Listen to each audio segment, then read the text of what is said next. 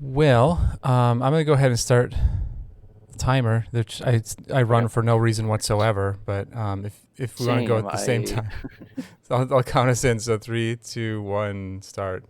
go. Okay. Um, Cool. all right. So okay. So what do you want to start with? So what's funny is like when I put together the list of things to work on, like the thing that I put up at the top of the list was suitless Meridia because that's like I think chief priority is like because it seems like that's oftentimes kind of a barrier for things like hard mode for multis and things like that. Okay.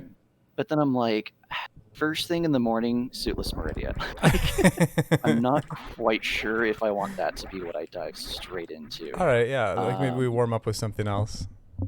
Something else. So the other thing I was thinking of, I was looking at like the next item on the list, which I think was I had listed it as high jump list bootless or high jump bootless lava dive. And then last night, like I fired up the practice hack just to make sure everything worked. And I went down to lava dive and I'm like, oh, wait a second. I'm not even sure if I'm 100% competent with like high jump lava dive. Yeah. High jump plus lava dive is um, a beast.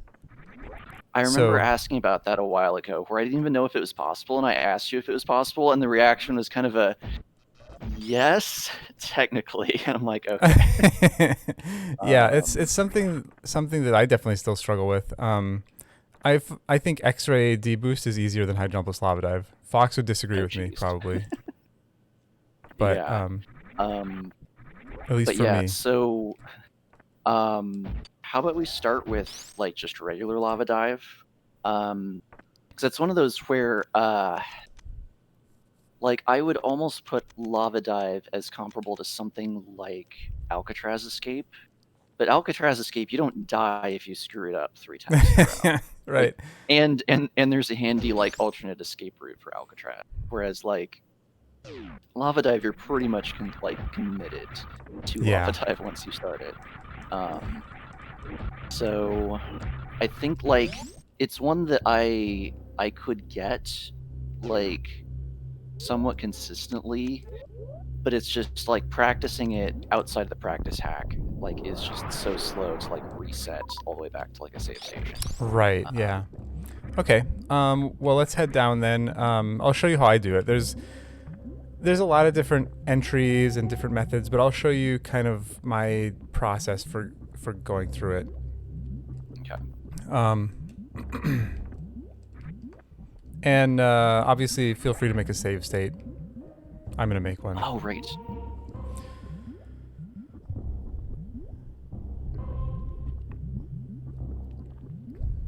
Let's see. Let me make sure I've got my hot. Uh, Hello, lady. remembered properly. Okay, save state is actually, I should save with stuff deactivated. So what would I not have Just turn off for gravity. I turn off basically gave gravity? myself everything, and I'm just gonna turn things off as needed. Okay. Maybe turn a spring ball off too. That can sometimes get in the way. Let's see, leave high jump on. Turn on, I Yeah. imagine space jump just like doesn't work in Yeah, it doesn't. You can turn it off though if uh you want to. yeah, just in case. Speed booster also has no effect, Okay. but we can turn that. Actually, let's turn off everything that is unnecessary. Maybe we should do that. I'm even gonna turn the beams off. So all I have on is Varia, Morph, and high jump boots. Okay. And let's see. Save here again. Okay. Okay, so I'll just go kind of step by step how I approach this. The first thing is you can just roll right in, and you don't have to do Yeah. it from the room before. You can do it from the lava dive room itself. You don't have extra momentum from rolling through the door. So you can just start here. In fact, I'll just make the save state here. And literally just hold left and roll in. You're going to bounce once. And then when you land, after the first bounce, you're going to stand up. Okay. So we bounce and then stand up. From here, do a big jump. You just want to see the very top of the Namahe. Or not the top of the Namahe. You want to see the top Namahe just barely. Okay. Oh, Because what okay. So kind of like stop the jump at that point. Right. And what that's going to do is that's going to prime that Namahe so that when you go up there, his fireball won't get in the way. Okay. Okay. So anyway, so you do that, prime him, then you get down here, and just get on top of this guy as quickly as you can. And you just have to time this wall jump so that you don't get hit by a flame. And do it as low as possible. So like here. It'll feel Okay. like you're jumping off the spikes. And then it's just a matter of wall jumping low enough on that upper wall that you don't bonk the Namahe at the top. Okay. And that's it. I'll do it a couple more times just so you can watch.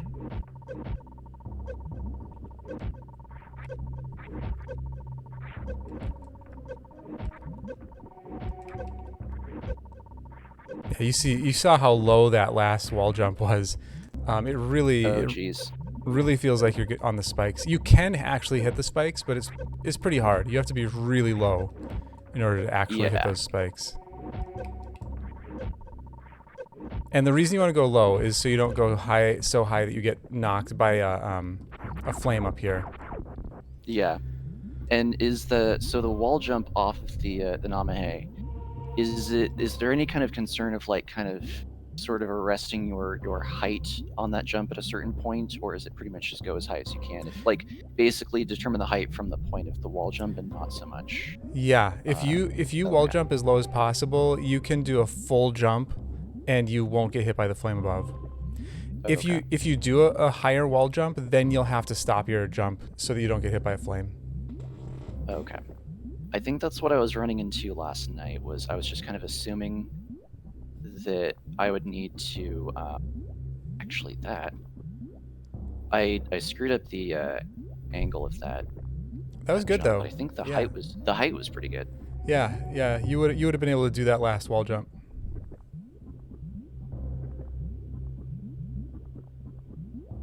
Because I think I was aiming for more the top of the Namahe, the last like when I was working on it. There, I accidentally. Thinking like that it's better to go as high as possible. Or there's also like I think there was recently in one of the other I think it was the Juning with Junie session you're doing for the any percent I think one of them where you were talking about the wall jump to get up to reverse meme, which I didn't know about. I didn't know that was possible. But that was also one where I think it was like you had to like hit I think it was the bug vent as high as possible. It's the top half. If you do it too high, you'll bonk the ceiling. But yeah. Oh, okay. And like even just the timing of the flames is a lot trickier than I would have imagined for this. Yeah, that's part of it because they come out at a pretty rapid rate. Yeah. Down too high. Health back. And I'm gonna show you one more thing as you do this. Like when you practice this, you'll want to do it from the very start because now that you've gone up a few times, that top Namahe isn't gonna be primed anymore. So if that happens, that's okay. You just have to hang out up here. Just kind of hang out on this wall until you have an opening. Makes sense. Oh, and you made it while I wasn't looking. Congrats. Yeah. Thanks. GG. Yeah, do you want to spend any more time on this, or does that... maybe once more from the morph position. I'm already forgetting which of the two. Okay, do you want to see me do it a couple more times just to kind of review? No, I mean, I forgot which of the two buttons I mapped to load and save state. Oh. I think Hello, Samus. This. There we go. Try bounce. Land. Don't jump too high. Yeah, Samus, I'll give you the roll if you want it.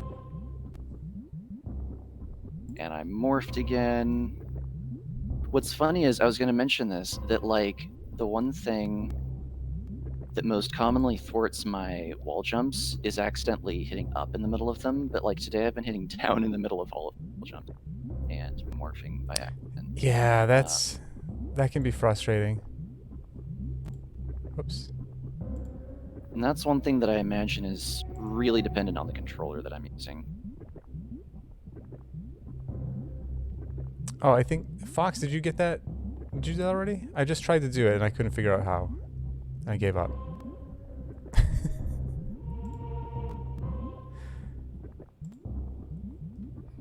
Thanks, Fox. Nice, GG. Okay, got it again, and I think there's still, I don't know if it's like, I think I'm still like making the wall jump off the Namahe a little too high, because I was like, that time I had to do what I was doing before, where I would like kind of halt my height of the jump before I got too high and got into the flame from the top Namahe, but yeah, so let me just jump off the bottom of this a few times just to kind of see what the, like that's about the spot you want to wall jump off. Okay. Like right there. Yeah.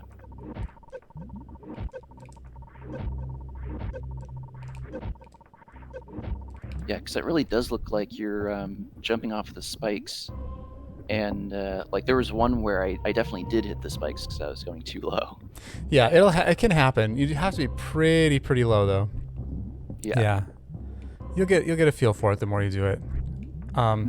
Okay, well I think that covers that. So where do you want to go next?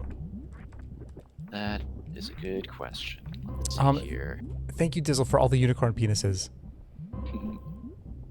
Much appreciated. I might hate myself for going for this one next. But let's try CWJ for Oh, okay. Yeah, that's no big deal. That one might be like, I'm worried that one might be tricky, but it's one that is like short. Like I'll either get it or it'll be frustrating. It's not like the kind of thing where it'll take like, half an hour to go through everything. So and then maybe we can dive into Sueless Meridia. Sounds good. Yeah. So really the only thing you need for this is nothing. Yeah. You technically don't even need morph, but you just have to be able to open the door. So I don't know if there's ever going to be a situation, well, with the door rando that exists now, like not the door rando, but the door cap rando. You could find yourself in a position where you're over here with nothing. Ooh, I didn't know that was a thing. One thing, do you use Moonwalk? I'm very much off and on with Moonwalk. Okay, do you have it on now? I think so. Okay, because there's two basic setups for this. One of them is going through the door. One of them is doing it from within the room itself. It's faster to do multiple attempts if you're in the room itself, but it's hard to set up if you don't have Moonwalk on. Yeah, that makes sense. Also, I currently have the missiles there in the middle of the moat. Should I grab those first? To make yeah, go ahead and grab those. I'll grab mine too. Okay.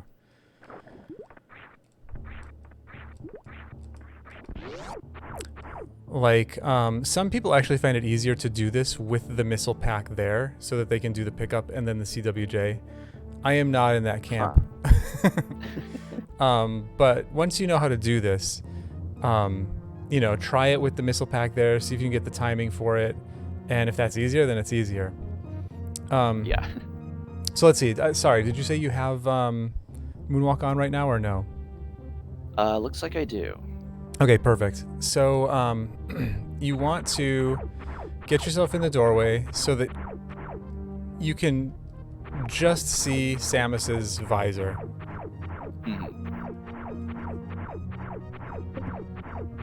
I think I got it there. And then make a save state there. Save. Okay. Yeah, I think that's right. It's a little hard to see. Oh, actually, you know what? Let me see if I can turn off the graphics filter. I still have that Hmm. on. Yeah, There I mean we go. it's. So I've got Oh, go ahead. so I've got 2 pixels worth of Samus's visor. Perfect. Okay. All right. So literally all you do from here, you hold dash, and you jump. It has to be at the very last frame before you go into the water.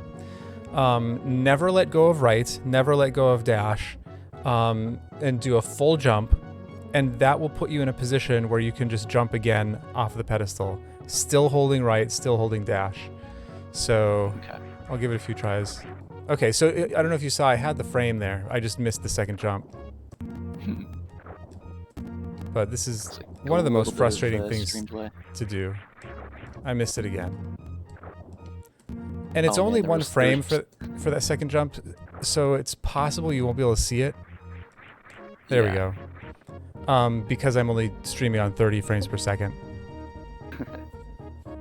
Hello, Teal. Which is Hello, also Pink Fuzzy getting Bear. really choppy at the moment. Oh no, were you able to see it or no? Let me do it a Uh, few times. a couple times, I think. Let me see if I can reload your There we go. here.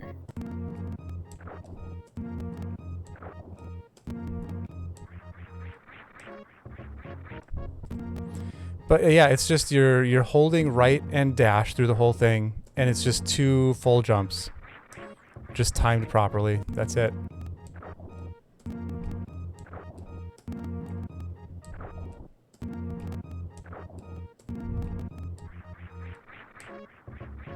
And it's one of those where like I've heard the description enough times, but I don't know that I've ever really like sat down and seen just how how tricky it is for myself. Mm-hmm. But Yeah, go ahead and give it a few tries. You'll get it eventually. Like it's 100% a timing thing, and it's 2 frame perfect inputs. hey, I got it. Nice. see, it's not that hard. It's Yeah. just a matter of getting it. So let me Yeah. show you the other setup. The other setup is just through the door. So let me get rid of this guy. So you just want to line yourself up with this door cap and shoot it open, and your run starts from here. The advantage of doing it this way, well, the obvious disadvantage of doing it this way is you have the whole transition to go through. Every time you miss, you have a transition out and a transition in, and that takes forever. But the advantage of it is you actually have 2 frames for that second jump. I don't know why that is, but you'll still have just 1 frame for the first Oh, jump, nice. but you'll have 2 frames off the pedestal. Okay.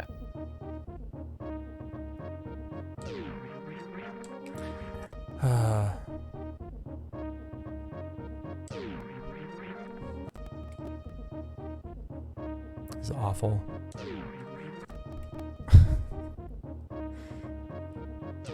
I don't, so I do it this way as sort of a backup, like if I accidentally walk through the door as I'm setting up the, here we go.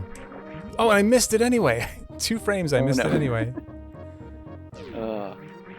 There we go. Yeah, so I don't know if you want to try that. I might. Yeah. Real quick though, I'm gonna set at least Discord to high priority. There's a huge drop in the. Is it like, are you not hearing me? Because maybe it's my end. I'll set mine to high Maybe. priority too. I'm not having any trouble hearing you at all. Okay.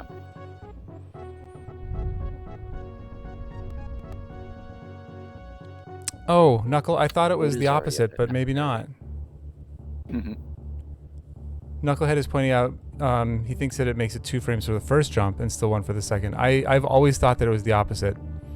So you could be right, and maybe I just misunderstood.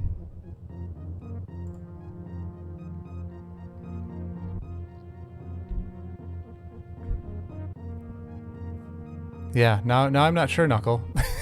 Also, hello, Knuckle. All right, high priority. Save this here.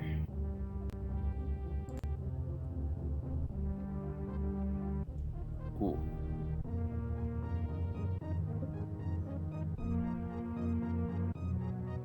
So you Yeah, need to be like lined up with that door cap. You're back a little bit too far right now. Oh, okay. I think I So missed that part as far as the setup. Yeah, so when you're setting it up, let me just show you again. So Okay. So before you open the door, like bonk yourself up against it and line up right next to it. Shoot the door open, and this is your position that you run from. Okay.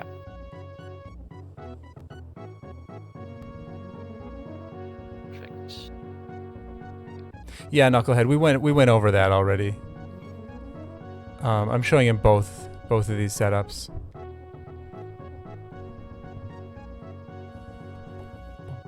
Yeah, because as far as Moonwalk goes, I've definitely run into the issue of like not at all being used to boss fights with Moonwalk on. Ridley especially. Ridley and Fantoon Yeah. both were problems for me when I first started using Moonwalk. My suggestion would be just to use it anyway, and you will get used to those fights over time. Because Moonwalk has so many benefits. Oh, you almost had it there. Not only did I almost have it, I halted I let go of jump too early, I think. And that was way there.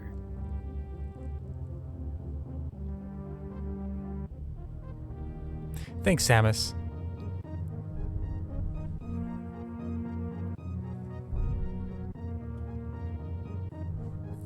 Yeah, like just I don't know what it is about this method. I feel like I have like a lot less like to me it seems like the window is much more narrow for making the first jump.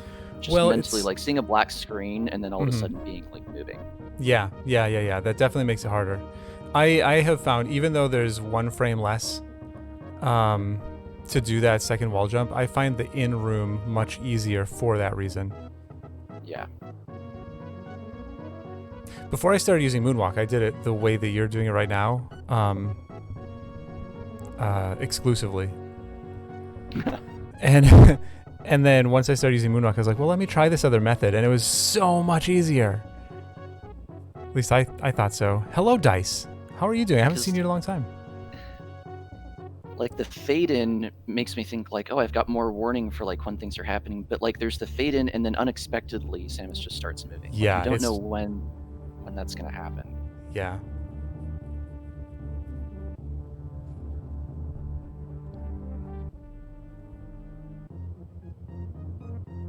Yeah, it definitely takes some of the control That was out of way it. too early. Yep. Might give this a couple more tries and just give up on this method. Okay. And I don't even know if I like got beginner's luck for the other method and if it's going to take me a comparable number of tries to get it again later, but the other method seems way. Yeah. No, you're always going to be within a few frames Yeah. of doing it. So it's just kind of a trial and error kind of thing. Hey, Ho Duster. Even top players, sometimes take some time with it. For some reason, Samus was completely frozen there for a second. Huh. Yeah, it'll be fine. And again, the only time I ever use this method is when I'm moonwalking back into the door and accidentally go through it. And then I'll attempt this once, and then I'll continue attempting the in-room setup. Yeah. I'm going to give up on that method and give a couple more tries to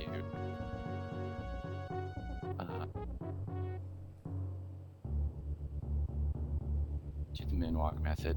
I can see like I'm having the same issue of jumping too late. It's like you really can't use the splash as a cue. No, it's Oh, that was close. I know. It's really awkward. It's really awkward. Also, hello, Tech. I'm sorry you're timed out, but I'm also sad that you said poopy butthole, assuming that's what happened. It was. I saw it myself with my own eye. I'm sorry you had to see that, Stack. I try to, control to some degree what goes on in my chat, but you know, sometimes people come in and they say poopy butthole. I don't know what to do about it. One of the many things I went to therapy for. Glad Fox and Lady are here to set people straight. Yeah, that must have been beginner's luck that I got this on like the 3rd try before, because I'm taking way more tries this time. But yeah. That's how this trick is though. Like sometimes I'll get it first try, and then sometimes I'll be sitting here for 10 minutes. Nice, GG. Yep. We'll call that good that I got it 2 times. Yeah, absolutely. Absolutely. All right. So now you want to go to Meridia? Yeah, let's do it. All right. So what is your experience with Suitless Meridia at this point? Basically nothing. Okay. Let's go. My experience has been like just randomly like turning off gravity in Meridia, or last night when I was like kind of warping around seeing how the practice hack worked, and like warped to the like Meridia save station under the tube. Like I didn't even know that if you warp here and the tube is still intact, that like you can apparently move around in the water without gravity. Yep. Yeah, so it doesn't become a water state. And I would go to the Norfair tunnel, they call it, because we're going to use a. I'm going to show you how to enter Meridia with the tube break.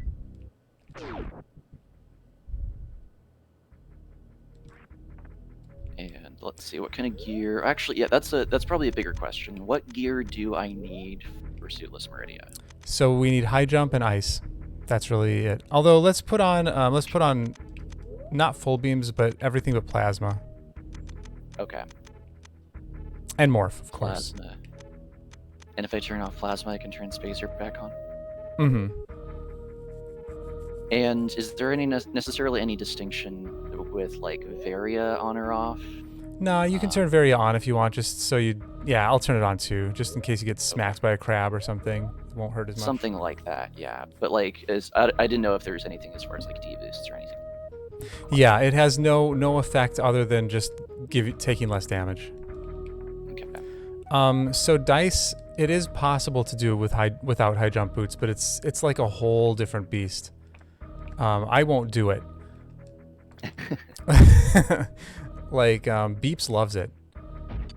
Beeps is a big fan of Suitless Meridia without high jump, and he knows all the techniques and all the ways to navigate it. I refuse. It's too painful for me. Is that the one that requires a whole bunch of uwu? No, that's so we have ice so that we can climb the enemies and stuff. You would use uwu if you didn't have ice or spring ball. Okay. I have no idea what uwu is beyond the like generic meme on the internet itself, but yeah. Okay. Okay, so very first thing, and this doesn't have anything to do with like Suitless Meridia per se, but this entry is so useful. I'm gonna make a save state, and here's what's really cool. You can lay a power bomb. Okay, first of all, you want to line yourself up so you're just to the left of this platform up here, like the platform that's above. When you lay a power bomb to break the tube, it doesn't actually break until you press something. So I laid the power bomb until I press a button. In fact, I'll make a save state here just to kind of demonstrate. Like it can be just dash. If I push dash, that'll break the tube. Oh. So whatever input you enter at this point, that's what's going to buffer as your next input. So what you want to buffer is jump. So I'm going to press jump and hold it, and then once the tube breaks, I'm going to shoot up and morph. That'll get me through the hole, and then I'm going to shoot this fish 3 times. And then I can do a crouch jump and get up here.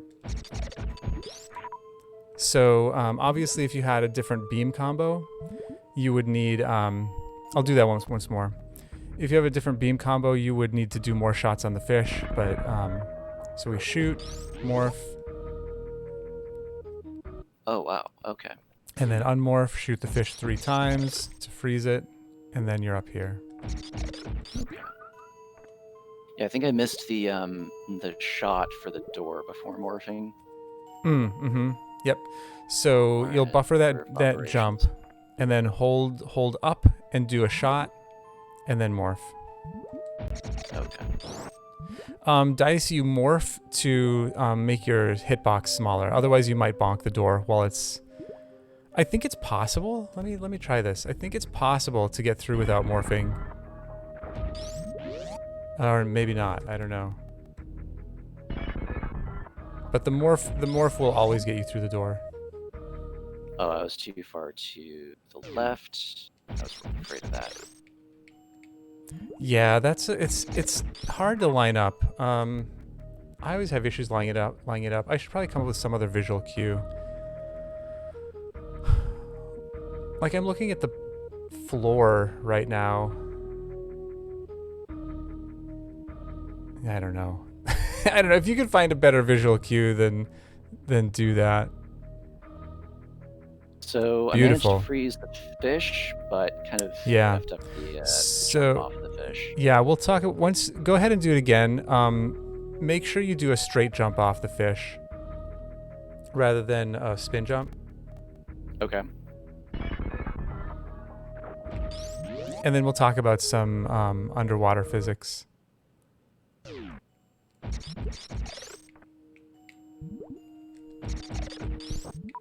Okay. Okay.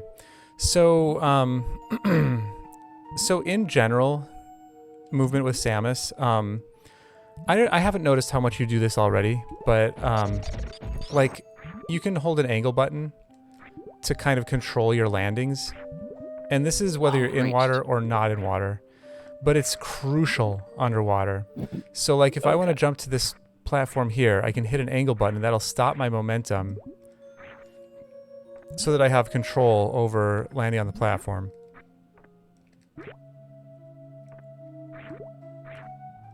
All right. So that's very, very important. Another thing that's important is down grabs. Do you do down grabs? I do not. Okay, so all that means, I'm going to demonstrate it up here. If I try to jump up here, you don't have enough height, right? Can't get there. But if I press down at the top of the jump, then you can grab the platform, and that's what a down grab is. So maybe give that a try a couple times just to kind of feel how that feels. Oops.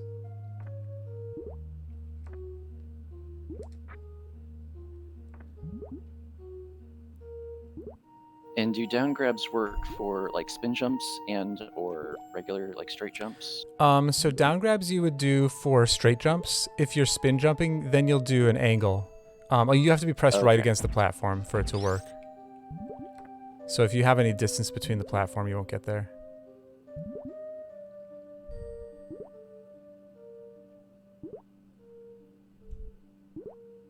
Oh, and make sure, so what's happening right now is you're pressing down, but then once you get to the top, you're pressing down left.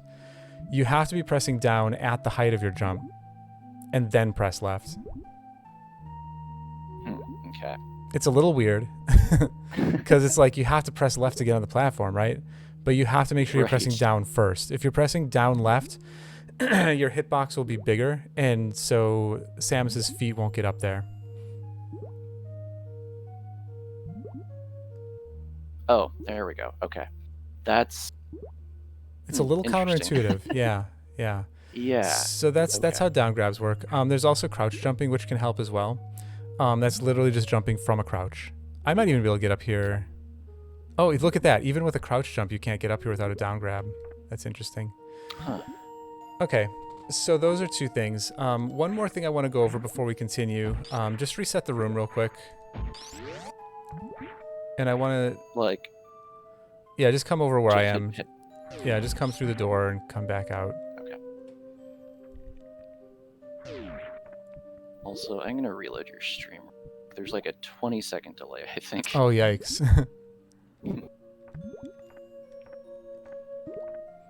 Oh, you went all the way down. That's what I... Yeah, that's okay. That's what I thought you meant by reset the room. That's okay. Maybe go back to your save state so you can do that quick entry again. Because I'm going to show you a different way to get up this first spot if you don't get the quick entry. But first I want to go over some more of these physics.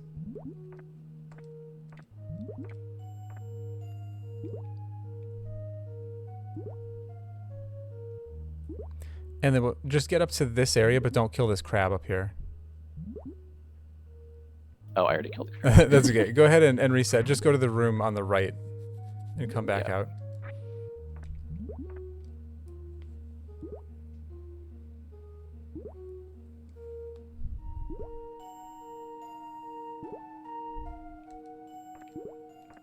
Oh, I went too far. Oh no. I guess reset back to there. Yeah. So this is another. So now that you've done that, stopping your momentum by pressing an angle button is super crucial as well underwater. Because otherwise it's so slippery under here, and it takes so long. Man, I forget how long it takes to stop your momentum because, yeah, I'm always using angle underwater. Okay. So. Okay. Let me try this. So what I want to go over here, there's an interesting phenomenon that happens when an enemy is frozen and you jump up against it. Rusty likes to call this the rub. I kind of like that too, so that's what I'm going to refer to it as. So Okay. you can kill that crab under you if you want. So when the enemy is frozen, oops, if you press up against it while you're jumping up, you don't really lose any vertical momentum. And you'll have to try that to really see how it feels. It's kind of crazy, but just freeze the crab there and then just press up against it while you jump up and see how that feels. Because you'll just sort of like, it feels like you're accelerating, but I think what all that's happening is you're just not losing momentum. Oops, that's a little too high. Probably I'll freeze. I mean, it'll still work as long as he's frozen. It's just when he's vertical like that, you just have more area to do it on. Oh, oops, I killed him. That's okay.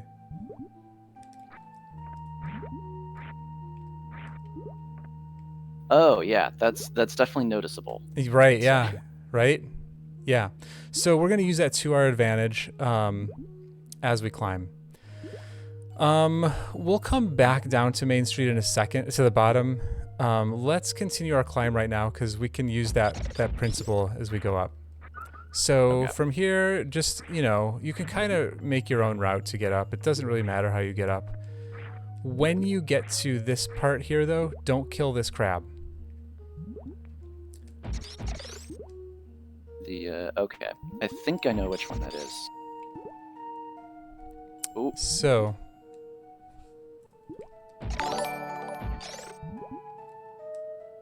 Oops. Oh my god, Crustacean! Hello! Thank you for the resub.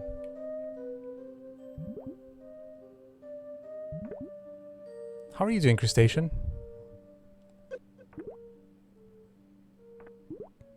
Oh no!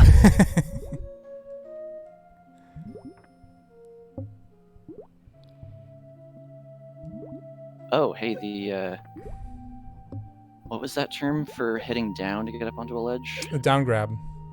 Down grab. That actually worked. That it just worked. Yeah, it's super useful, and that's not just an underwater mechanic, by the way. That will work anywhere.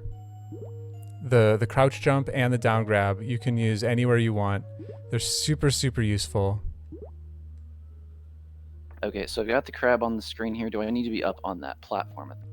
Yeah, maybe make a save state where you're at right now, and just like I usually freeze the crab. Like I usually come down here and freeze the crab and then use it to get up. You can use that rub to get up there as well. Mm-hmm. And you're just going to freeze these two enemies, and then you can do that rub on the fish to kind of get up on top of it. And you can do it on either side. I happen to have it set up where it's on the left right now, but you can do it on the right as well.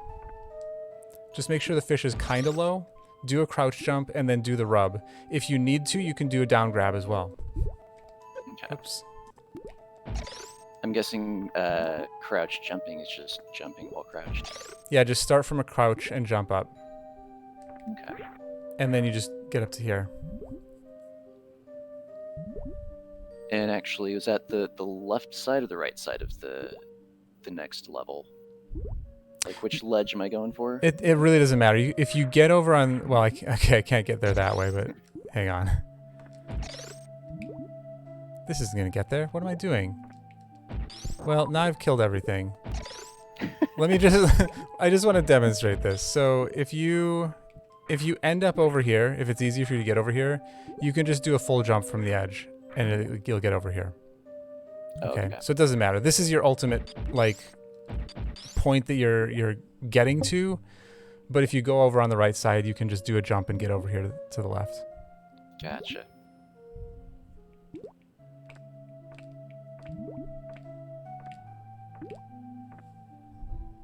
Yes, and Fox is pointing out this fish here will go lower and lower and lower.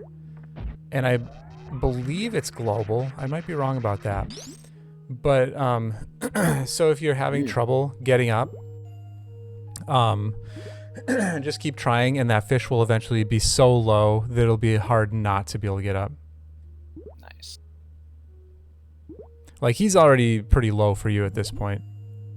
Yeah. I probably froze him way too centered. Let's also do this.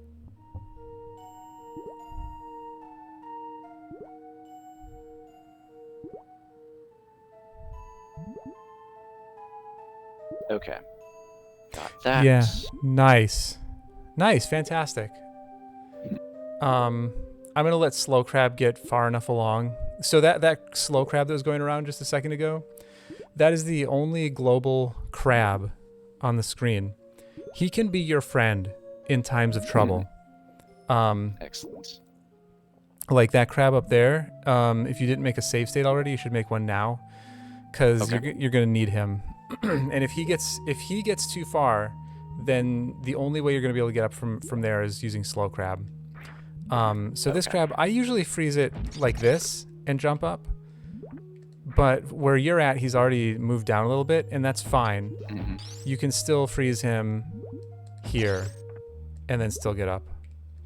Okay. Okay, I see.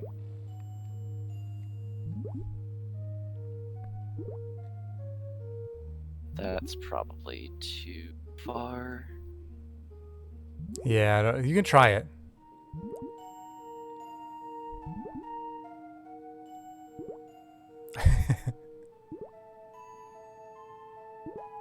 Honestly, I would okay, that'll work. I would jump up there first, though, in general.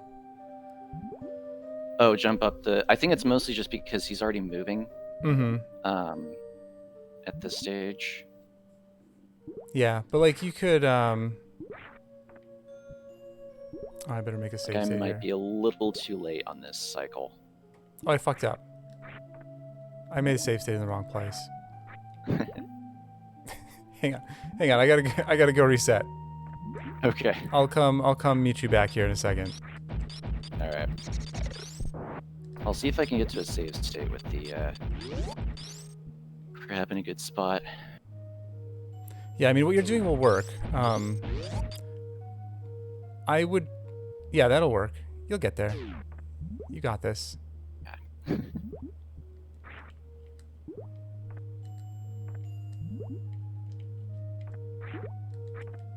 And as you do this more, like you'll figure out ways to like different ways that you like that work well for you.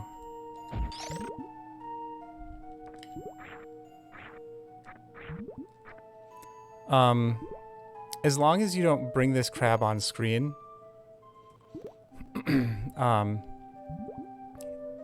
he won't start moving. Like where you are right now, though. Like you should be able to get up here. Oops. Oh, you gotta shoot him twice, don't you? Yeah.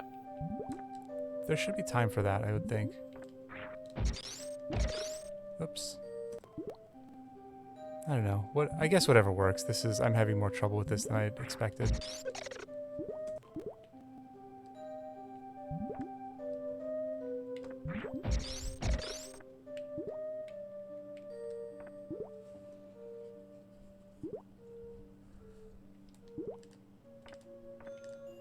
Anyway, you just need to get up here.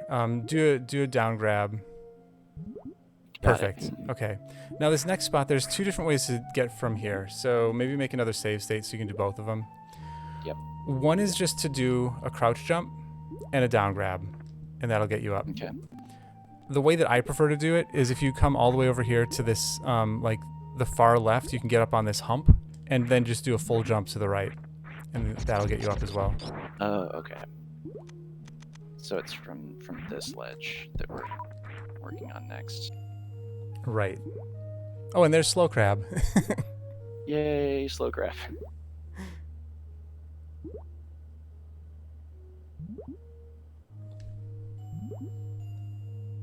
Okay, so it's able to do the down. Perfect. Okay, yeah, and whichever way you prefer, it really, doing the down grab is probably faster, honestly, because you don't have to go all the way to the left to jump all the way to the right. Yeah. But I just prefer doing it with the full jump because I don't know. When I learned it, it was more consistent for me, and I've just never changed. Yeah. Actually, yeah, that is pretty consistent. Yeah. Once you get there, you just jump the rest of the way up.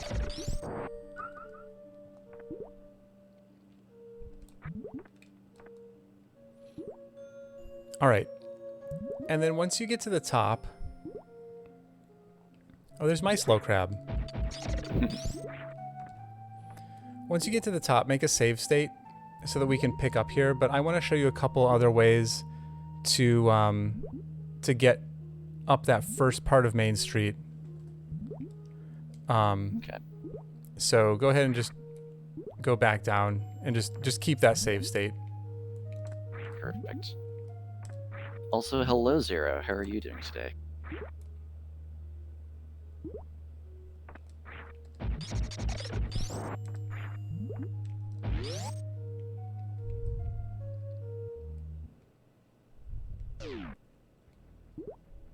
Excellent. Okay, so I'm down at the bottom. Should I go all the way out of the room? Yeah, because this is, say you do you attempt the fast entry and you miss it. Like maybe you bonk the door or Right. something happens so you don't get that fast entry. The way I like to do this is I come up here, shoot this fish 3 times. Well, 1, 2, and then the third time, get him just away from the wall. And then you can do wall jumps between the fish and the wall and get up here. So let me show that again. Okay. So just that the idea of like doing wall jumps between a wall and an enemy. It's just like oops, that's a little bit farther away. I might need to, yeah, I'm gonna have to go back and forth with this one a little bit. But you can still get up. If you get it close enough, you can just spam one direction. Well, hold one direction and spam jump. And that'll get you up. But if you get him a little bit farther away, then you will have to do back and forth wall jumps. Which, it's not hard, it just takes some timing. yeah. Oh, and that was too close. So, so I need to wait for him to unfreeze. And hopefully I don't kill him. And now he's pretty far away again, so we'll have to do back and forth.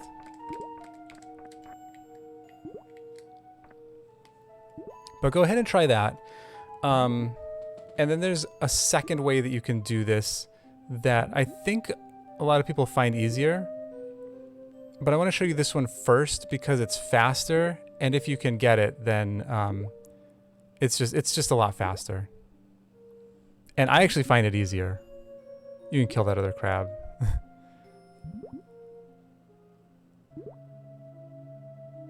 He got too far away. Yeah, that was perfect positioning though. the first time. Yeah, so If, like me trying that first attempt, I think I hit either up or down in between the wall jumps. Yeah. As I'm always doing. So I made it, and then I panicked and just started jumping all over the place. Yeah. Which I am also want to do. Yeah, that was it though. So that fish is not global. You'll have to lure him back over or reset the room. Oh, and of course, since I already froze him 4, he only takes 1 shot. Right. All right, Fox, enjoy dinner. Okay. Got that to work. Perfect. Okay, let me show you the other way. Since you seem to have no trouble with that, I would just do it that way, honestly. But I'll show you the other method. Now, are you familiar with the idea of like doing a single shot with ammo? I'm asking that weird. Like, see how my supers are flashing right now? Uh-huh. Do you know how to make that happen and what that does? Not really, no. Okay, so the way that I made that happen, if you hold item cancel while you go through your menu, whatever you stop on will be flashing. When it's flashing like that, what will happen is you will shoot 1 super or whatever you have selected, and then it will immediately turn off. Oh. So what that allows you to do is shoot a super and then immediately follow it with a shot. Okay? The reason that that's useful is what I want to be able to do is knock this crab down off the ceiling and then freeze it immediately. I'll have to shoot him first. Gotcha. So you I shoot think him. I've seen you doing this before in Meridia. I didn't know how it worked exactly. Yeah. So I'm just shooting him down, freezing him, and then you have to. Oops! I didn't prime the stupid fish. Oh no. Okay, I made it work, but that was sketchy. Let me do that again, because that's not the way you would really want to do it. Remember to prime your fish, folks.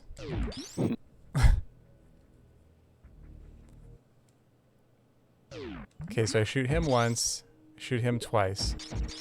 So now they're just 1 shot away each. Also, just want to point out, the fish on top, I moved him to the left and then started moving him to the right. Right now he's moving up, so he went off screen, and he's just gonna sit there and wait. If I jump at all, the whole thing will be ruined. So I need to stay grounded so that fish up there, he's moving up. So once I jump up on top of this crab, he'll be right there for me to freeze him. Perfect.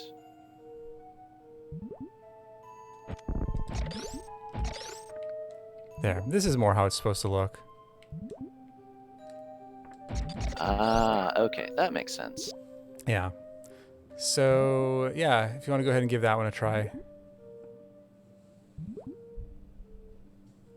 I have no idea what the state of the, yeah, I'll just have to reset the room. I'm just gonna Kojak that super into the door. Of course, that's what supers are there for, is to Kojak.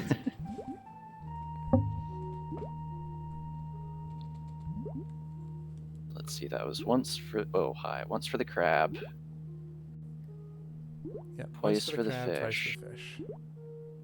Oh, the fish is still moving for one thing. So see, you jump there, and so now he's going to start moving back. What you want to do is lure him to the left, and then once he starts moving to the right, don't jump anymore. Because then he'll be moving right, and he'll be moving up. He'll go off screen, so then he'll stop moving because he's not global. Okay.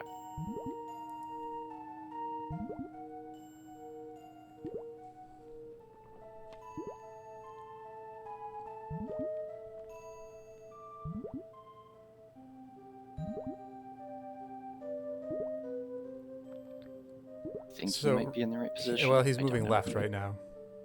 Oh, okay.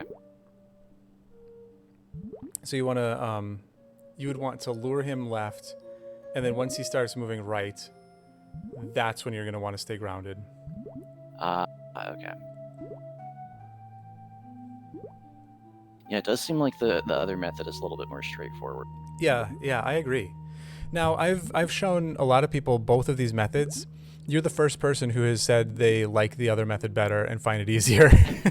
So like everybody's different, you know, everybody finds Yeah. different things easier, harder. I did too. When I first learned the other method, I learned this one first. And when I was shown the other one, I was like, holy cow, why doesn't everybody do this? Yeah. But a lot of people find this one works. easier. Yeah. Cool. All right, so let's go back to our save state, and we'll continue on through Meridia. Top of Main Street. Yep. Okay, so we didn't talk about this, but in order to, you know, I would call this a traditional suitless Meridia, you would also need grapple. Okay. Okay, yeah. So we have that, and this is just a matter of just grappling across. All that I will say about it is, oops. I don't know, just try to have as much horizontal momentum as possible. And if you fall anywhere, just try to grab a grapple block before you fall the whole way. Yeah. Like there's not necessarily much in the way of tricks to this part. It sounds like it's just kind of do your best. There are strats for it. There are optimal ways to do it, but for our purposes right now, I would just worry about getting across. And the rule of thumb is the more horizontal momentum you have, the better, because then you, like, if you bonk the ceiling, then you'll lose your momentum. So you want to try to have horizontal momentum and enough vertical momentum that you're like moving, but and not going down, but not so much that you bonk the ceiling.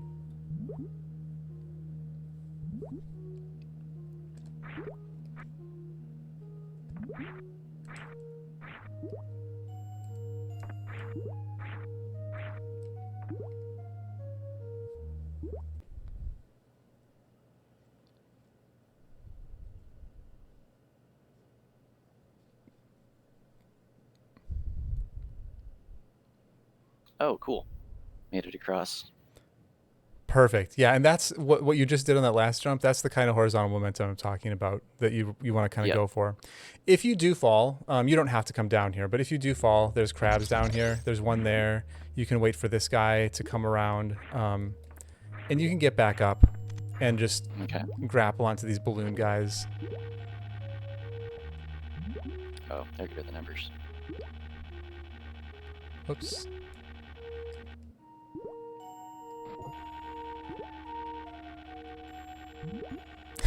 Were the numbers yelling at you? They were, yeah. Okay. So there's that. Once you get over here, I'm going to make a save state. You can get through this first jump just by wall jumping. The second part, you'll need to use the crab. For getting up to beach? Yeah. So you can wall jump up the first, freeze the crab for the second, and the third one you can do a crouch jump with a down grab. Oops, I forgot to shoot him twice. Silly me.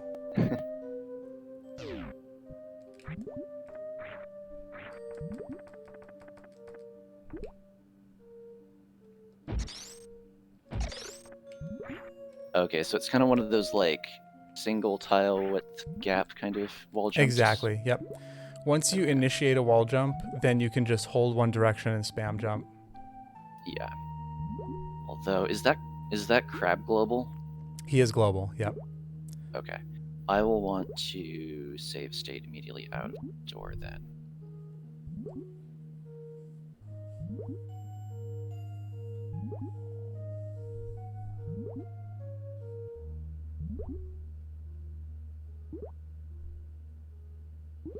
And you can use the first crab for that first jump if you want to. It's just faster and not really that difficult to just get up right away. Yeah. Oh, I might have gotten him too high. No, there we go. Nice. And then just a crouch jump with a down grab will get you up this last part. Or you could do the spin jump up like that too. I don't think we really need to do anything at the beach. Most of it, all you have to do is freeze a fish to get up the first part, and then from Okay. there, you're not in water anyway. Through most of it. So unless you want to go through anything, yeah, go ahead and get up just to kind of.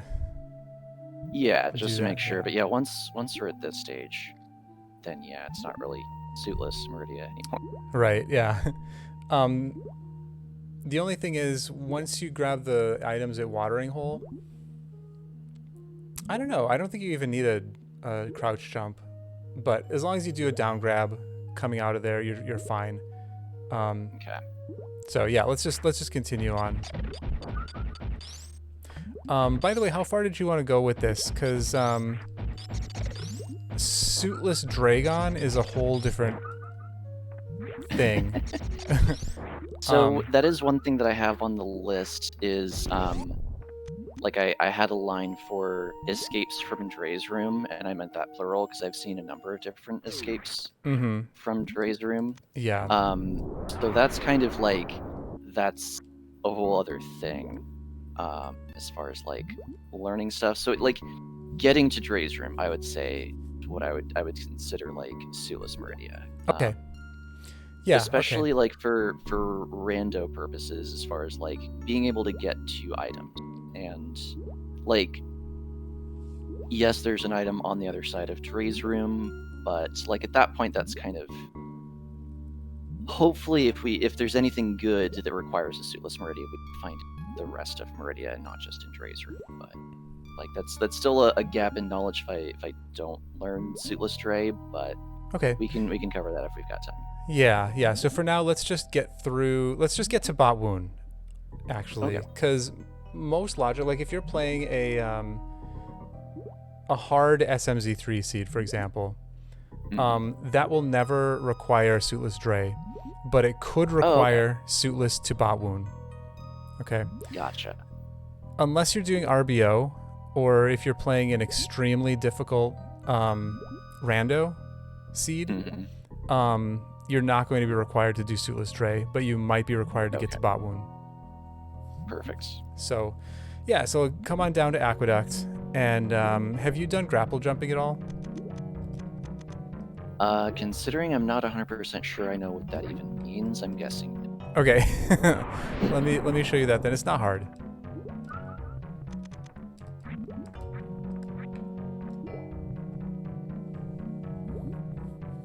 Once you get into the aqueduct room, just use power bombs to blow up the snails. They're annoying and can get in your way.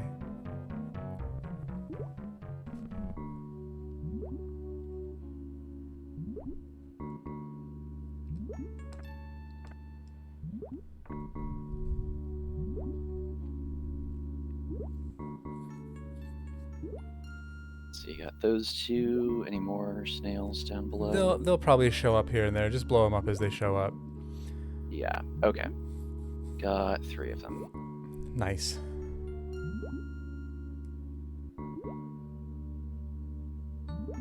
Okay, so let me first of all just show you what we're doing. Okay, so before I go step by step how to do it, the idea is we're trying to get to the top of the room, right? So this is what we're doing. We're grabbing this, and then we're going to...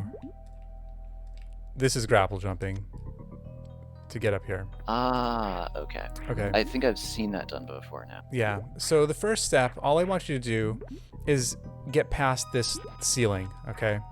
So jump. I like to go from this line here. It doesn't really matter, but for whatever reason, this is where I like to start. Do a jump up and grab the grapple block, press down immediately to extend the grapple beam, and then swing across and just release. And all I want you to do right now is just be able to clear this ceiling, because that's a first obstacle that can kind of get people. Yeah. Does it matter which grapple block you grapple onto? Do the bottom one. So do a jump up and then do a straight out grapple. So not an angle. Okay. You want to do straight out because that'll give you full momentum.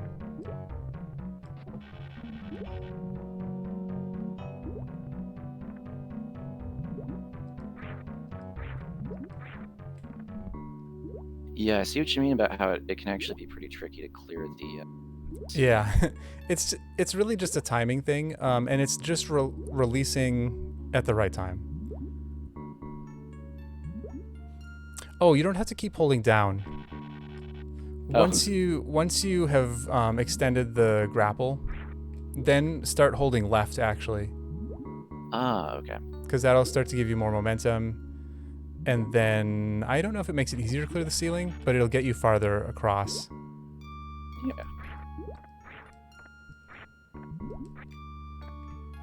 And is there like a specific point when I should release grapple? That's the timing thing. So you just kind of have to feel that out. It's Okay. yeah, it's just as you're getting to the edge. But Okay. obviously, if you do it too late, what happens? I don't know. What happens if you do it too late? Hmm. Oh, you'll bonk if you do it too late, and you'll bonk if you do it too early. Got it.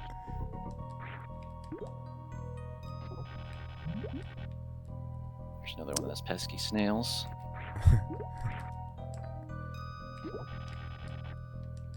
Actually, you know what?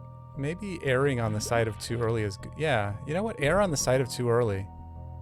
Okay. That was pretty good. So that was a very early one.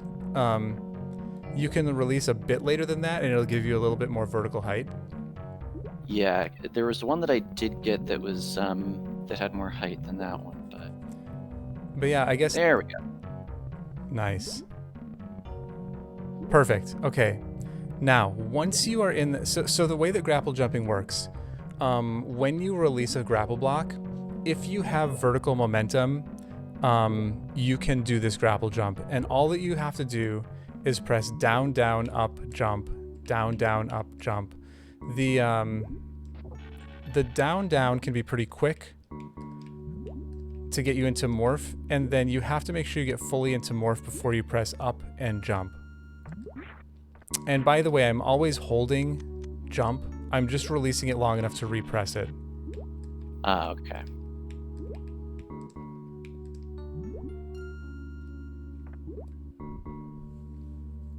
There's another method for this that I'll show you after you do this. I like this method because it doesn't matter whether or not you have spring ball on. The other method that I'm going to show you, you have to have spring ball off in order for it to work. Okay.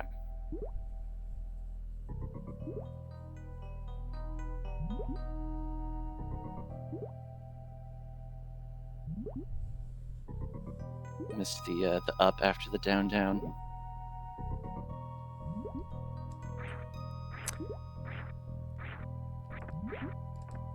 Yeah, it takes a little bit of getting used to, but it's once you get it, yeah, perfect. Perfect. Yeah, there we go. Easy. Easy. Now, this other method is actually, I think, easier. But again, if you ever have spring ball, you'll have to shut it off to do this. All you have to do is spam jump and press down, down. every time you do a jump, press down, down to morph, and then just keep spamming jump. So that's just, oops. Okay, now I can't get past this ceiling.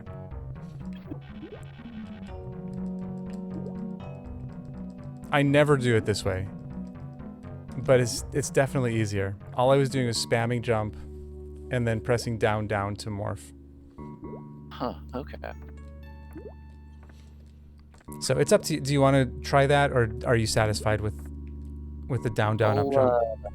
I'll give it a try real quick. Unless I have more issues clearing that ceiling.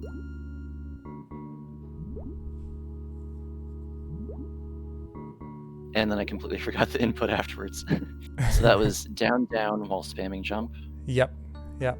Okay.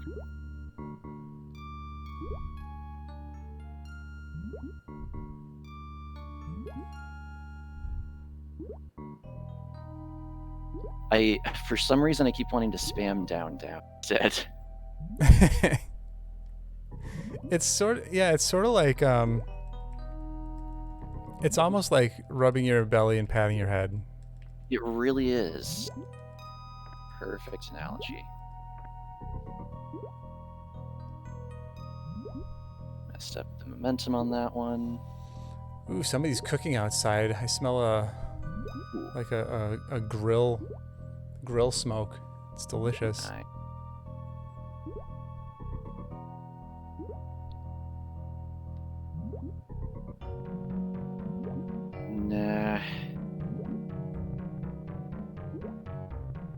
I might just have to bail on this because I'm still having issues getting the momentum. You are not kidding that can be tricky. Yeah. And again, I messed up the input on the other side. Let's move on. I think I'm okay with the other method. Yeah. If you're fine with the other method, then it's more versatile anyway. So, did you make a save state after you got up here? I did, yeah. I'm still up there. Okay, cool.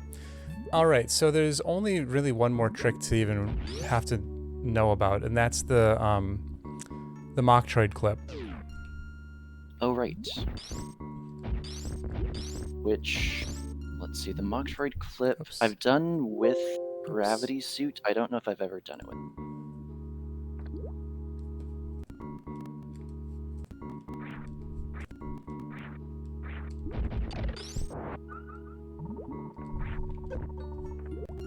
Okay, so all you need to do, well, if you've done it with Gravity, it's the same thing. Okay. You just crouch and freeze the Mocktroid. And then just jump up on top of it.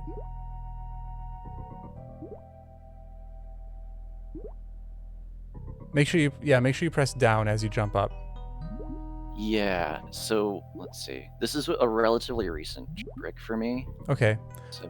Yeah, it's literally just, so you're doing everything right. You crouch and shoot it, and then just, as you jump up, press down. There we go, okay. That's it. Which I think on one of the wikis, it gave the instructions a little bit wrong, where it said to, like, either press down twice or jump twice or something like that, and I was so confused why that would be the case. And then I tried it while only doing it once, and it worked. And I'm like, yeah, it's just completely bogus. One jump, and you press down as you jump. Okay. So yeah, from here you can just get the Botwoon E-Tank or whatever item that may be in a rando, and then go down the pit and get back to the beginning of Meridia. I always forget about the pit in that area. Yeah, you can get back through this way if you ever want to. Let's see. Well, hang on. The ceiling's already open. Let me close the ceiling up. Why did it come up this way? I don't know what I'm doing. Let me just kill Botwoon real quick.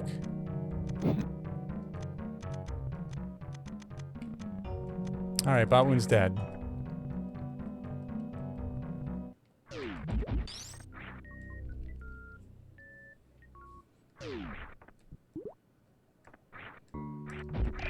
Okay, so if I want to go back through,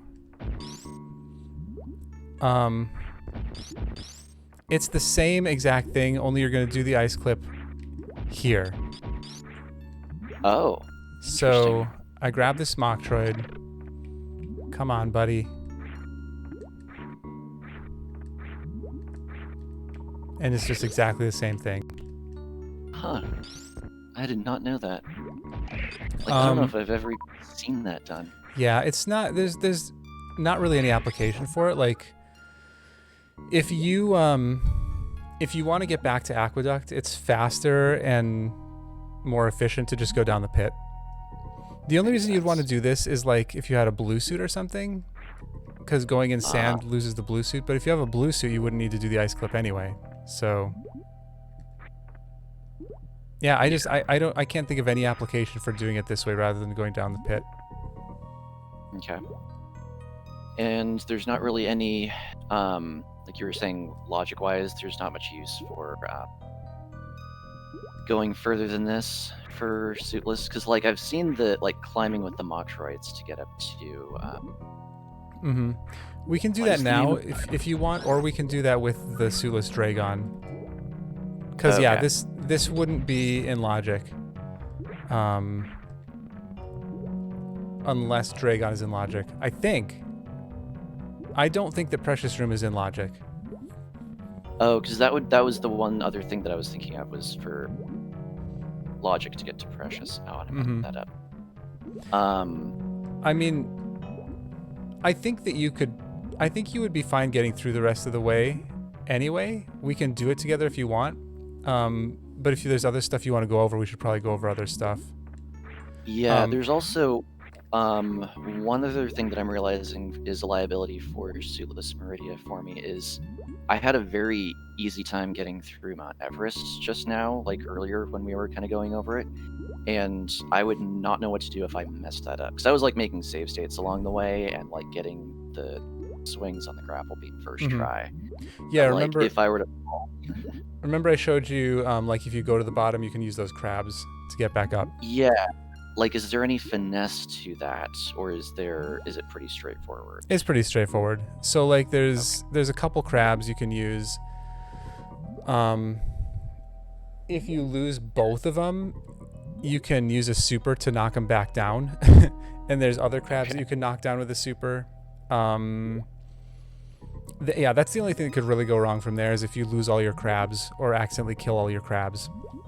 And then you wouldn't be able to get up.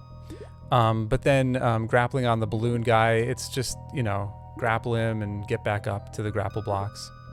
Yeah. That's really it. Like, that was kind of my next question is, if it's a matter of basically just using the crabs to get back up onto the, like, platforms, and then if you can get to the balloons from there. Oh, I killed that Montroid. Yeah, let's go ahead and... In fact, I usually, if I'm doing Sulis Meridia and Orando, I generally go to crab supers first. I don't go all the way across. I'll go down to crab supers and then use those crabs and the balloon to get back up. Oh, okay. Oh, we didn't go to Mama Turtle either. We didn't go to Mama Turtle. Is that something that... Because that would be in logic for Sulis. Yeah, let's head down there real quick. Okay. Is there a easy enough warp point to get there, or should I just turn grab? You could warp to Aqueduct.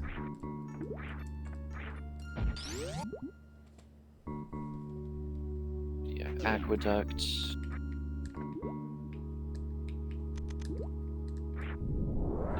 And then you'll either have to do that grapple jump up, or you can lay a power bomb down here. And then you can do wall jumps up to get back to the door. Okay.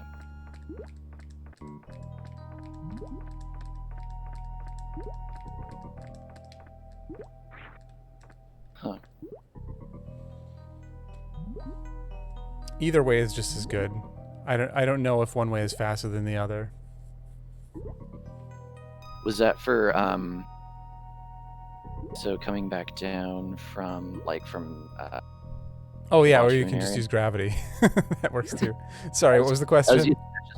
I was going to use that for the sake of expediency to get to Mama Turtle, but what you were just coming over as far as like the power bombs and like wall jumping for this area, is that to get out of the Botwoon area? Like, say we're coming out of like this door. If you're coming out of that door, you can just lay a power bomb and go through the floor, or even just a bomb. There's bombable blocks over on the left. Okay. But if you're down at the save point and you want to get to this door here, then okay. I'd probably just use a power bomb and wall jump up.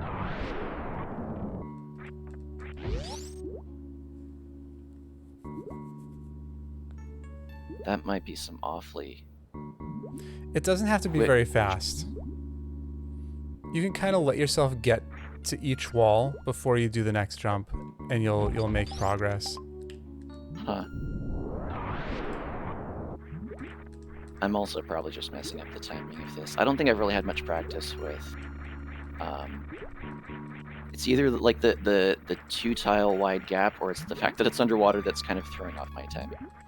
I'm sure it's the underwater. Like it's awkward.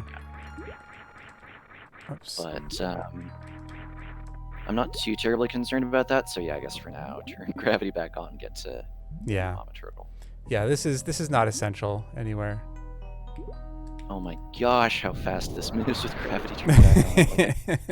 Yeah, gravity's a lot easier.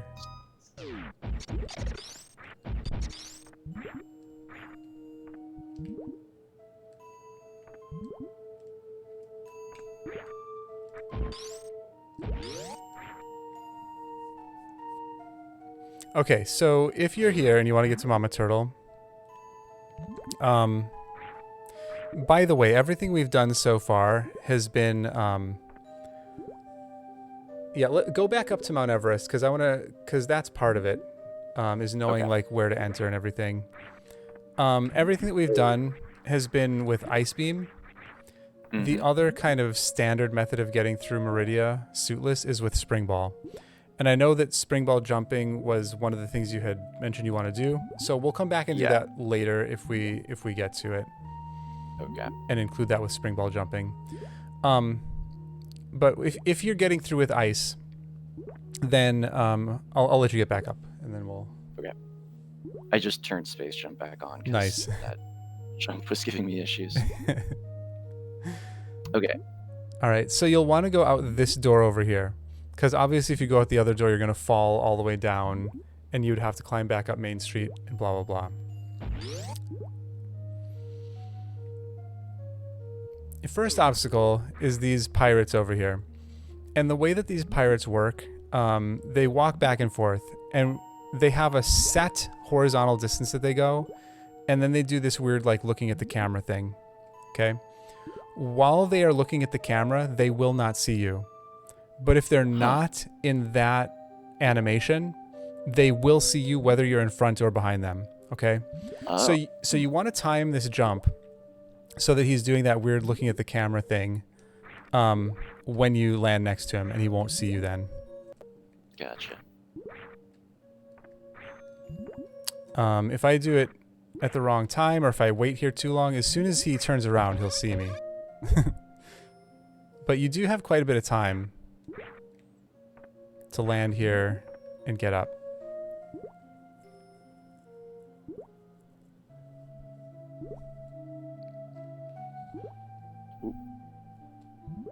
Give that a try. Thanks, Dice. I'm glad that you're getting something out of it. Ooh.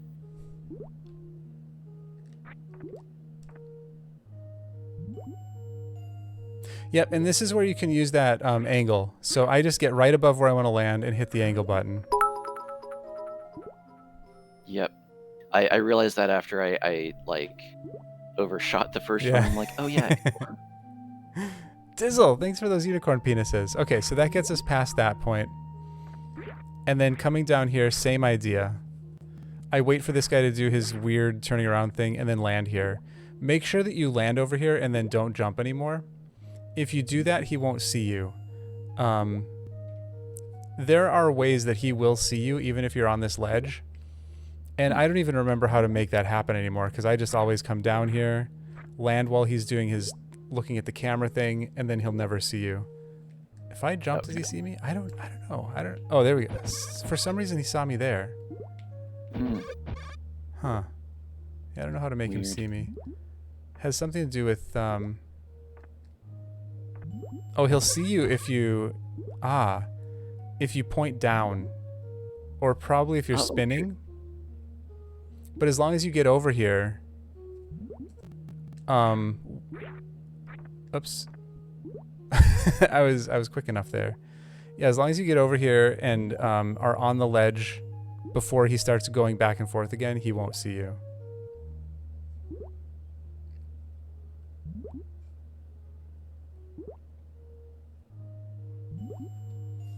Which for that animation where they look at the camera, this is the first time I've ever noticed that they're actually looking both directions. Like they look at the camera and then they also look at the back. Oh yeah. Yeah, that's really cool that like you can actually just kind of hang out here and he still doesn't notice you. I see a lot of people struggle in this section and they get hit by the lasers and stuff, but it's pretty easy to avoid. Yeah. Okay, now Mama Turtle. The most important thing about Mama Turtle is that you shoot the baby before you stand on her. If you get on top of Mama Turtle first and then shoot the baby, you'll get hit every time. So you want to shoot the baby first and then jump on Mama Turtle and you won't get hit. Huh. From here, you can do a jump and see what's up there. You'll probably have grapple here. Whoops. So you can just grapple up.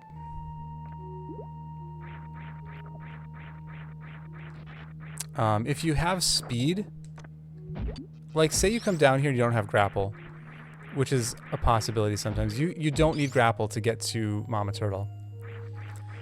But if you have speed and high jump, then you can just do a jump from here. Oops. And if you're good, you can do a little wall jump and get up here.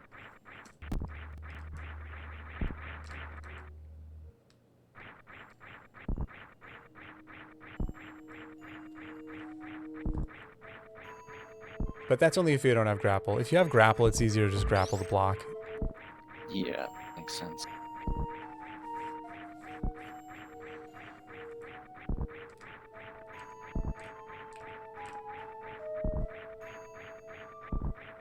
Oh, for some reason she... So, what happened there? Sometimes if you rub against the baby, that'll wake Mama Turtle up. Ah, gotcha. And yeah, that time you were right next to Mama Turtle when you shot the baby. Makes sense. So what I usually do, oh, I made the save state here. Hang on, let me get back down. Let me just show you how I usually kind of come into the room.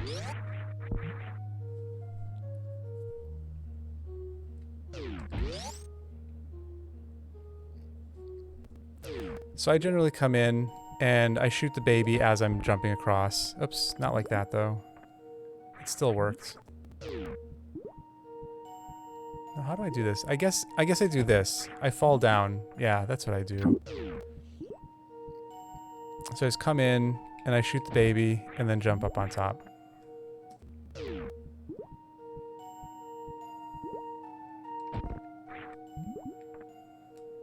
Yeah, after this, I'll have to refresh your stream. There's like 30 seconds of stream delay at the moment. That's annoying. Yeah, yours is... Oh, yours is pretty far behind now. Oh, no, it's not. No, yours is like 10 seconds behind. 8 seconds. I don't know why mine is getting so behind for you. Hmm.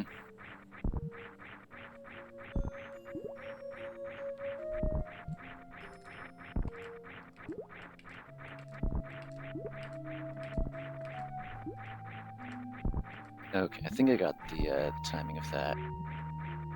Take a crack at that.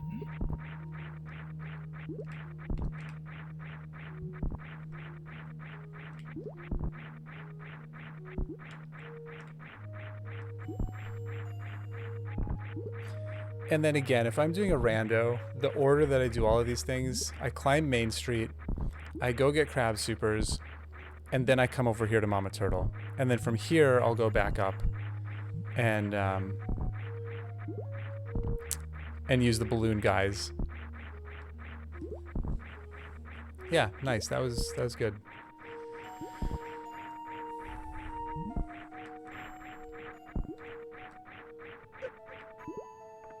So then the only place that's left...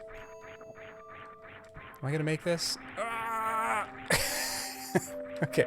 The only place that's left is this, the item in the wall over here. Hello, Blue Fox.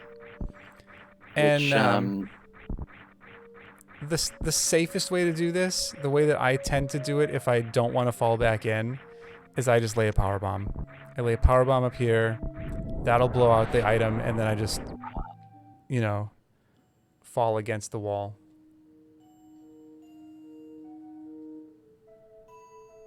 Because, yeah, if you get down to where you are right now, you need Mama Turtle to get back up again. Yeah, that makes sense. And if I have a lot of health, I'll go ahead and just tank the damage from her. If I don't have a lot of health, I'll just reset the room. Makes sense.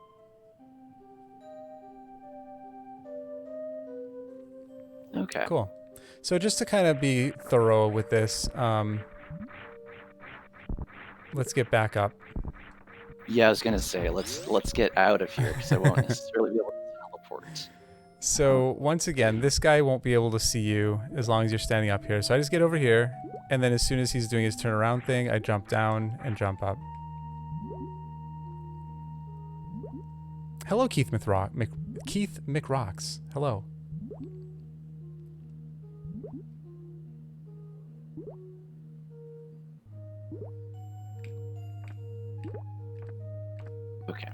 Makes sense. Again, it's back up to like a 15-second delay even after refreshing. That's so weird. Oh, no, he saw me.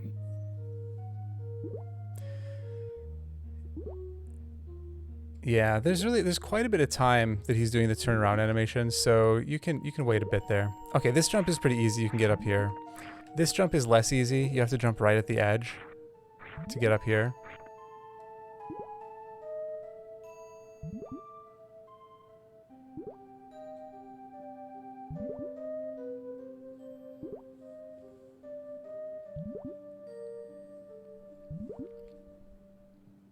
Just gonna reset for the pirate real quick. Oh, somehow he saw me. That's because you were jumping and you were in spin jump as you got down to that level. So, gotcha. so when you're standing, your hitbox is higher. When you're spinning or pointing down, your hitbox will be a little bit lower, and then he'll be able to see you.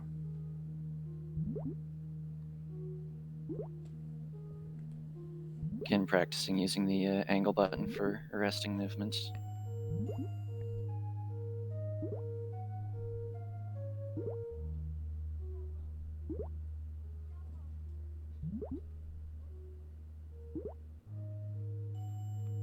Okay, there we go.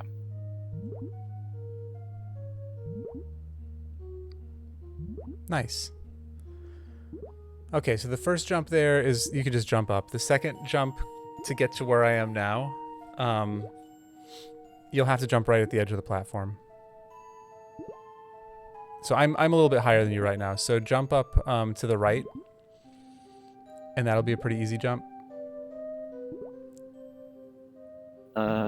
Yeah, you just have to start from the back of the platform. Okay.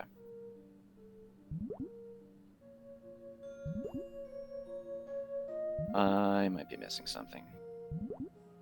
Yeah, you're jumping from the bottom of the. You're jumping from the lowest point. Jump from the highest point. Yeah. Gotcha.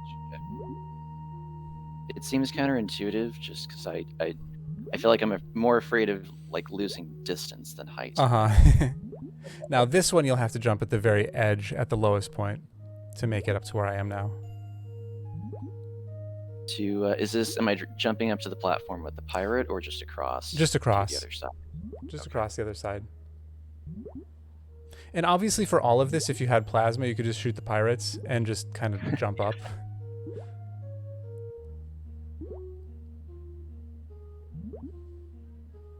Okay, yeah, that is pretty close to the edge that you have to start that jump. It's pretty tight. Yeah. Okay, now from here, there's a fish that's flying, swimming around up above. Kill him. Otherwise, he'll just make your life bad. I think I got it. The one to the right of that platform. Yeah, if you just shoot right above this dude's head, you should get him. Yeah. Okay. I got him. And then same concept here. Just wait for this guy to get to the right and do his looking around thing, and then you can get up. And we're going up to the left. You won't be able to get up with if you just have ice if you go to the right. In other words, you can't get back up the way we came down. Perfect. Nice. Okay, now this is very important. Don't kill this fish. You just want to freeze him so that you can use him to jump up. Any particular, like, precise placement for getting him frozen, or just... Nah, just under the door. Even at his lowest point, you have plenty of height, especially if you do a crouch jump, to be able to get up into the door. Gotcha. Makes sense. Cool. And then you're here, and if you want, you can practice doing the do the crab freeze and the balloon the balloon grapple. Oh, I killed the crab.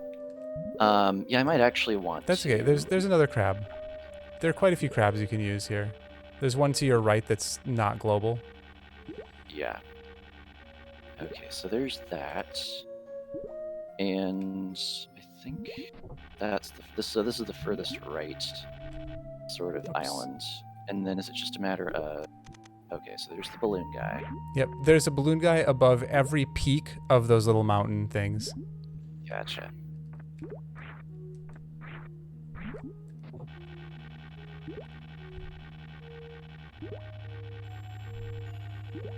Okay, yeah, I didn't realize you could get back up to the like upper grapple blocks that easily from the balloon guys. Yeah, there's quite a bit of vertical momentum you can get. Hello, Laris. Yeah, Laris, everything has been achieved, so everything on the list on the side is going to be done tomorrow and Saturday. I don't know how I'm going to do it all. I didn't expect all of it to succeed. So, like I didn't think the piano stream had any chance of happening, and I didn't think the Zelda thing would happen. I thought that might be a stretch. I still need to send you the title of that piano piece that I was thinking of. The title. Oh yeah. Right. Yeah.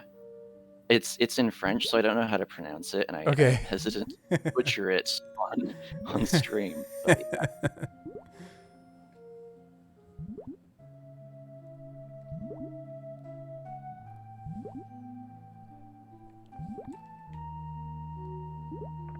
Got a ton of lateral movement on that much height, but I can practice that more later.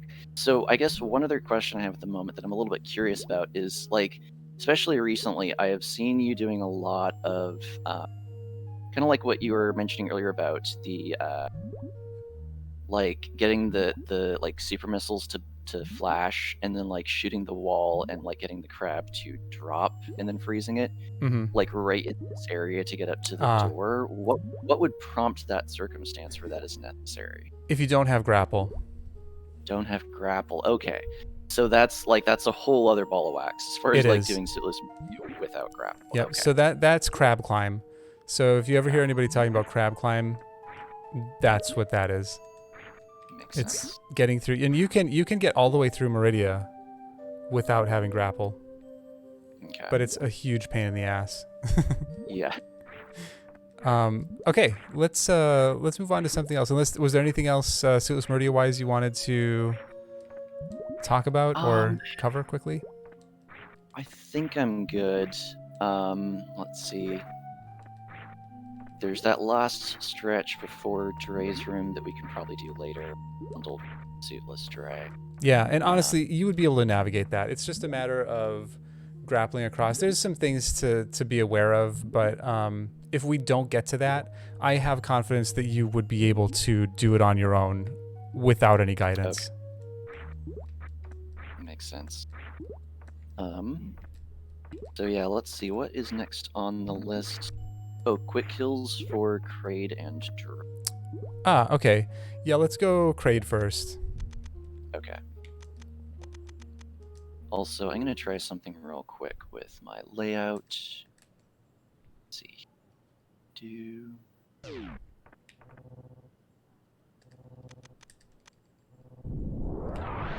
I was like debating what I wanted to do for the to put in place of the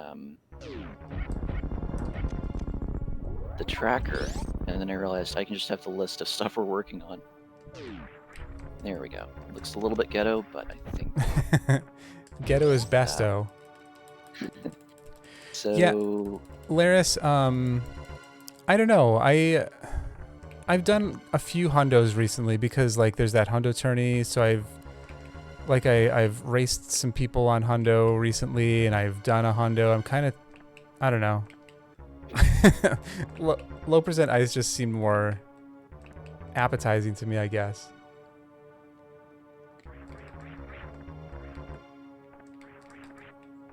Oh my gosh, I was doing a,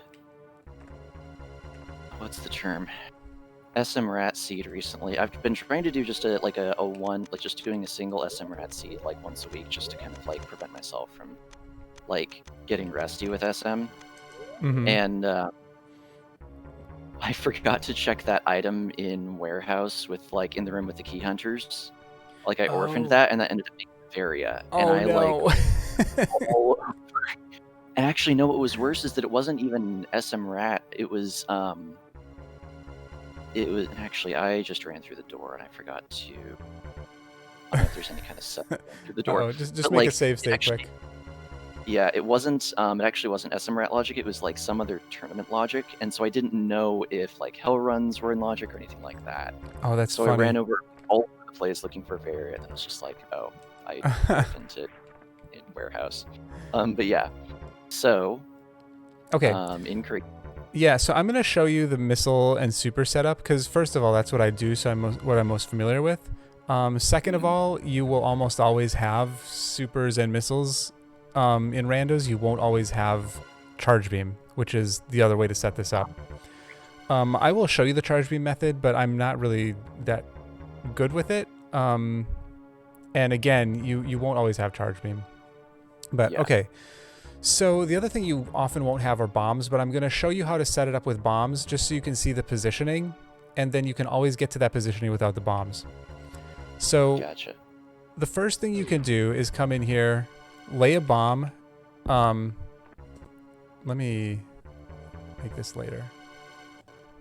So lay a bomb, get up, turn around, and that'll set you in exactly the right spot for this. And then obviously if you don't have bombs, you can just kind of set yourself there. It's not exact. It's just, you want to have Samus's toe just over the edge. Okay. Okay. And then you're going to set missiles.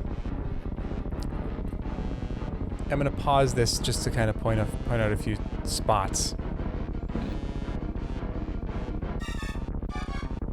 So at this point, once the claw goes down, and the rocks stop being up here, you're gonna jump up and you're gonna shoot 2 supers. The first one, you're shooting to get Kraid to open his mouth. The second one, which is going to come very rapidly after, you want to hit him like right in his mouth, and that one will connect. Even though his mouth isn't open yet, it will connect. Then he'll start opening his jaw. Once it gets to, let me see if I can pause it on the right frame here. Oops. There. This is the position where you need to hit Kraid with a super.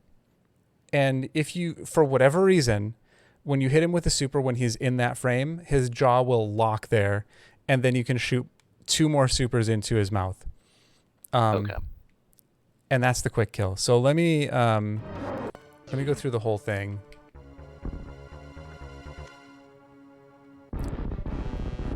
And the only reason I stay morphed here is because it reduces lag. So then we do the 2 missiles, and then boom, boom, boom. It happens pretty quick. And that's the hardest part about this, is it's easy to know like what to do, but you have to get it in muscle memory. Yeah, exactly.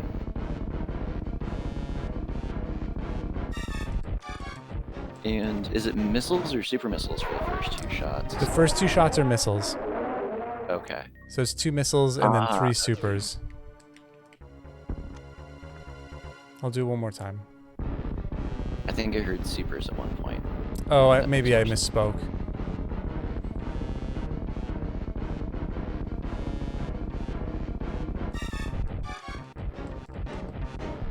So the biggest thing to watch out for, I'm just going to pause it again to kind of point a few more things out.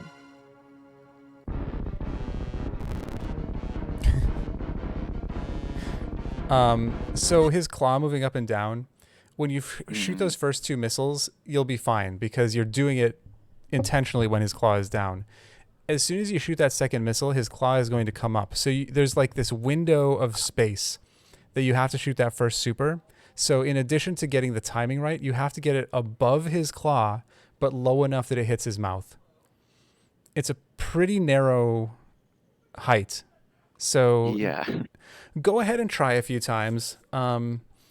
If you don't get this at all, don't worry about it. When I first learned this, it took me hours to get it. It was probably an hour before I got it the first time. And then it was like hit or miss, like every hour or so I would get it, you know, and then it didn't really start getting consistent until I had been playing this game literally every day for, I don't know, like several months. Yeah. So even just... I was watching the bomb setup. Yeah. Try that again. So So it's just, you're doing it right. It just has to be a little bit quicker so you get morphed before the bomb goes off. Okay. Okay, there we go.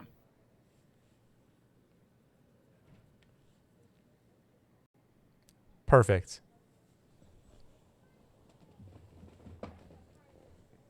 Yeah, so that... Let me actually save while I'm in position. Yeah, that makes sense.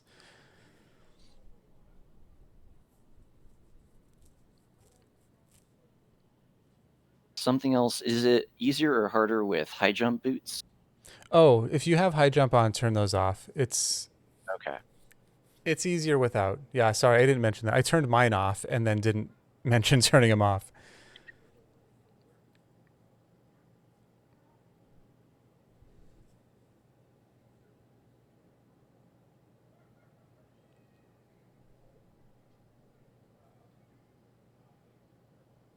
Yeah, I'm not sure Oh, if that was I... perfect. No, those missiles were It absolutely was. perfect. Yeah, yeah, yeah. All you And had then to it's... do is switch to supers and start shooting. Okay. That time you shot 3 missiles for some reason. Try to get into the habit of like hitting 2 missiles rather than just spamming missiles. Okay. That was perfect again. Yeah, your missiles were perfect. And what? What the hell? I know. I don't think I've ever seen it before. Yeah, your missiles are dead on. You just have to start shooting the supers faster. That's literally all that has to happen. Yeah. When I do this, by the way, I'm holding the controller like this, because you don't need to move left or right or anything. So I have my Hmm. oh, it also, that's right. My select is my item select, so that makes a difference too. Mm-hmm. Um, yours is probably in a different place, I'm assuming. No, I've got item select on select. Oh, perfect. Then you can do this as well. Like I use my left hand, and so Oh, I use the 2 missiles, and then I just switch to supers, and then I can just jump and okay. hit the That other makes sense. supers. Yeah. I think that was already too far past.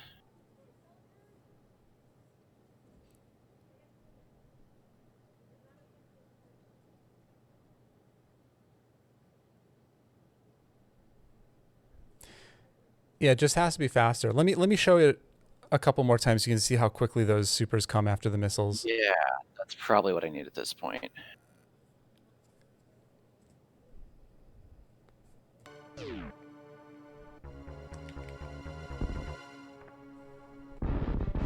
Yeah, I'm gonna put mine closer too.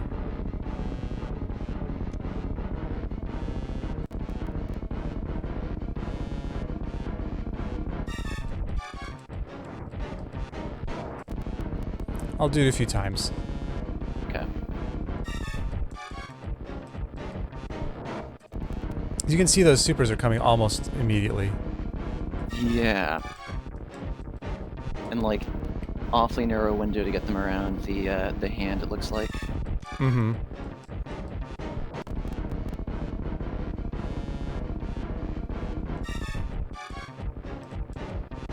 Wow, So 100% like, success rate. I don't know if I've ever had that before. gee. So it looks like that there's one super before the hand goes up, and then another as it kind of curls back down. I would time it more with after you shoot the missiles, because depending on exactly when you shoot those missiles, the claw may be higher or lower once you start shooting the supers. Yeah. That was much, but yeah, that was, the timing was good. It's just that the claw was in your way. And by the way, even if the claw is all the way up, you can get around it. Okay. It's just a little bit harder. Wow, he really didn't open his mouth much at all on that one. Yeah, so actually your super was a little early that time. So he didn't have a chance to get his mouth open. Which is good. We're finding that window. All right, Dice, have a good one.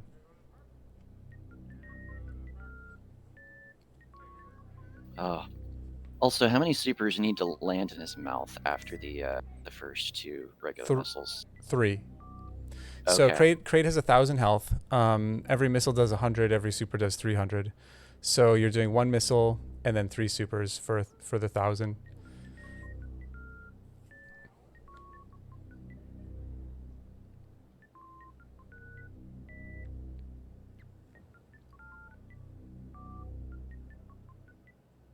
No. Your missiles are dead on though. Like keep doing your missiles exactly the way you're doing it, and then it's Yeah. just a matter of timing those supers.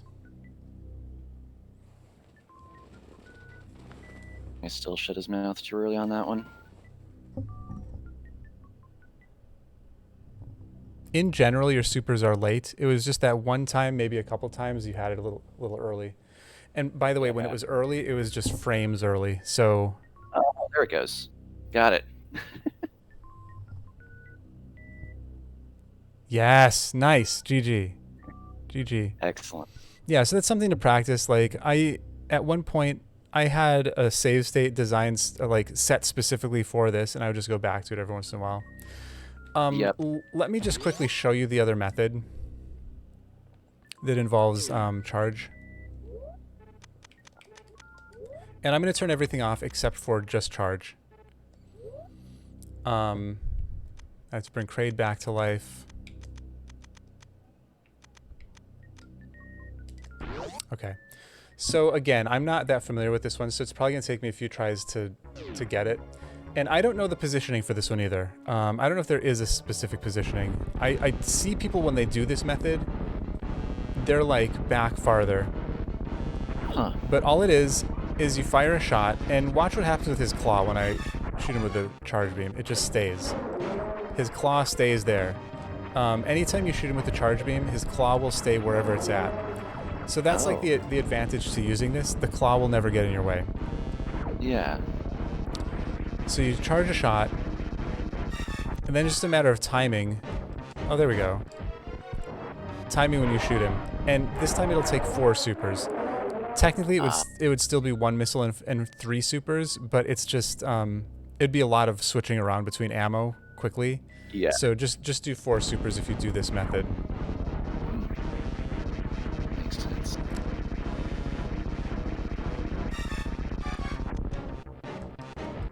See, that was too early. And that's my problem with this one, is I don't have the timing for it. Because I never do it. There we go.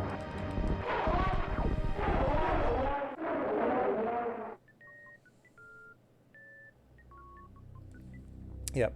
Otherwise, the positioning is exactly the same. You want to get him when he's in that middle, like halfway open. Yeah. Spot.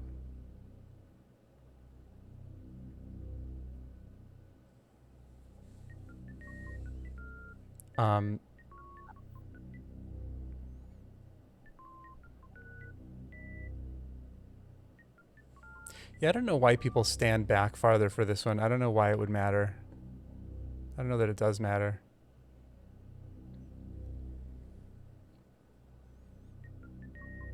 Seems like his mouth is open a lot shorter, for a much shorter window for this, but I'm probably missing some step. But it's the yeah, same. I'm not too sure. It's the same. The only thing is, like, once you get comfortable with the other method, it's easier to like I time it with the missile, so it's like boom, boom, boom, boom, boom for me. Like, Yeah. and that timing is just like ingrained in me. This one, Yeah. I don't know how to time that first shot. There's a let's see, there's some twist or some jump or something. There are ways to buffer movements to get this, but I don't remember what they are or how they work. Because I again, actually got it.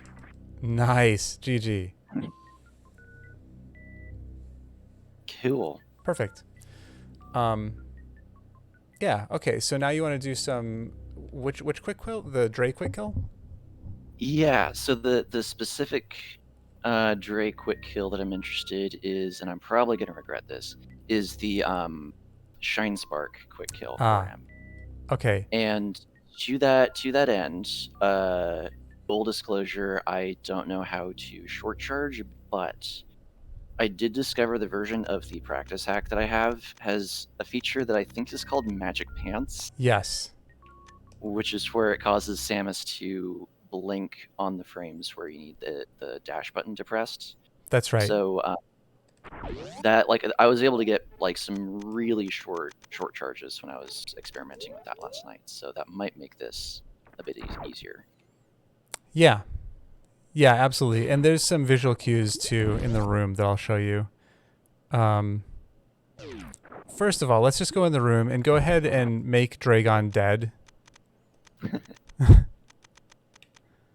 Just so we can play around in the room a little bit. And I'll turn gravity back on. Yeah. Let me see if I even... See, I usually do a...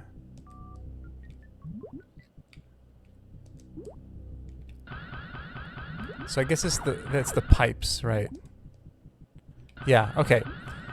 So running from right to left, the two places where you can tap are at this pipe and then at this pipe. So just tap on those pipes. Okay. I'll have to. I still have to work on getting Dre dead. Oh, you can just kill him in the like if you just press start and select, go to events and bosses, and then you can make him dead. But it's like now that you're in the room, you'd have to like teleport and stuff. So go ahead and just kill him. Okay. I'll just do the grab kill. Yeah, that'll work. The Dark Lord Hydra, hello.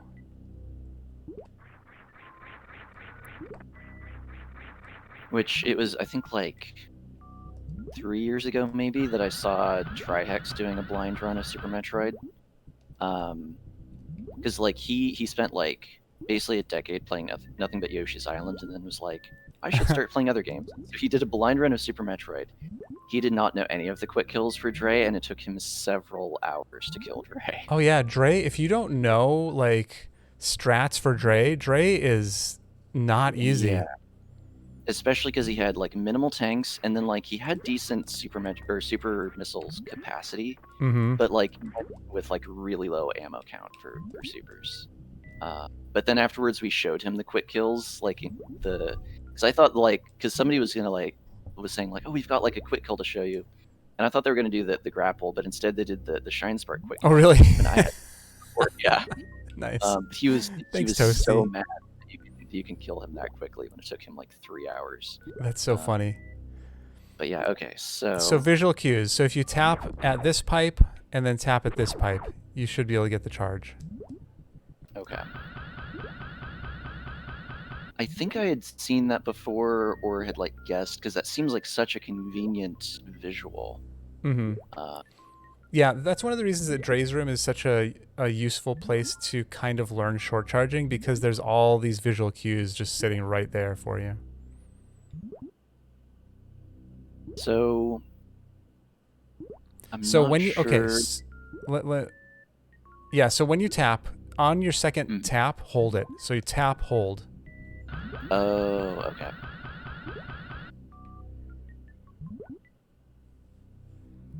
I'd have to see that again. Yeah, okay, so tap, hold. So the first pipe you're going to tap, second pipe you're going to press and hold. Okay. And of course your stream lagged right in between the two pipes, but I'll keep doing it.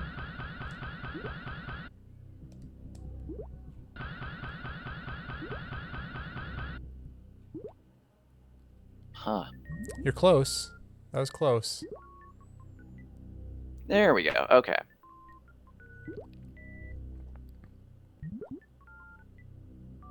Perfect. Yeah, okay. I don't know, it seems a little bit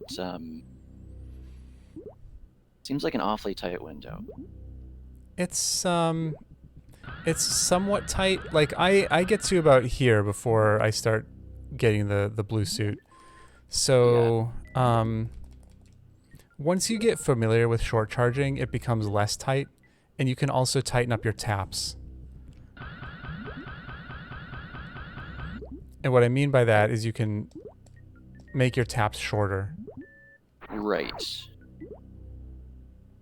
But yeah, I mean, as long as you're getting it, that's all that matters. And then once you have that charged, are you clear and comfortable with like how to do the midair shine spark, like what the button inputs are and the order of inputs? Somewhat. So the goofy thing about that is that like over the last couple years, depending on if I'm like what kind of controller input I have set up, like whether I'm going keyboard or like the Switch Pro controller I was using or the iBuffalo at the moment, all of those have behaved differently as far as what kind of directions of shine sparks it will allow. Interesting. Like for a while, I wasn't able to do diagonal shine sparks at all. Huh. Okay. And then like the shine spark from Proc has been misbehaving for me so much recently, which I Okay. think is kind of a mirror, like left to right kind of Okay. horizontal shine. Well, once you're in the air, do you use up or do you use angle up to initiate the spark? Oh, Or do you have like, is that even a thing you've ever thought of? I'm not sure if I even knew if that was a. So like here, yeah, it's not letting me like with what I would naturally do as far as inputs. It's not letting me shine spark like left or right. Right. So here's what you need to do. There are two stages to doing the shine spark once you have the flash suit. When you're in the air, you have to either press up or angle up, and that will initiate the spark. And then from there to execute the spark, if you want to go sideways, which is going to be the case with Dre, you need to first press the direction you want to go. Wait, let me just, because it's different from the ground. Let me just do this once. Yeah. First, press the direction that you want to go, which you have to go the direction you're facing. Okay. So if you spin jump to the right, you have to press to the right. If you spin jump to the left, you have to press to the left. Hold that input while you press jump. So again, the whole process is you spin jump into the air, and then you press up or angle up to initiate the spark.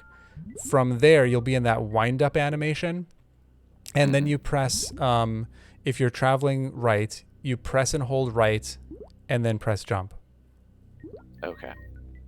And that'll make you shine spark to the right.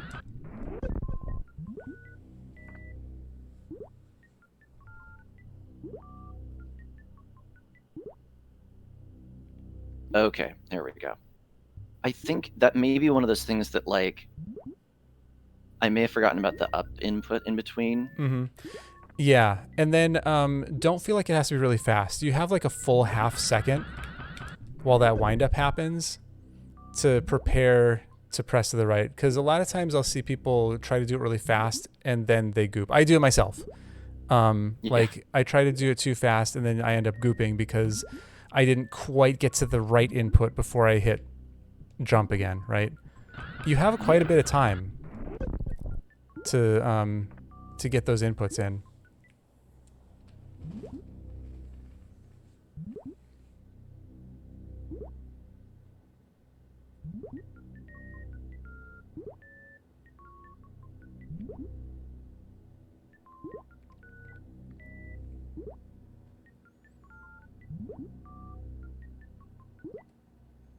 So one thing, if you tap faster on your first tap, that will help you to get it faster.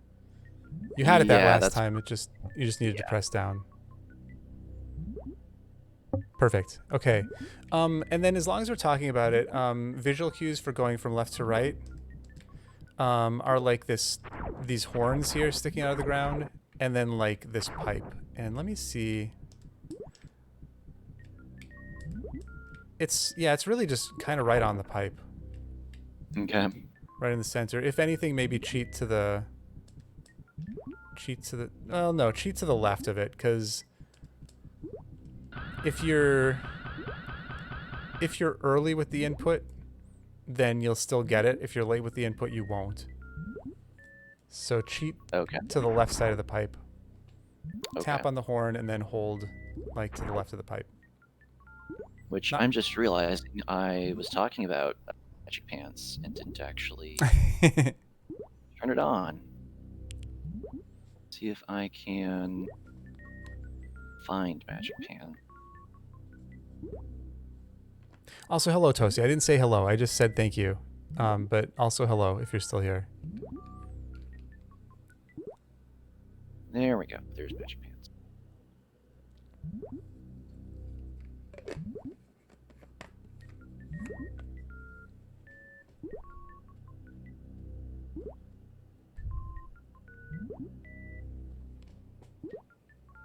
Oh, wow.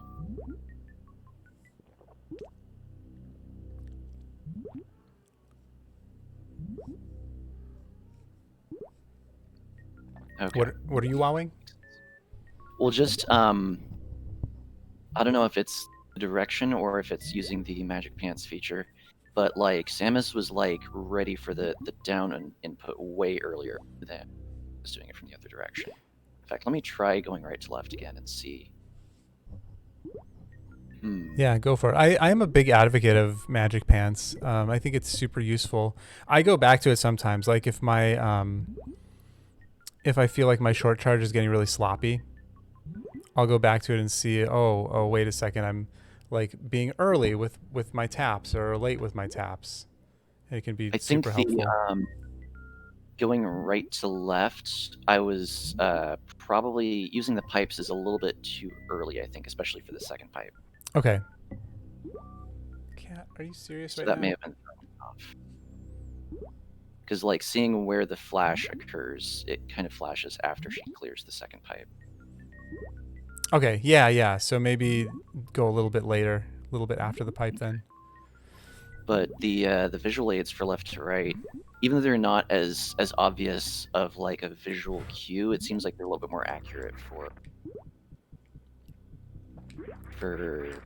getting the inputs right. All right, so the next thing to do then is come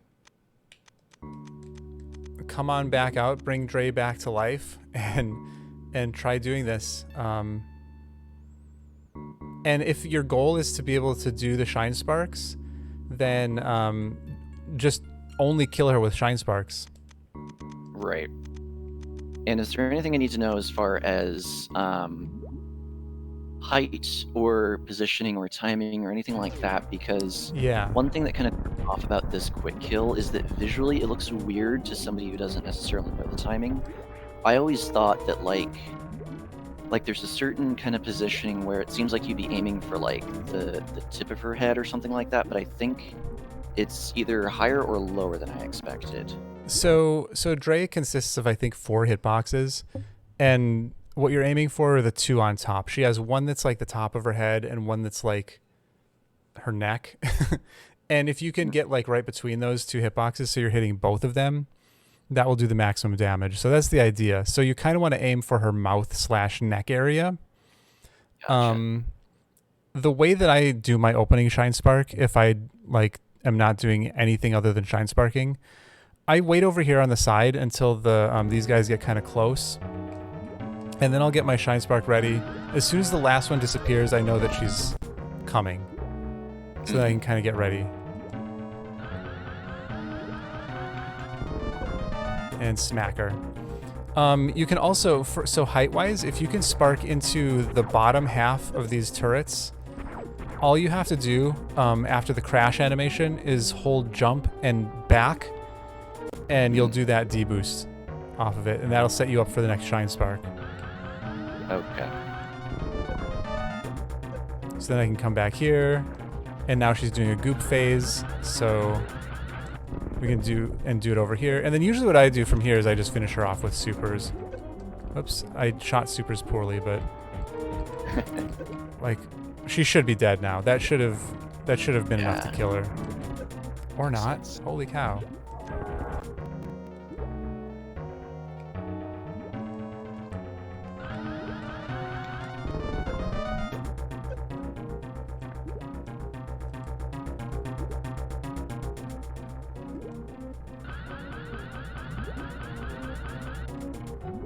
Sometimes you just jerk like this.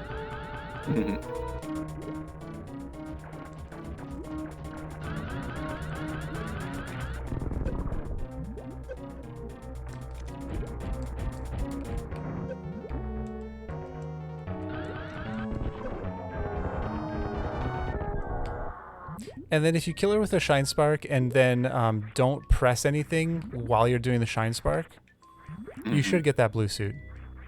Oh, nice.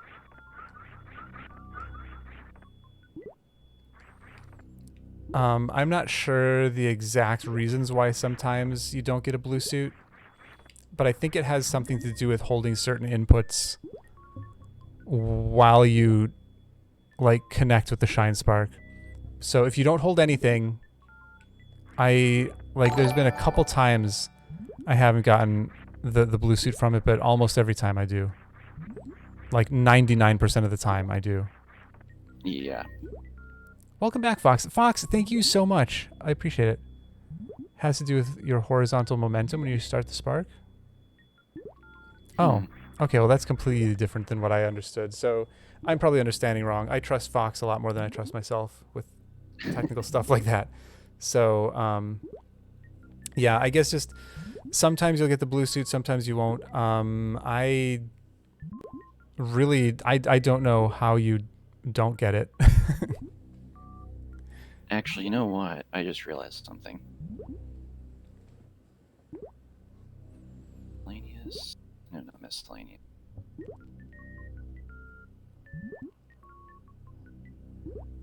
There we go.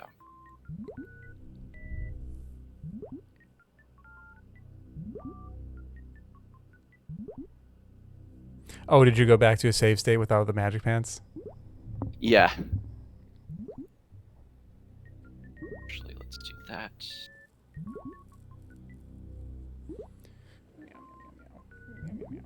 Every time that I've gotten the timing of the setup right, I keep messing up the shine spark. Like keeps going directly up without giving me the time I need to get like the left input going as well.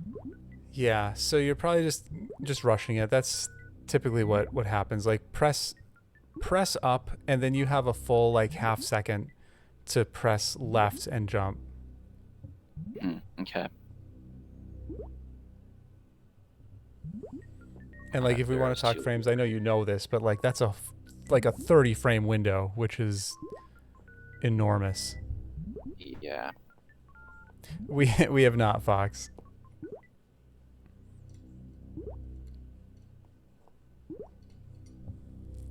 The timing of Dre would have been perfect on that one if I had gotten it right for the Oh yeah. Oh, the other thing to keep in mind, the closer you are to Dre when you start the spark, the more damage you'll do. Right. Because the shine spark accelerates. So basically you want to be in her hitbox for as much time as possible. And so the slower you're going as you do the spark, the more time you'll be in that hitbox.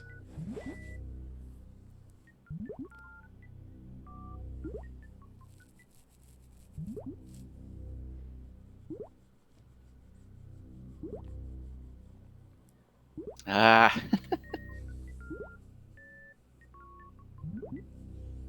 If your dash speed is non-zero and you initiate the spark, you won't get a blue suit. If you jump without dashing, turn around midair, or otherwise do something to cancel dash speed, you will get blue suit. Interesting. Okay.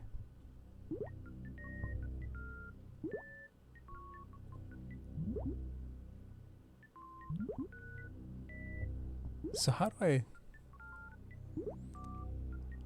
I do that? Let me... Oh yeah, I guess, yeah, I don't have dash speed. I never have dash speed when I do it. I never thought about that.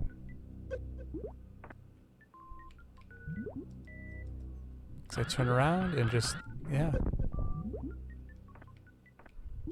Thanks, Bob.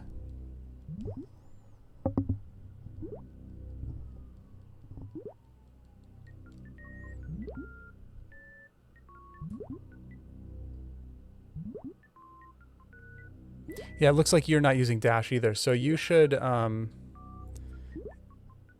when you eventually get the quick kill, the spark kill, Andre, you should get that blue suit. Hmm.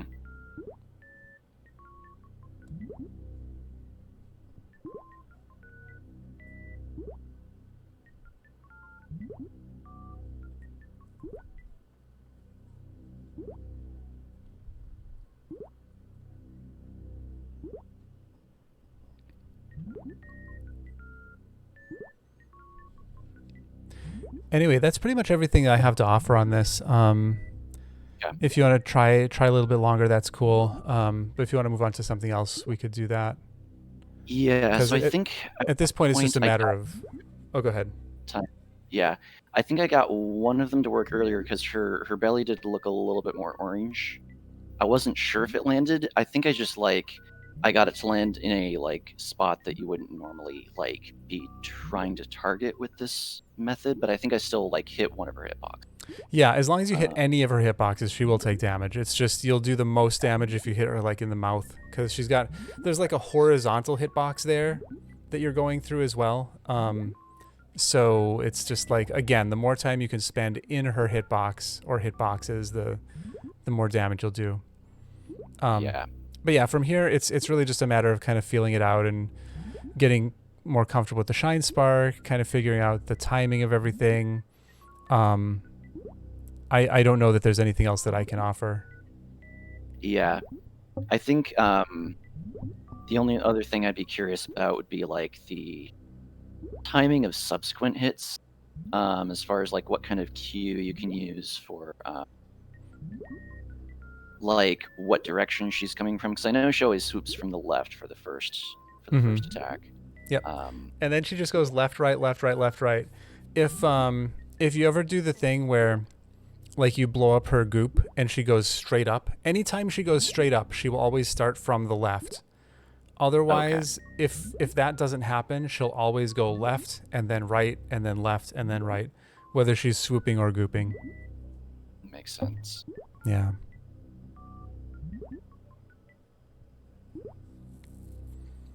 Yeah. I think we'll go ahead and call this good. Yeah, I think you've got it. It's just a matter of practicing it. And we, like I said, we can, if you want to spend some time here right now, you can.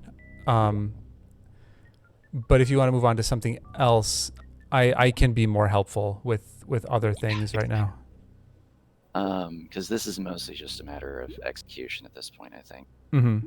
Yeah. See, we'll cross this off the list. I'm gonna call that one completed, since I got the since I did get one hit off. Yeah, totally. And as it won't take you long. Once you kind of get the rhythm down and figure it out, it won't be that hard for you anymore. So yeah, next on the list I did have listed the escapes from Dre's room. Not sure because again, the amount of time investment in that, some of those I know can take a lot of time to get through. So I might want to, even though we're already in Dre's room, I'm almost wondering if I want to go somewhere else and just kind of work on something that's a little bit more straightforward. Totally. Yeah. So after that on the list would be Spark Echo kills on the Metal Pirates down in Lower Norfair. Okay. I guess I should learn how to do this now too. I always do a spark on the first one. The second one, my timing is always bad, but I should be able to figure this out pretty quickly. Because not necessarily getting both of them with spark echoes, but just some better strategy for taking them out, that involves the maybe if you typically only do one of them with Shine Spark, then we can just go over that, if that makes sense. Sure. I mean, we can do both of them. I guess whatever method you have that is most effective to get through them, because the only reason things were the only reason I do it the way that I do it is because I had trouble getting the second spark consistent. Okay. So it's not because it's more optimal. It's just because I just wasn't as good at it.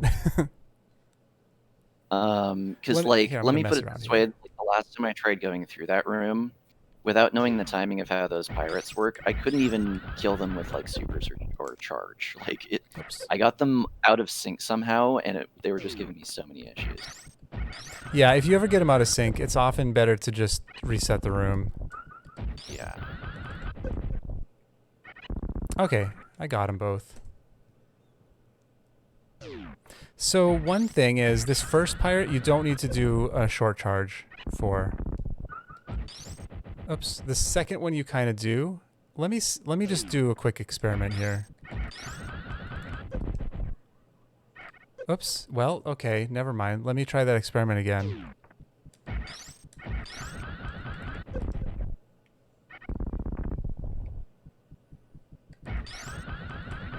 Oops. Oh my god, I can't. I think that should have worked.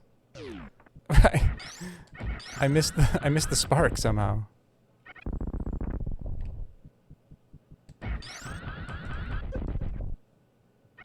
Okay.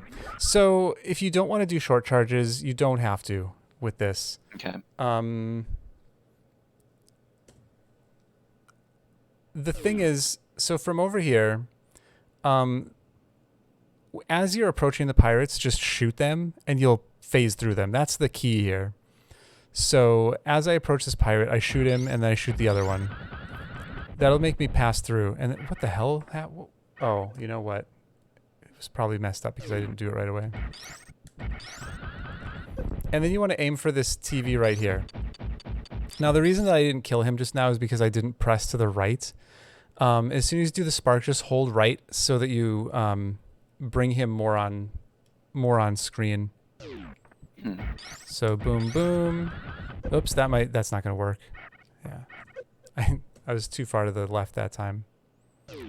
But boom, boom. Try to hit the TV. Yeah, I would try. In order to not do a short charge on the second one, you'll have to back up a little bit. Okay. But boom, boom.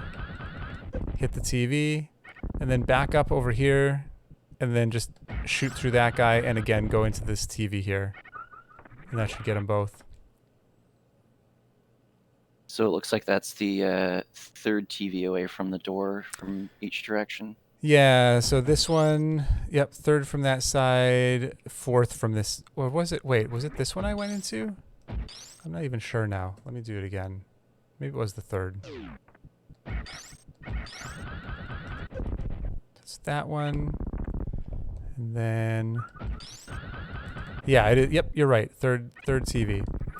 But make sure after you do it, like, once you hit the TV on that side, hold left to bring him closer. For whatever reason, that helps it so that the echoes will kill him rather than just getting stuck on him. Okay. Might give it a try here. Yeah, go ahead.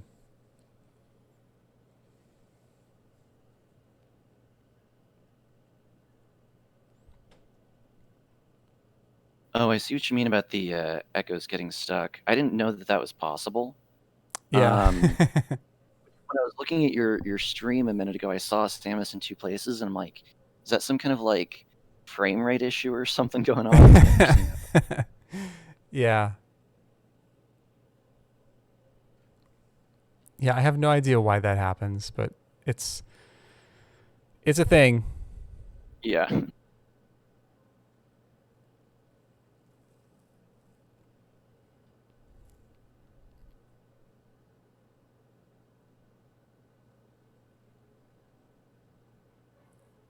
Whoa. So is shooting to get through them like required for like building up the speed? Yeah, because otherwise you'll smack into him and you'll lose all your momentum. Makes sense. Hello, Conch. Also, Forever Lewd, thank you so much for the follow. Always be lewd. Never change. Indeed.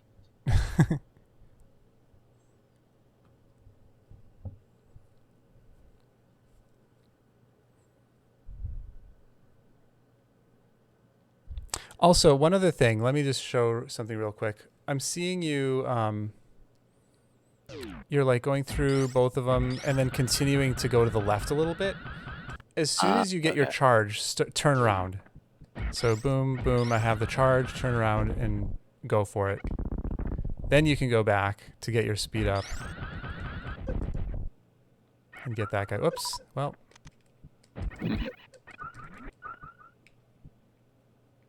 It may be that I'm focusing so much on the timing of the shots to clip through them that I'm missing the cue for when the Shine Spark is ready.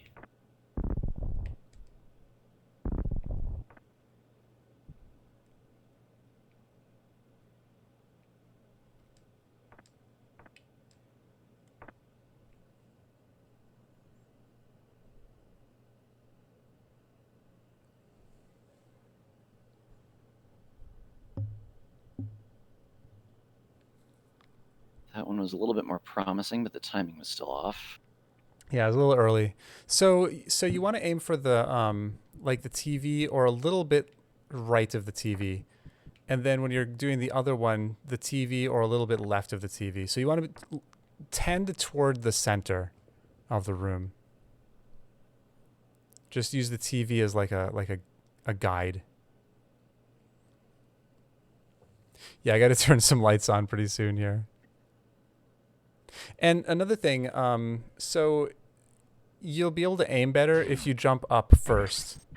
So I get up here and then I do the spark toward the ceiling. Like rather than trying to like do it down here and aim for the TV, like do it toward the ceiling so you're already at the TV. Oh, okay. And then same thing over here. Oops. I think I still have this like age-old panic of not having enough time for the spark, like for it to go away like faster than it does.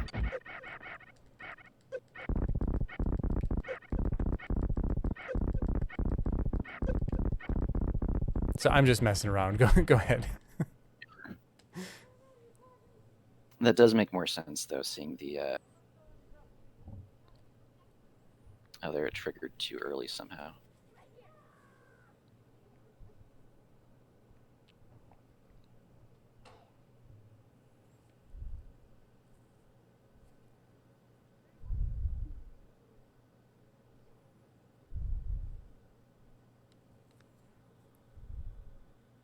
Huh. So that one, the echo at least reached him, but he wasn't in a vulnerable state when it landed. Well, and you were still too far to the left there. So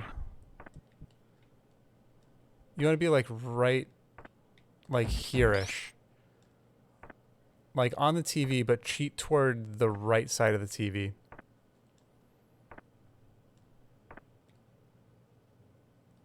Okay.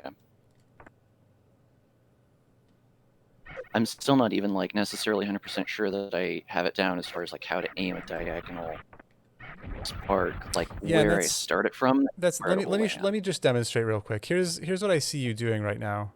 You're coming through, you're getting the spark, and then you're like starting from the bottom and doing the spark. Right? Instead, jump up to the TV and then do the spark when you're already up there. And Okay. mine was late just then, but that way you'll be able to aim it. It's like you're not even really aiming, you're just there. Right? Yeah. It'll make your life a whole lot easier than like starting here and trying to get it there.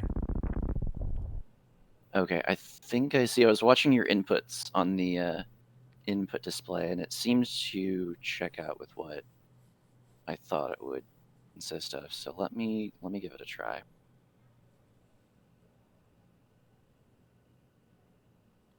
How do you kill Still the didn't first get pirate with your echoes on the ground level? You mean before he jumps up? To collect the drops without jumping. So I don't have control over that, Samus. I'll just do this a few times, and sometimes he'll be on the ground and sometimes he won't be. I don't have that kind of finesse with it to be able to control that. There. So you just have to you just have to press to the right. And if you're like, that's one of those times where if you're too far left, you're like, if I did that here, the echo would just get stuck to him. But if I'm on this side, then it'll kill him. And it's just a matter of like, once the crash animation is done, hold right so that you start scrolling the screen over.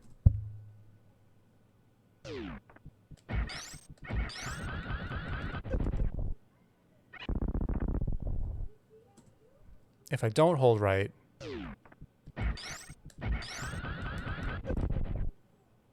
then I'll get stuck. Spark with angle up. So Fox, do you mean like hold angle up while I'm making the making the spin jump? Because I think I'm hitting input for that after I start the spin jump. So the only inputs you need to do the spark are angle up and jump. So like you do the spin jump. Yeah, that was it. Do the spin jump and then just hold angle up and jump. Ooh, got it. I think I was before I was missing maybe using dash to get back over and get some momentum okay. for the right movement. I'm not sure if that's necessarily necessary. Basically, anytime that I like have a shine spark ready to go, I'm always like afraid that hitting any other button will just cause it to trigger or something. Oh. I don't know. But let me see if I can. That didn't entirely work. I think because I was moving right to left, for some reason my brain thought I was supposed to hold the L trigger button Funny. instead Yeah. of the trigger button. So it's like you can't really shine spark down diagonally, I don't think. Right. Yeah, it's always angle up to go diagonally no matter which way you're facing. Yeah. Yeah, that was close. You were just a little bit too far to the right. Yeah, at this point it's mostly just timing for this dude. And again, just a little too far to the right on that. Yeah. And again, I'm not as concerned with necessarily getting both of them. Mostly just having a better means of killing these dudes than what I was doing before. I can show you the ways that I do it. Okay. If you feel like that would be useful. Which I found is faster for me than killing them both with sparks.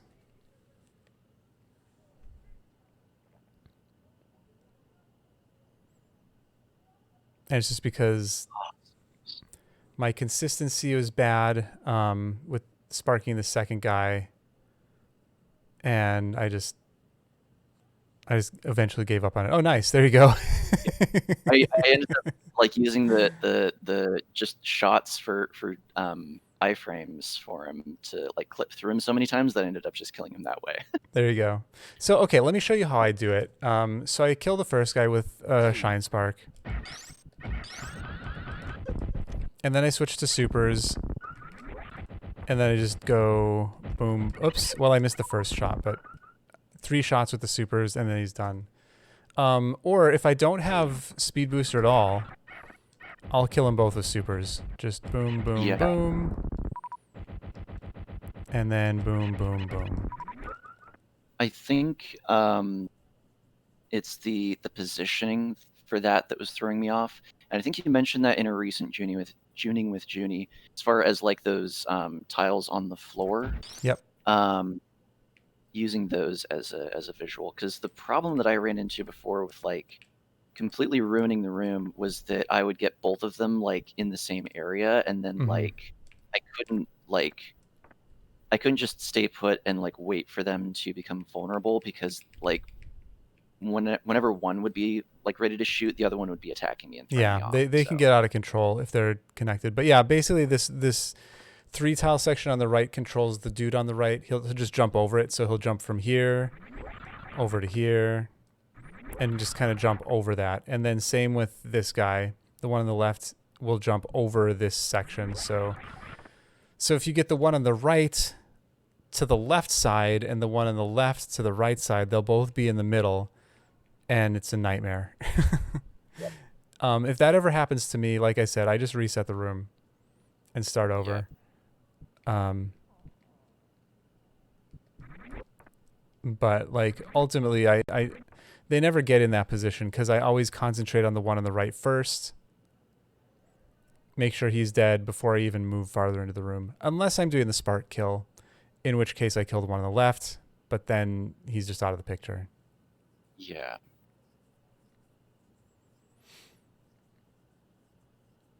Yeah, Shad, I'm down. Shad, do you have the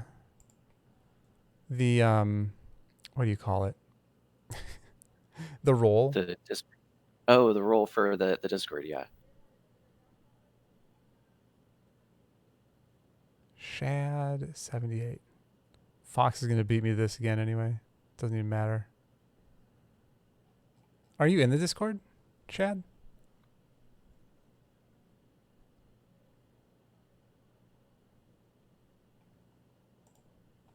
Ooh. Oh, you are? I don't see you there. Not Junie's Discord.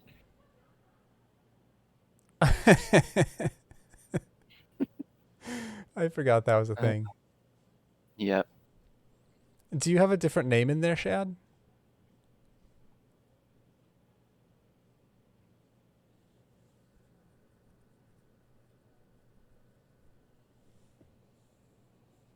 Oh, is this Shadow S? There's so many shadows. Yeah, it looks like you have the role. Oh, Fox gave you the role. Thanks, Fox.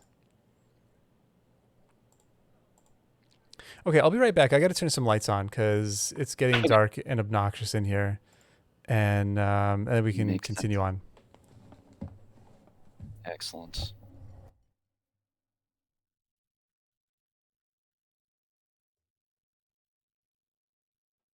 Also, hi to Rusty. I did see you in chat, but I was busy rambling about something with Junie. Sorry for not saying hi earlier.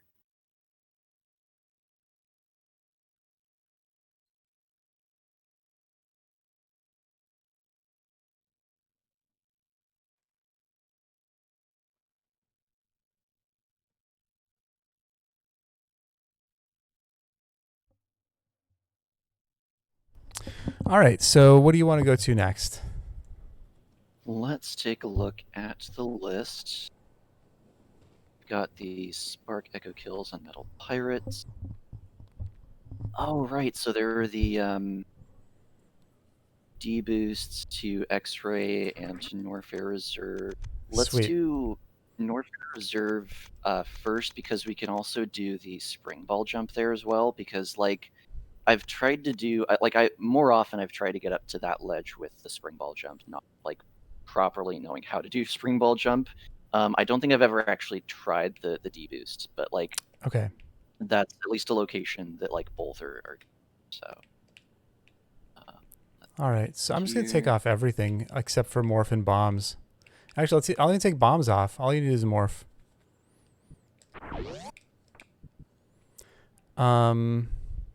Let's do the D boost first. Okay.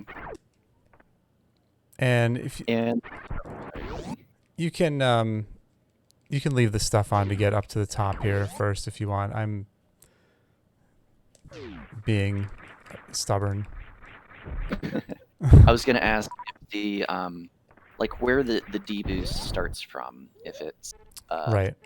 from where CAC is located, or if there's a way to D boost from down below. There's not a way to deboost from down below. Okay. Whoops.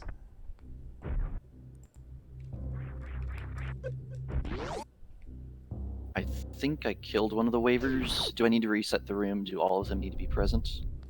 Just this one up by the CAC. So okay. I think I've got. All right. So he has a very specific movement pattern that he does.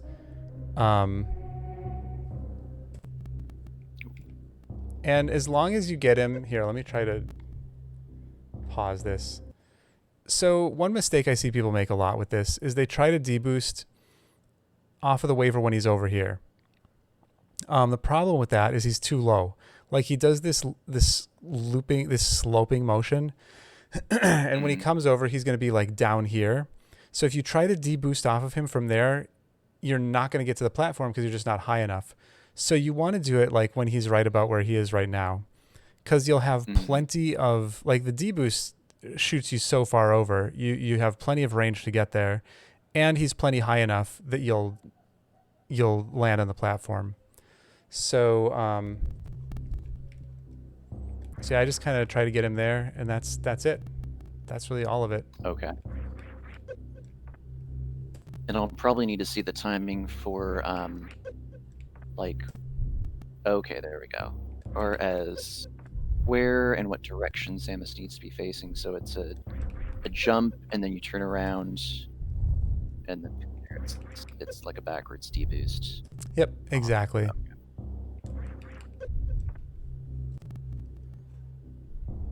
Oh, I should probably turn off space jump once I yeah. making attempts for this.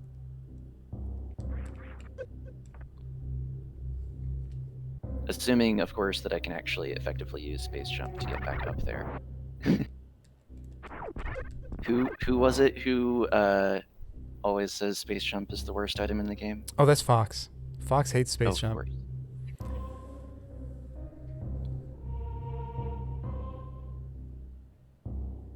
Let's see here, so let's turn off.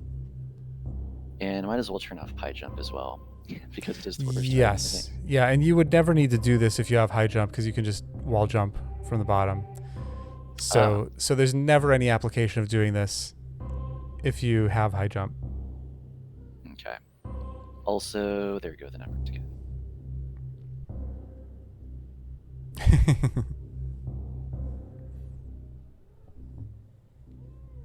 Cat, why are you like this? What do you want? You need food? I think my cat needs food. Okay. Let me watch you do this a few times. So yeah, go ahead and reset the room again, because you really want you want to have a consistent pattern from the waivers. And when you come into the room, he's gonna start by coming to the right. He'll hang out over there a little bit, and then he'll go left all the way to the other side of the room. And it's that next the next cycle of him coming back to the right where he'll be in the right position for you. Okay. And after that, they still have consistent patterns, but I don't know what they are. So if I miss it, I just reset the room.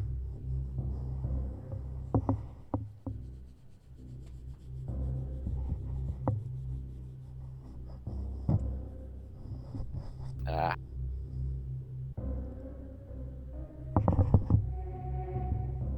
was close. Wonder if I can also.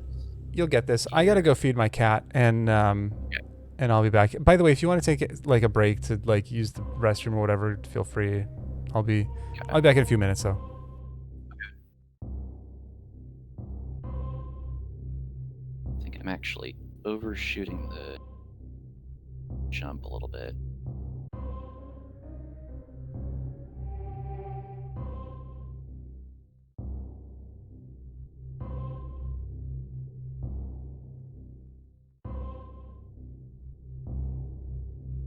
Oh, there we go.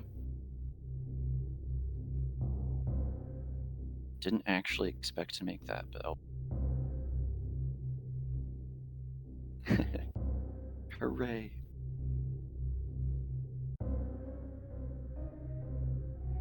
I'm guessing there's probably a little bit of a risk of hitting left too early. Try to get the deboost, but not actually hitting the dude yet.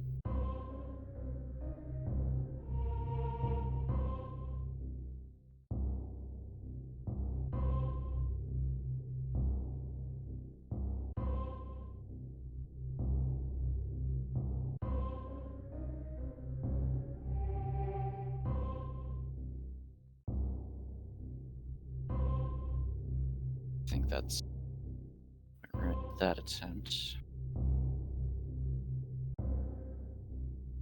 That one, I don't think I got it quickly enough after making contact.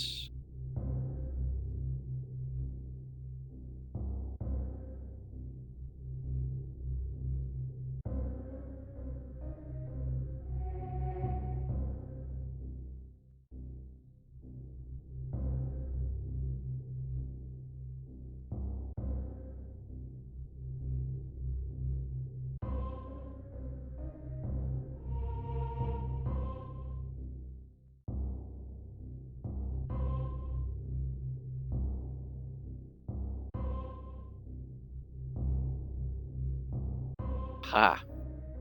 Okay. Feel better about that, getting it twice.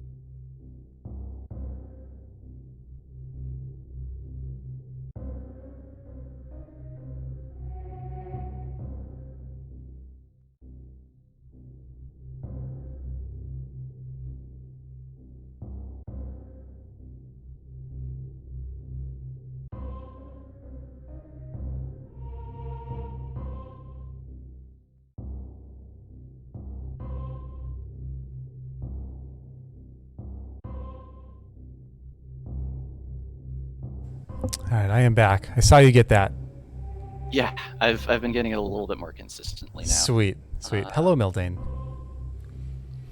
And I definitely see what you mean about the risk of trying to get it too far out but too low, because I definitely had a couple of attempts that were hit with that. Yeah, exactly. And it's a little bit counterintuitive because it feels like I got to get closer to the platform, and like the closer I get to the platform, the better it'll be. But the thing is that waiver is just too low for it to work. Yeah. Yeah, nice. Easy every time. So, all right. Of course, I got like 5 in a row now. I'm like messed up every time. So, do you want to tackle the X-ray hall, or do you want to do something else first? While we're here, let's do. Oh yeah, spring ball. Spring ball. Okay. I'm guessing I want to clear the room of the waivers for that. I mean, it doesn't really matter. They don't generally get in your way for this. Yeah. But, I mean, there's no reason not to either. Yeah. Okay, so have you done any kind of spring ball jumping at all before? I have tried it, and I would say it's one of those where, like, out of 100 attempts, I've gotten it maybe. Okay, let's just get the fundamentals of the spring ball jump first. So turn high jump on, and all that I want to do right now is do a spring ball jump from below, just straight up. Mm-hmm. In fact, if we go from here, I bet we can get all the way up to the platform. Let's see.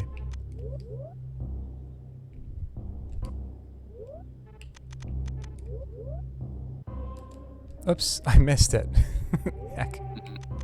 It looks like, yeah, from this larger bubble, you're far over enough. Yeah, let's see.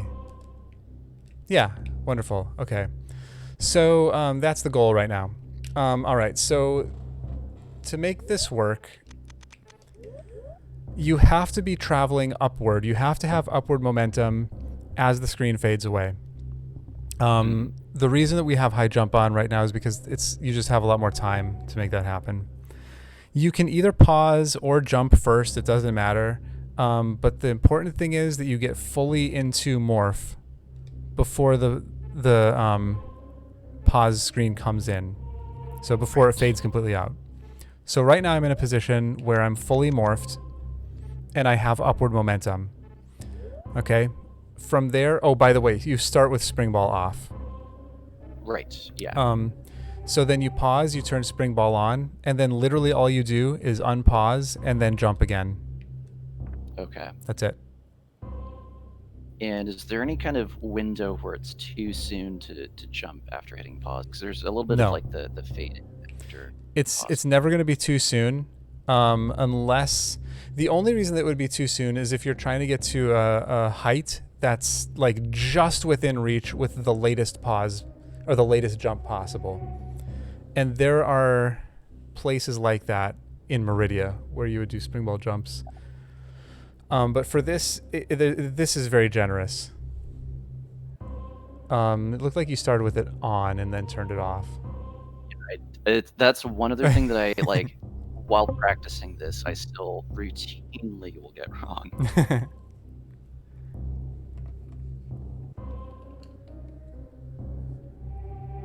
Yeah, I think it's because I tried at one point just like hitting unpause and then immediately hitting jump, and it didn't register the jump input. So that last and time, then you weren't fully morphed before the screen faded out. You have to, if you're not fully morphed, it won't work. So those are the two conditions. You have to be fully morphed before the screen fades away, and you have to have upward momentum. As long as those two things are happening, it will work. There we go. Okay.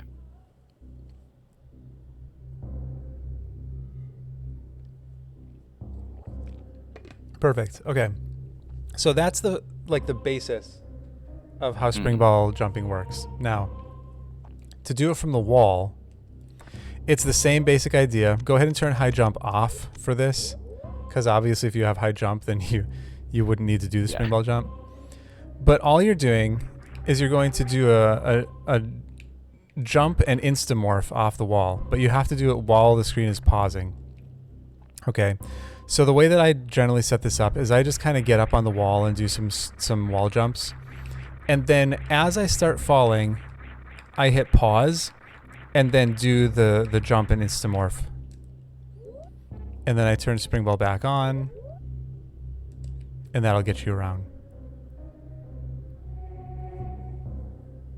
I can do it again.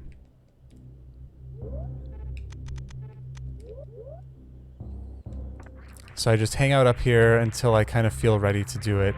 And then pause and jump and morph. Turn spring ball on. And you're up.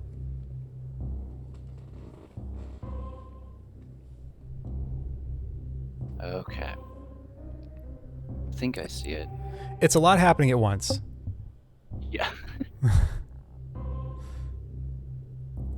And one thing that I'll say before you even start is make sure that you're not too high. If you try to do it from like up here, well, first of all, I'm bonking the ceiling right off the bat. But even you can be pretty low and still get all the way around. Yeah.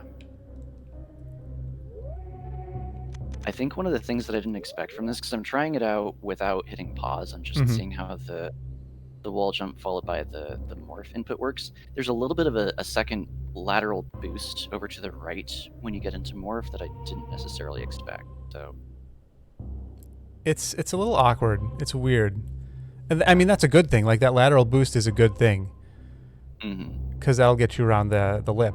But it is, yeah, it's kind of weird. Yeah, I think I was a little too early on the pause there.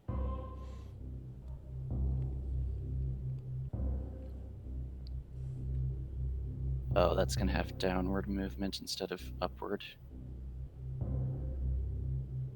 Yeah, so make sure that when you pause, you're going to pause while you're still on the wall. So um, let me try to demonstrate. Like, so I'm jumping up here. I'm going to try to pause the game. Like, nope. Hang on. I can do this. This is a little bit lower. So I would, like right when I'm at the apex of my jump, I would hit pause so that while it's fading out, I can then, where I'm at right now, I would do the jump away and the morph. Okay. Okay. And since you have the instamorph, it's much more generous than what we were doing before when we were just doing it with high jump and going straight up. With that, you have to get you have a lot of inputs and there's a lot of frames involved in the animation of like Samus aiming down and then morphing. This is actually much more generous as far as getting into that morph before the pause hits. So you can pause and then have plenty of time to get into that morph.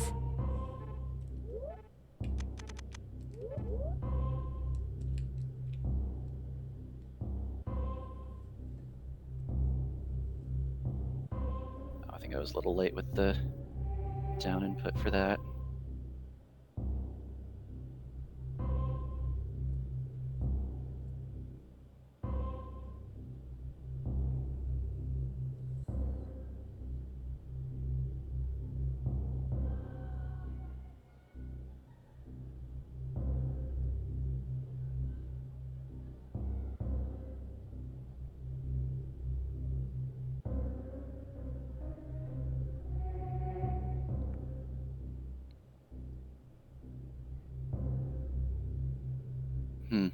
Yeah, it seems like it's fading out a lot faster than I need. Yeah, it's pretty quick, but you'll get it.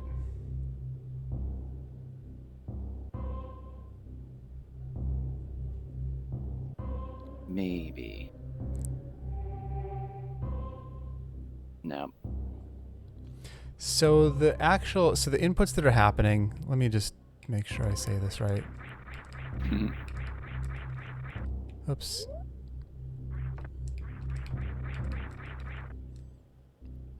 So it's start, right, jump, down. Yeah. Start, right, jump, down. That's the order of the inputs. They don't have to be particularly fast. What is important is that you're holding jump through all of that. Okay. Because holding jump is what's going to cause you to instamorph. That might be what I'm missing if I... Okay, I think I have... That's been something that's been causing issues a couple times at least. Okay, yeah. Yeah, that's... so in order to get that instamorph, and that's true for Alcatraz as well, you have to be holding jump when you press down in order to get that instamorph.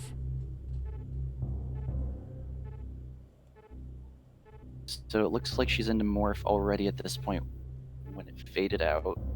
Yeah, that looked good. That looked real good. I don't know if I'll be over to the right enough, unless she might still have enough momentum to get a little bit over to the right and then clear the ledge. Yep, this should be good. Oh, nope. See, it seems like anytime she does get into morph, when I pause, and when I unpause, she doesn't have that lateral boost. Yeah, you weren't holding to the right though either. I was watching your inputs. Make sure that as you come out of pause, you're holding to the right. Because you'll find that this actually, doing these springboard jumps off the wall gives you insane lateral movement. That was set up perfectly though. That I think that would have worked. Yeah. Could be Mildane. I don't know. That could be.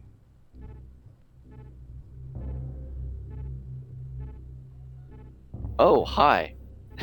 Yeah, you're right. Good lord. Right? Yeah. So that's it. Like that was almost too much lateral movement. Right? Yeah, it's pretty crazy. Okay, so Is it time for the X-ray deboost? Oh yeah. Let me see. Let me give one more attempt at this. Oh yeah, and yeah. Go let's ahead. Go ahead. X-ray deboost. If there's anything else you want to go over first too, we could do that because this is probably going to take a while to go through. I mean, yeah. Let's maybe look at other items on the list just in case there's anything else quick we can knock out. Let's see. We got spring ball jump, crystal flash to bot wound. Would that also take a fair amount of time? No, that wouldn't take too long. That one Okay. is kind of like CWJ, where the knowledge is not, it's not hard to understand what to do. It's just like Yeah. it's a frame perfect input. So Right. So yeah, we can go there. Yeah, that one would probably be a little bit quicker than deboost to X-ray. Let's see, where are we at? We just hit 3 hours on the. Yep. So. Yeah, and I don't I don't have any like real time limit with these ever. So like I don't care if we go to 4 hours or even longer, but I've got a hard cutoff at 8 p.m. tonight and a more comfortable cutoff of 7 p.m. so I have enough time for dinner. Okay, yeah, so maybe at like the 4 hour mark we want to make sure we're done. Yeah. So let's see. All right.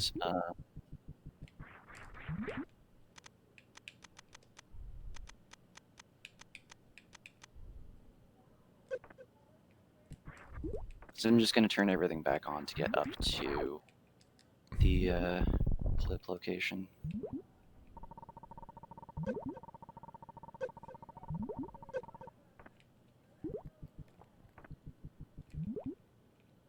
All right. So is there anything in the room that needs to be set up, or does it just go straight for You can just go straight over there. The only thing you need to do is damage yourself down.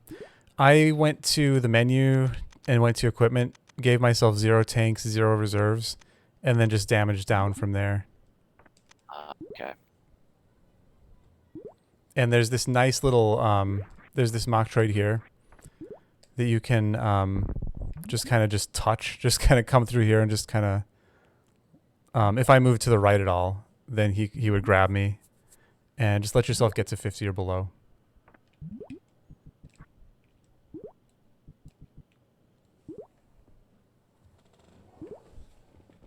Actually, how much damage do the oh, hi. Oh, crap. I accidentally let me turn off crew attacks.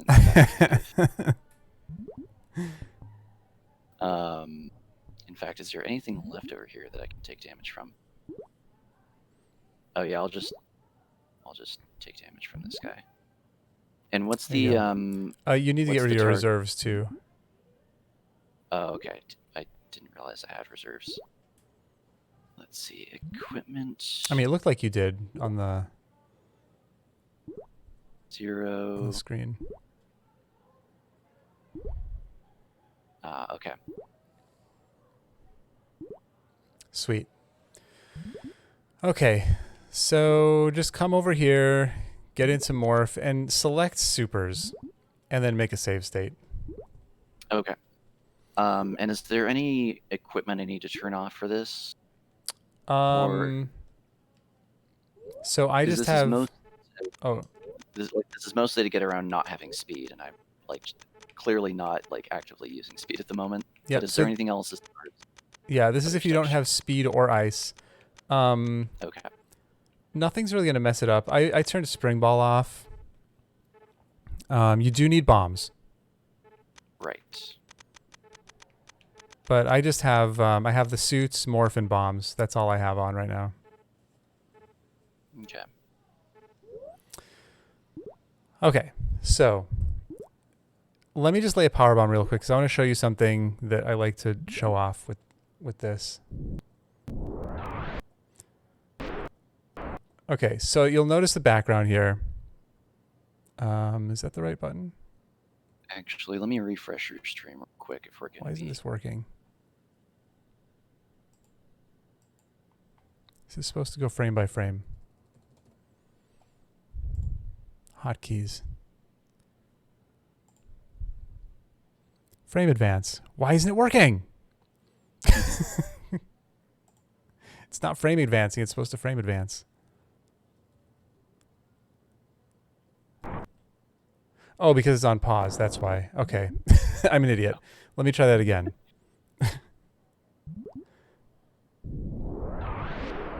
Oops. Wait, what?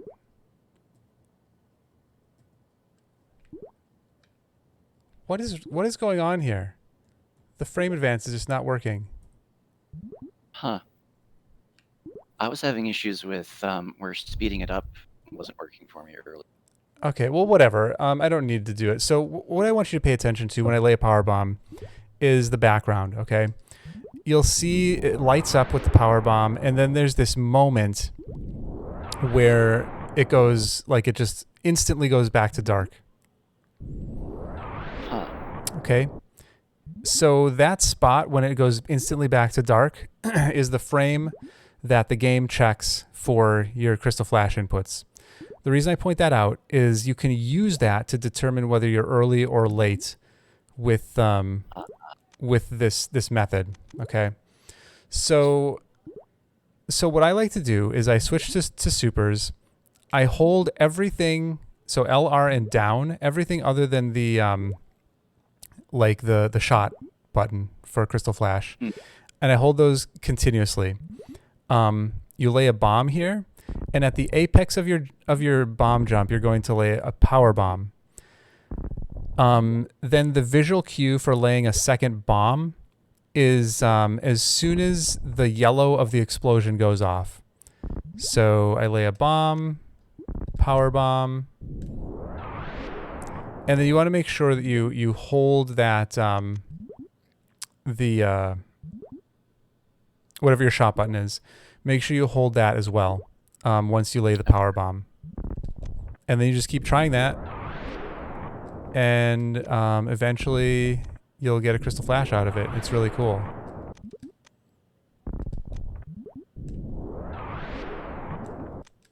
Oops. And meanwhile, you can watch the background. I can see I'm a little bit early on these because I'm getting to the apex of the second jump before the screen goes black again, or before it goes dark. That one was late. And I know there's a stream delay here, so you don't know which one I'm talking about.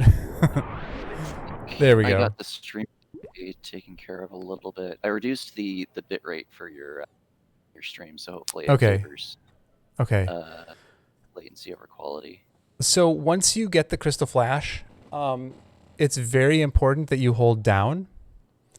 I'm going to make a save state here, and I'm not going to hold down, and you'll see what happens. If I don't hold down, you just fall back through, and then you're like, ah, shit.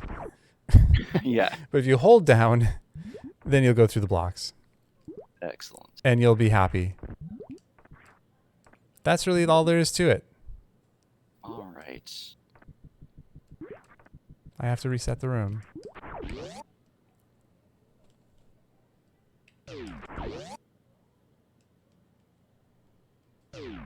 So your first input is going to be a regular bomb. Yeah, I was.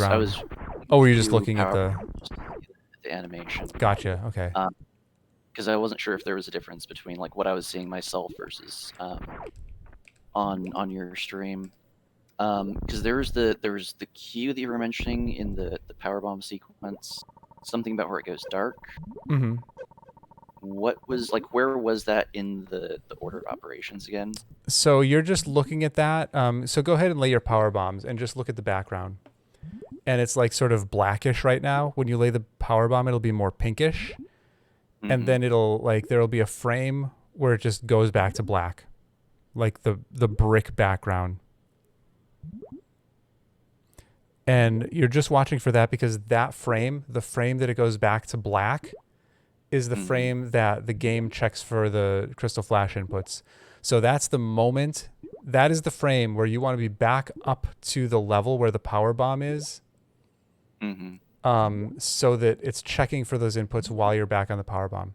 Because, by the way, the way that crystal flashes work, um, it checks for those inputs and it makes sure that you are exactly at the point where your power bomb was laid. Right.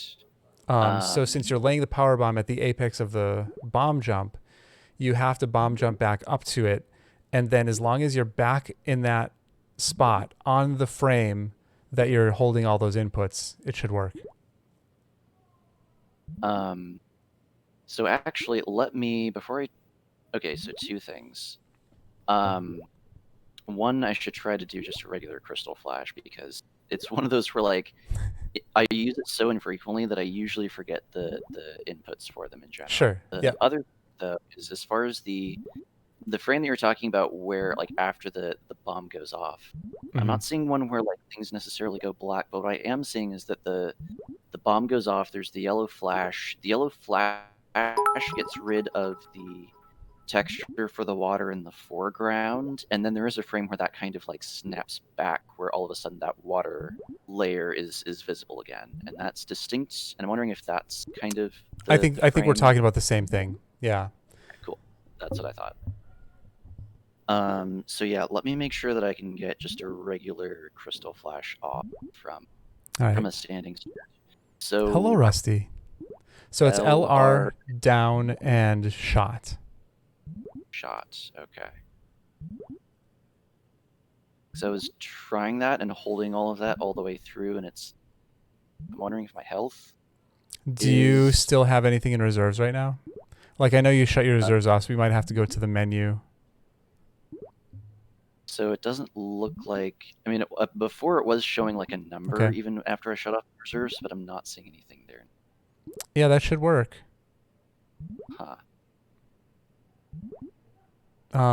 Try it again. So LR down and power bomb hold Y for the shots. Yeah, it's still not going off. And the HP, my HP is fine at 39. Yeah. What the Huh. hell? Fox, do you have any ideas? Like I you had. can see my input as Yeah. well. Yep. Right. Yeah. Um. Fox's Crystal Flash isn't working, and I don't know why.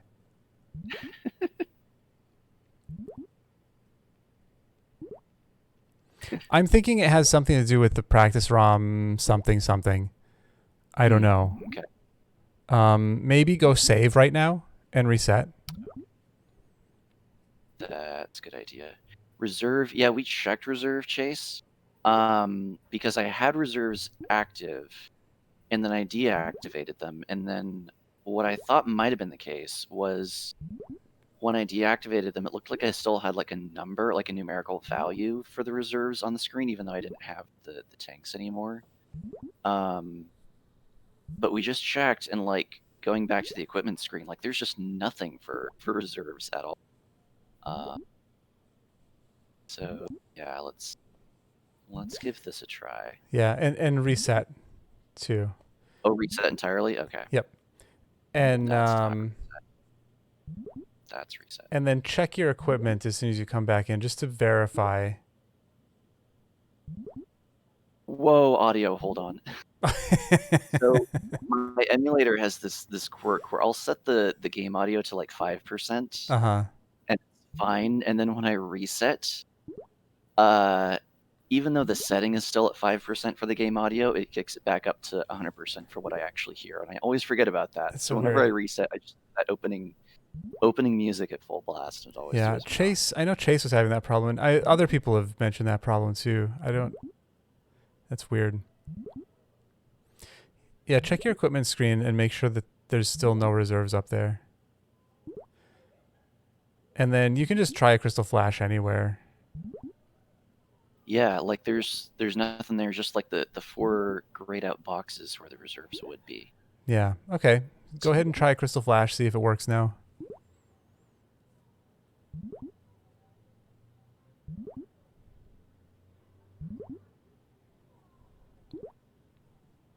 Still nothing. I have no idea. I've never seen Wow. that before. Yeah, it'll be hard to do Crystal Flash clip if you can't do Crystal Flash. A little bit. Let me try.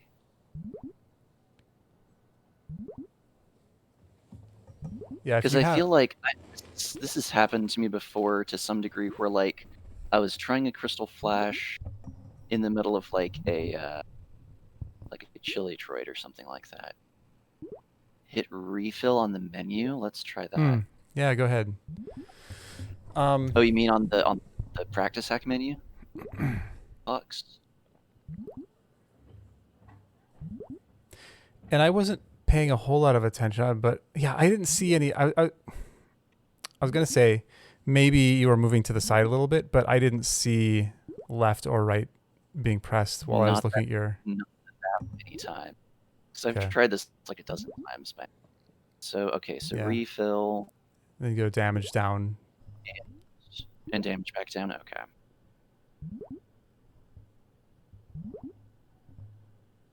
Guessing that dude is gone by now. Actually, everything's dead by now. You murdered it all. All those power bombs.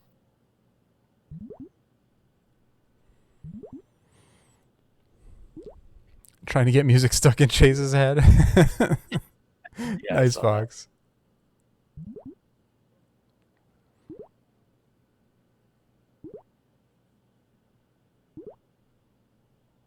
Oh crap.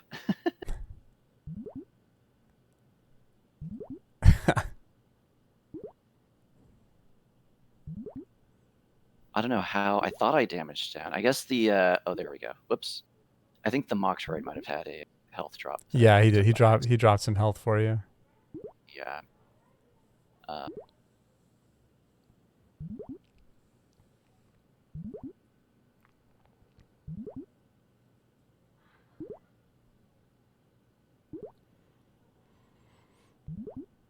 See if I can just damage down with this guy. Okay. Oh great, now I have the low health alarm. Nice. Let me save state here.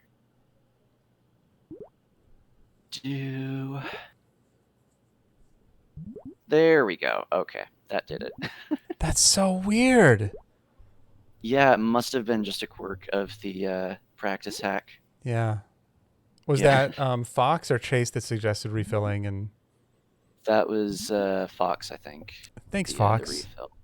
Fox is smart about this stuff.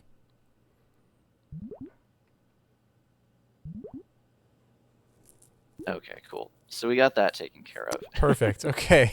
Sweet. So, all right. So then come back over here, and just to kind of show a couple times again. So you lay the bomb. Oops. Lay the bomb. Power bomb. And you just keep trying. That's all there is to it. You just keep trying until you get it, because again, it's frame perfect, and you know it's hit or miss. That's right, Rusty. Step 1, able to crystal flash. Yeah, for real.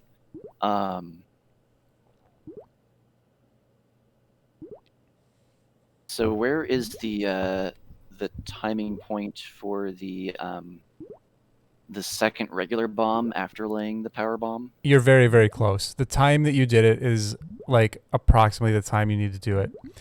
So then Is it the visual cue for yeah, where in the so there's goes off? two sort of explosions from the power bomb. There's one that you can barely see because it happens so fast, and then a second like yellow explosion.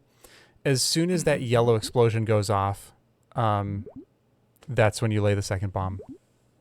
Okay.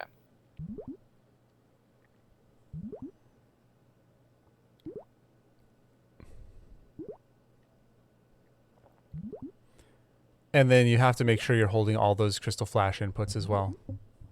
Right, of course. I knew this was more complicated than that.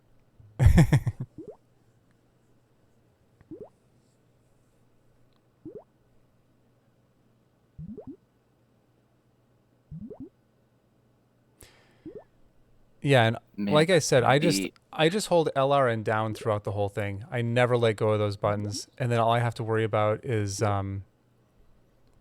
switching from bomb to power bomb. that one was late.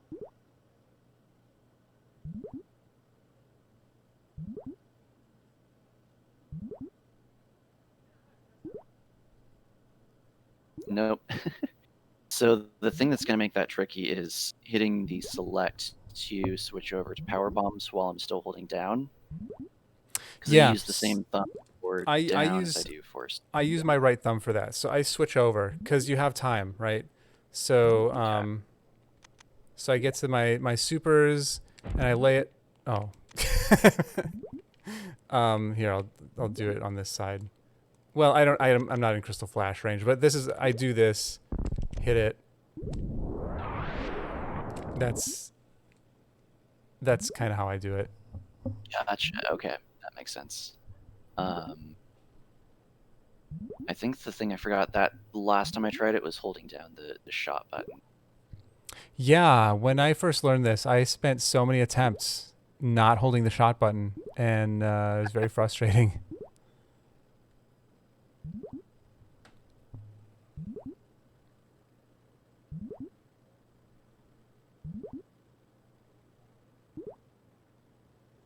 Yeah, you're extremely close with this. If you keep doing it the way that you're doing it right now and just kind of try to alter a little bit earlier, a little bit later, you're going to get it. Yeah.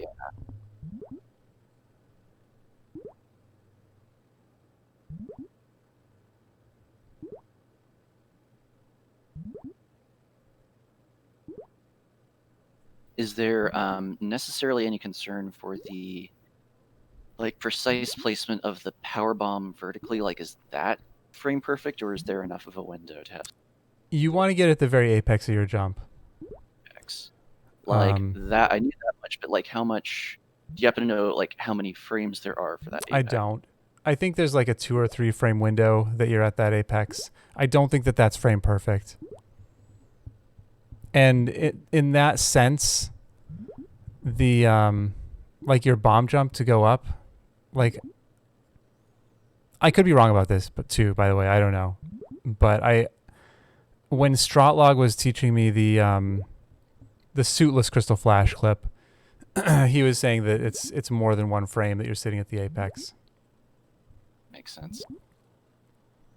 So yeah, this is starting to make sense. And yeah, I get what you mean about just like practicing the timing and waiting until that actually works. There's enough of these where I think that it's like, oh, that's got to be so close, Mm-hmm. and it doesn't actually go through. I think that one was a little bit late. That one I completely forgot the other inputs. Oh, I forgot to hold down. I may be forgetting to hold down shot for some of these. Again, with that being a very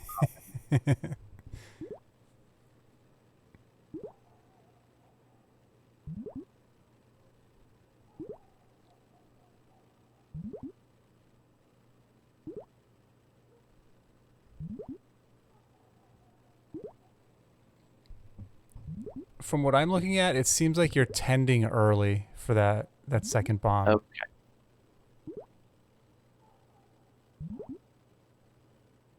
And when I say that, I mean by frames, like 1, 2, Yeah. maybe 3 frames early.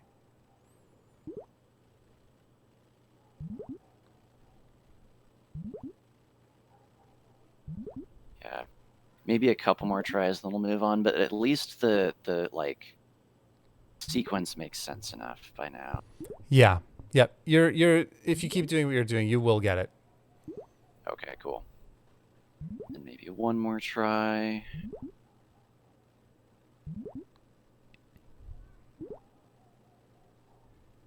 Ah, oh well. Yeah, no, that makes sense. Yeah, you'll get it. Spend just like 5 minutes with it sometime, and you'll nail it.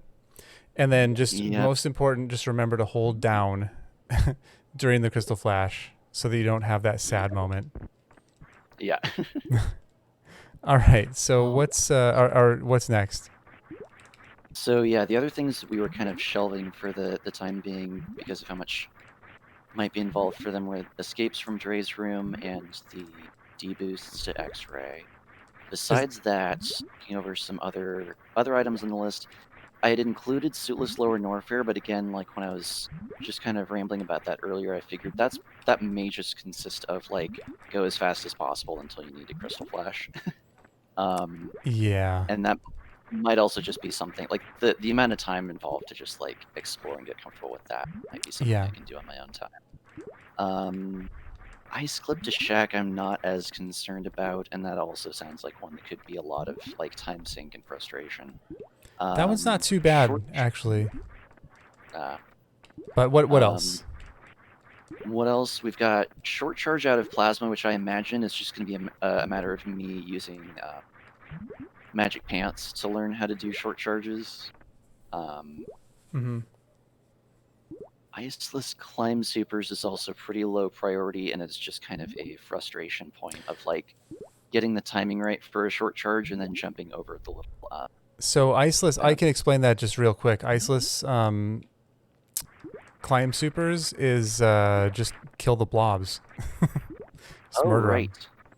right. They take 3 power bombs or 4 supers per blob. Okay. So unless you have real low ammo, you can just murder them. And that's my Okay. chosen method. The only other thing you can do if you don't have screw is like do a deboost, which is extremely difficult. I kind Yeah. of go for it every time, and it's very hit or miss, mostly miss. Yeah. Is there any kind of like trick or any like anything for just clearing the little like the gaps, like how tricky that is with like where it's like 3 or 4 like single tile gaps? I think like one thing I've run into with that is just like falling into those over and over again. So like you're talking like up here, like clearing these. The in the that particular location, the climb supers. It looks like, I don't know, on your stream it looks like you're still in the moment. I am in Meridia, but there's this 2 tile gap. I'm wondering if that's what you're talking about, like just kind of running across the gap like this. Um,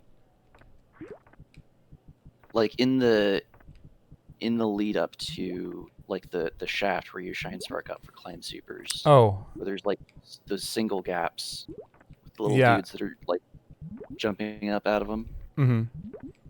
There's And I think I don't know of a way to run across those. oh, okay. If there is a way, I have never seen it. Right, but like I guess just like timing the jump over that. Yeah, it's just a matter like so get your spark. Well, okay, let me go down there.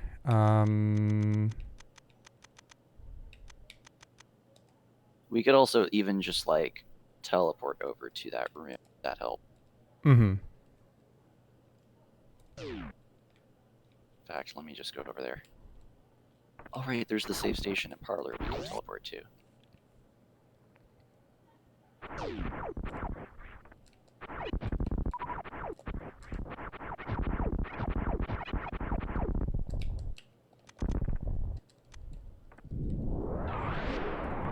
Okay, so so here's my methods. Method number 1: kill them all. It's murder.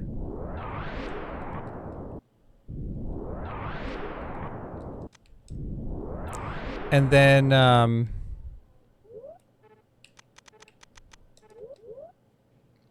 it helps to do a short charge here if you can do it, because then you can get an early spark and get a lot of momentum to just clear the gap. If you don't do a short charge, it's probably better to just start your charge over this way. Oops. On the other side. Yeah. Get your charge so that you have that. Whoops. I never do it this way, so I the timing is weird for me. Let me try again. So, by the way, are you familiar with doing like a 1 tap? Because that's super free, and I would absolutely do that in this case. Yeah. Oh, Yeah. actually, I don't know if speed boost So turned on. so just delay your tap. Yeah. Yeah, and So you'll like get a short charge. that short charge I've been familiar with for a while. Okay, perfect. So do that, get your charge, and then you should be able to clear the gap and have plenty of time. Oh. Let me give myself more health. Let's try that again.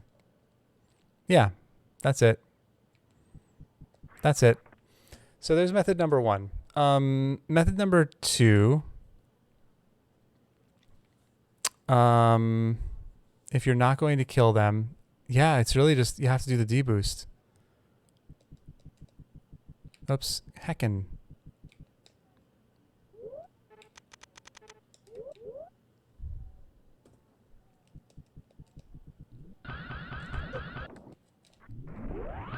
Which miraculously I got first try there, but it's not easy.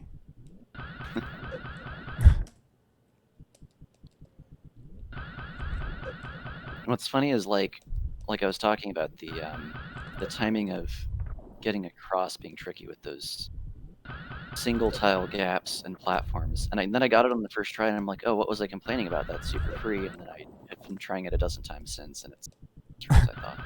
Yeah, there's really, I mean, there's really no tricks to this. It's just murder them, and then you have plenty of room to jump over the whole thing. Yeah. Unless you can't murder them, and then you have to do this deboost, which is, I don't know, for me it's just kind of hit or miss. Yeah. I also accidentally save stated at the top of the shaft. So that's that. Anything Okay. else like that you wanted to cover with this that we didn't look at? Let's see here. I think I'm good on that one. That one was kind of a quick and easy, low priority one that we could knock out first. So yeah, let's, I think at this point, see about tackling deboosting to X-ray. Okay, let's do like, it. Really, like it's a big challenge, but then again, with how often that's been coming up in the riot tool, this is what I'd at least like to understand the theory of, even if I am not able to pull it off. So let's go ahead and tackle this if you're up. Yeah, totally. I think we can do this in a half hour. Okay.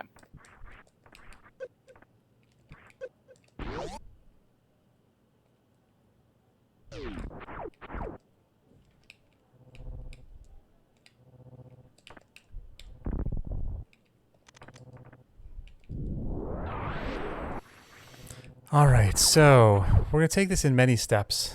First off, you don't want to have speed. You really don't want to have anything. Varia and gravity are both fine. The suit doesn't matter at all. Okay. But even beams, I turn off all my beams when I do this. So I turn off all my beams. I turn off spring ball, screw attack if I have it, turn off high jump, speed booster. Obviously, you wouldn't have space jump, or you would just space jump through. Yeah.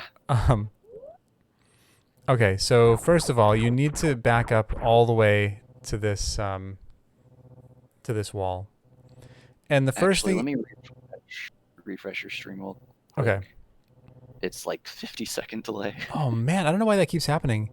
Yours is still, it's like 8 seconds, 7 seconds for me. Yeah, I think it's just that this Twitch window is like kind of like choppy, and then it's like kind of lagging behind, and it's trying to like, it's not doing that thing where like it tries to catch up, but oh well. Hello, Katie Brower One. Okay, so you want to back up to this this wall, and the first thing you need to do is run in, jump kind of at the last moment, and shoot this guy.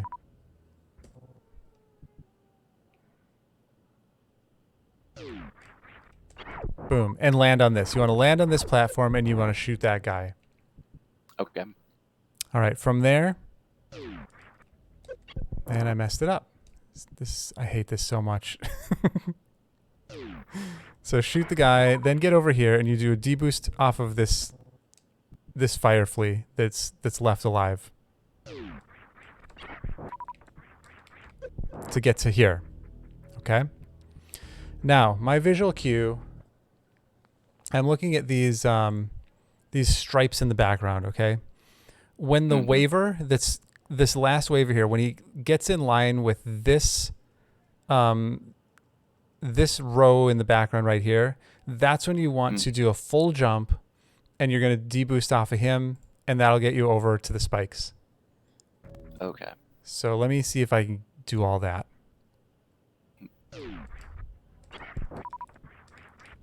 Whoops. For some reason I have trouble with that particular deboost a lot.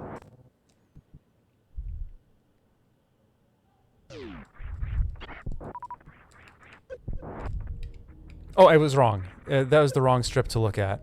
Let me go back. Oh. That is not the strip. It's this first strip here. This very first one. Once he gets in line with that, that's when you want to do it. Huh. Yeah. Sorry about that. Heck.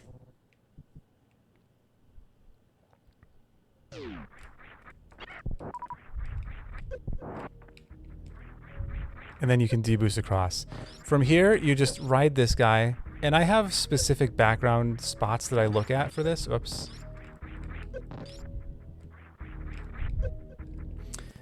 And let me, you know what? Maybe I don't know how I want to do this. I think I'll just do it a few times and kind of try to explain which spots I'm looking at in the background. But it's always these little stripes in the background that I'm looking at for visual cues.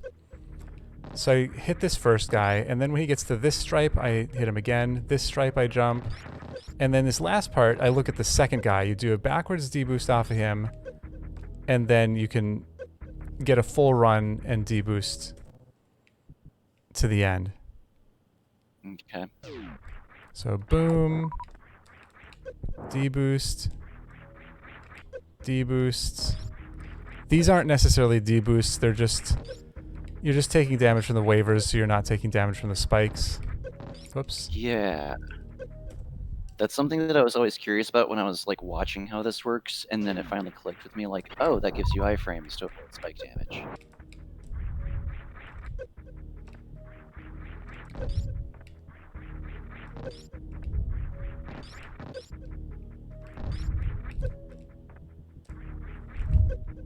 Yeah.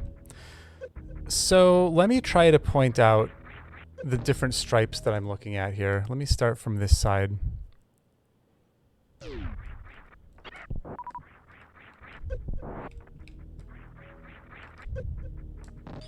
Okay. So this first one I don't really care about. It's hard to see. But the very last one, so the very last point, when you do the last deboost, I jump when this waver is in line with this stripe. That's when I start my jump so that I can do a deboost backwards off of him, and then that sets you up to just do a full run and then do the final deboost. Okay. Okay. I mean, I remember when Croak showed all this to me, and I didn't even... Like, he basically went through this the same way I'm going through it right now, and there was so much to it that I didn't even remember most of it. So, yeah. So right here, he's that spot. I deboosted back, and then we're there.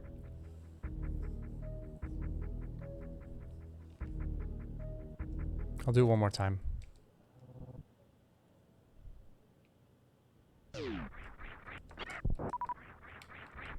Whoops. Maybe I'll do it one more time. For me, this first part is the hardest part.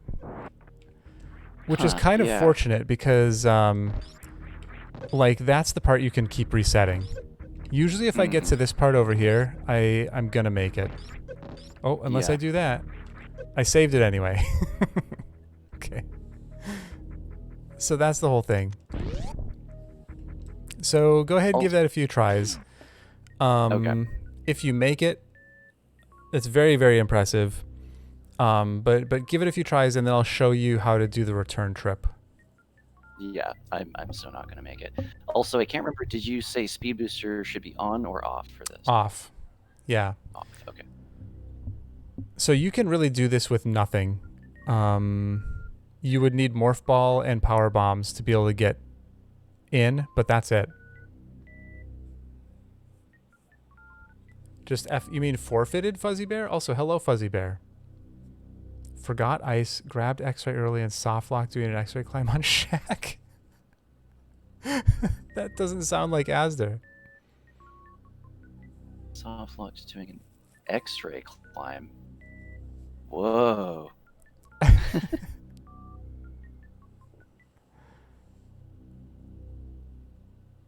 That's funny.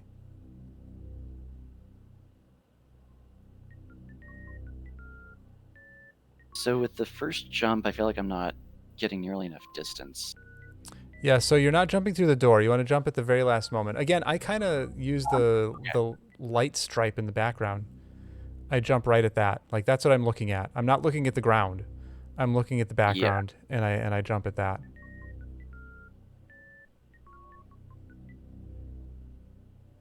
And does it matter if I accidentally kill the first of the fire fleas? It doesn't matter, except if you're like if you shoot it and kill it, that's fine. If you hit it and kill it, you're going to be losing all your momentum. Yeah. I mean, that was good so far. Like you shot the first fire flea. The thing you have to understand with this is this is very fast because you have to do all of this before that waiver gets to the position where you need to deboost off of it. Yeah. Because that's one thing I was going to ask about this particular trick is like, are the waivers on a global cycle or They are. Okay. Yep. I was afraid of that. Yeah. I think all of the waivers in this room are global. And by the way, I've seen people do backups of this, so if you miss this, it's possible to just like wait for the waivers. And I just personally, it's less stressful for me and probably faster for me if I miss this exact strat to go back and reset the room and try again rather than try to do some backup. But I mean, yeah, it's kind of up to you. If like if you find a backup strat that works for you where you wait for the waiver. I remember Bunny when she learned this. It wasn't even her backup strat, her regular strat.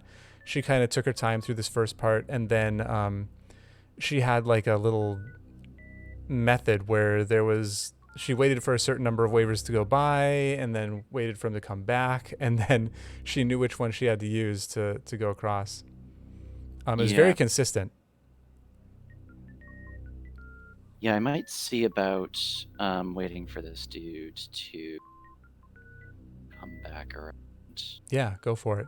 The thing about that then is the pattern is going to be entirely different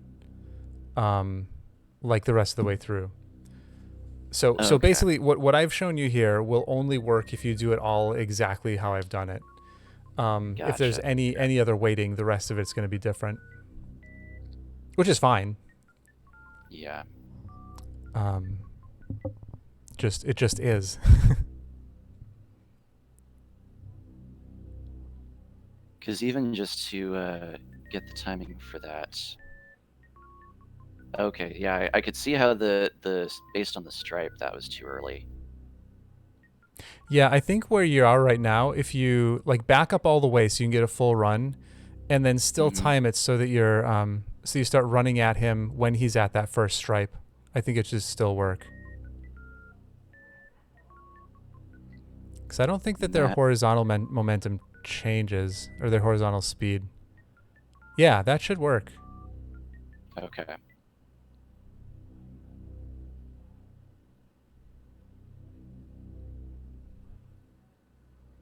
Then I have no idea what's going to happen after that. Yep.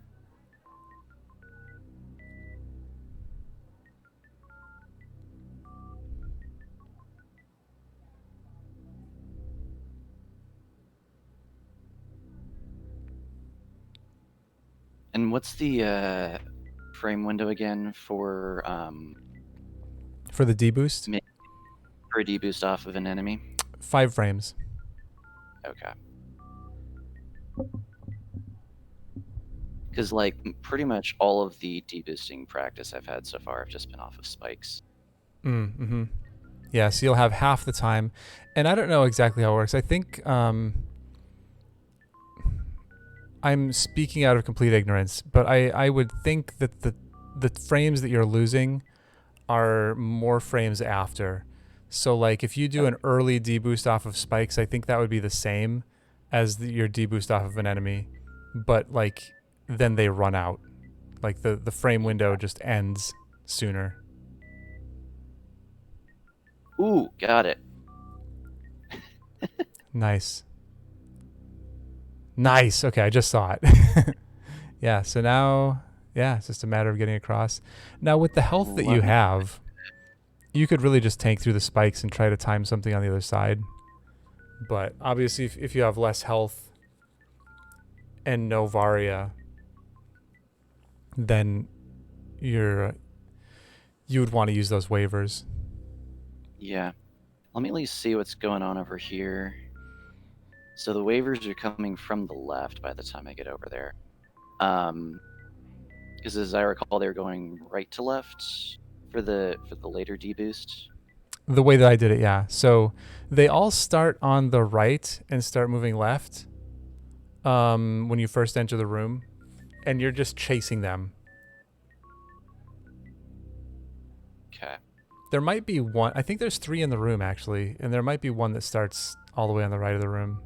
I mean the left of the room.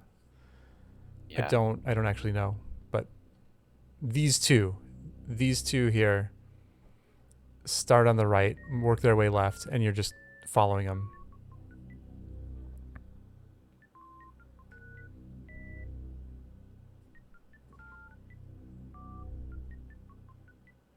So another thing, I was just gonna say another thing that I'm sure you've noticed is you have less iframes when you hit spikes than when you hit waivers or enemies in general. Oh, so I did not notice.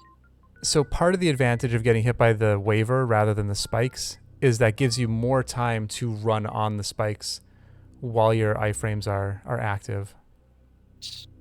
Because I think I was. Oh, like that was very close. I know. The sync was a little bit off for when I was getting iframes from the waiver, because like by the time I got close to the end, I was still in iframes and wasn't going to be able to like get set up for final deboost. So I was trying to like figure out a way to like resync. Yeah, this is a good setup that you have here. If you can get those iframes timed with the waiver, you should be able to make this work.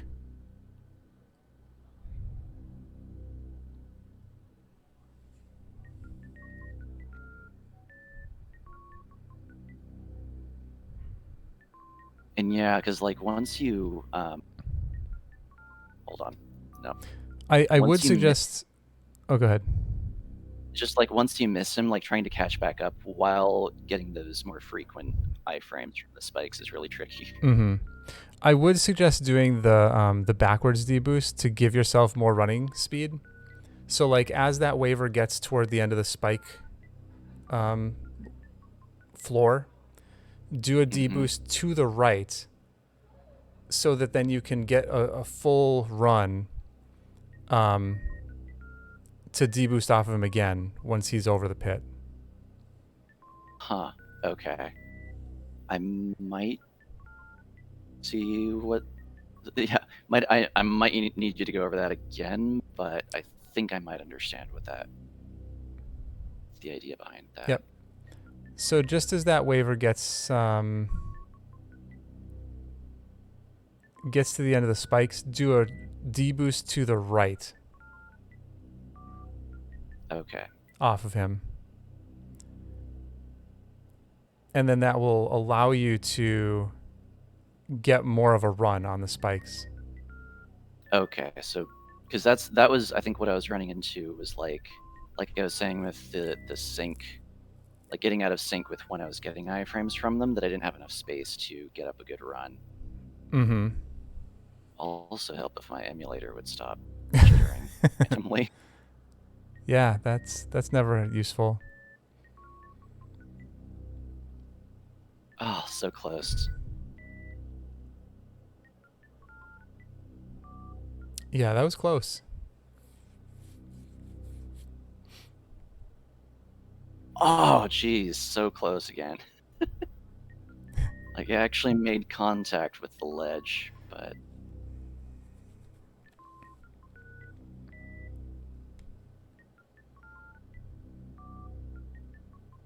Yeah. Let me show you, because that backwards deboost, that's part of what I do with mine too. Let me just kind of show you that once more. Yeah. I'll do the whole thing, but Yeah.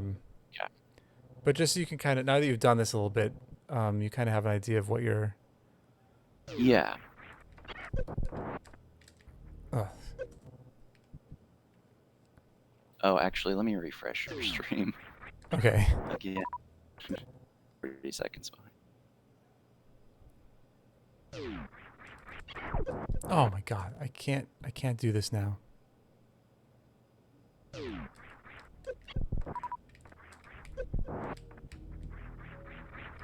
I have no lines in the background. I killed too many guys.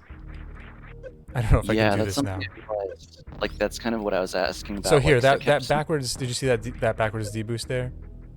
Oh, let's Because see. that gives me the running speed that I need. I'll do it again, and it's right when I get to the end of the spike platform. Mm-hmm.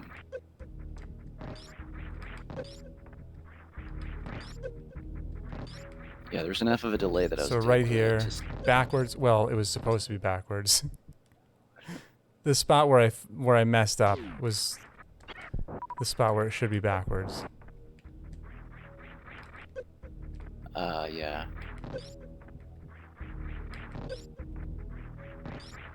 So right on this last one here. God, I can't deboost now. I think I'm thinking about it too hard now. But I want you to see, like, why that's useful. Yeah, I think I saw it the first time. There's enough delay that I was able to catch it. Okay. There we go. So it allows you to get more of a running speed. So then that waiver is far enough along and you can catch up with it. Yeah. There we go. Okay.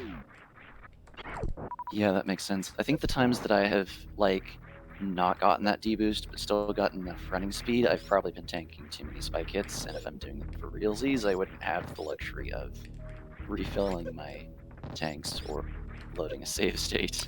Yeah, yeah. And I mean, that's part of it too. Like, you might have a lot of health. Like, maybe you're running a rando and it gives you a bunch of health and nothing else. Yeah. So, yeah, that was good. I guess just do it a little bit later than you did.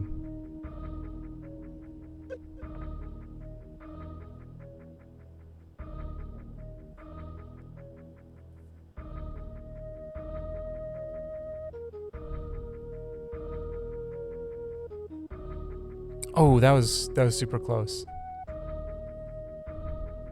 Yeah, that's done for. I keep getting, like, too far ahead of the waiver for practicing that backwards deboost. Spot. There we go. Oh, so close.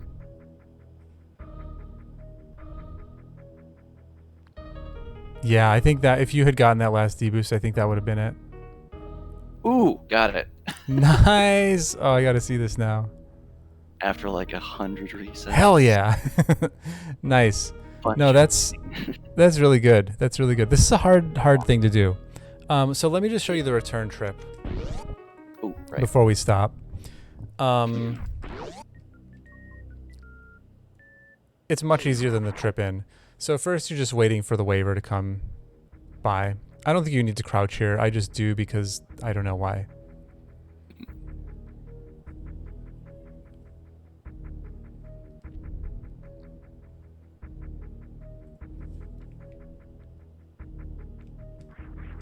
So it's just a deboost here.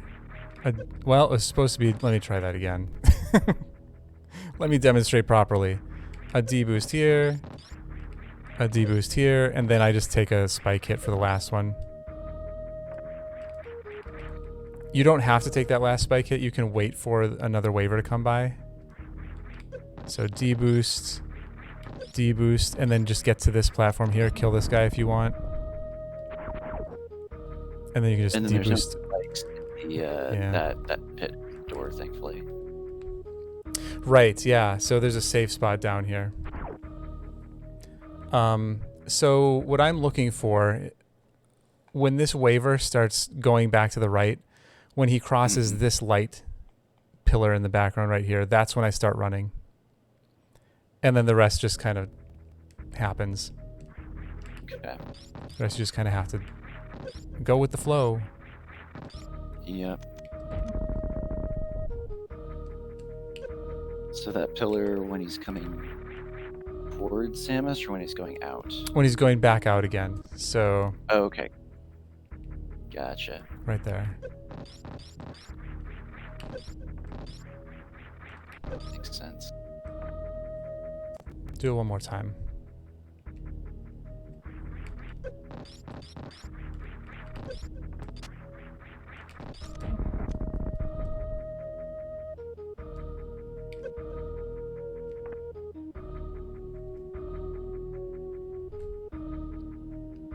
Yeah, Fox, we do it a very different way. I watch you do it and I'm like, I don't know how he does this. Yeah, so that's it. So maybe make a save state, try this a few times, and then I guess we're out of time. Not Right? necessarily, but we can. Oh, it's follow. only 6. I was thinking you were 1. Okay, so you said like 7 was your cutoff, right? Yeah. Okay, I was thinking it was 7 for you already. Is my phone going off? Okay, we can keep going then. I mean, it's up to you. I'm fine. I'm totally fine. Okay. Rogerio, hello. Rogerio. Actually, let me just reset the RAM.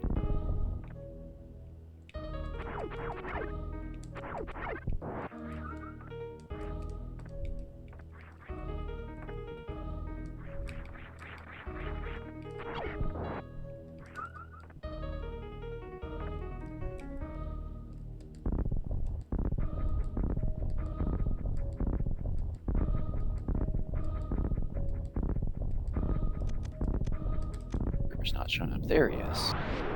Yeah, he takes a long time. Whoa. Heckin'. My emulator kind of wigged out right as soon as Oh, I went. yikes.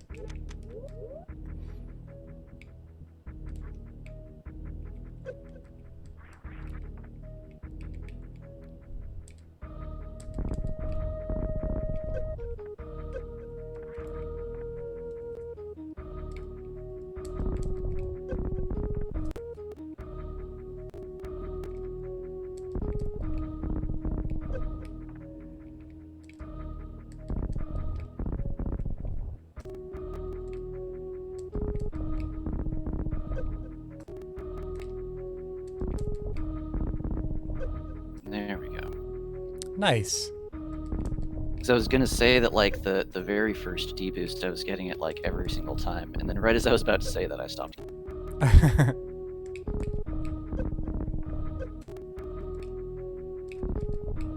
I don't think I've been able to get the second one. In one case, I was like way overshot to make it to the second waiver. Like I had to turn back around and like come so far to try to get to him. And at that point, it's like might as well just keep going. Yeah, I mean, this return trip, unless you have like super low health, it really doesn't even matter. Like you can take some spike hits and you'll be fine. It's just if you're super low health that it matters that you only take waiver hits. Which I could imagine there being a lot of frustration with making the forward trip like with enough health, and then like finding something awesome here, and then being like, oh, no, I have enough to get back. You can farm the waivers. It's slow and stupid, but it's a thing you can do.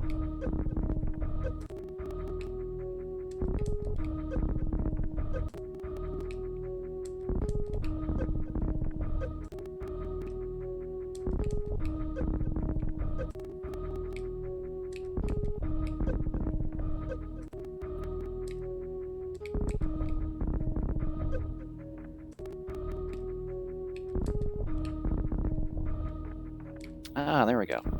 Managed to get to the lock, and then from there, yeah, it's just tank the hit on the spikes, probably. Yeah, that's how I usually do it.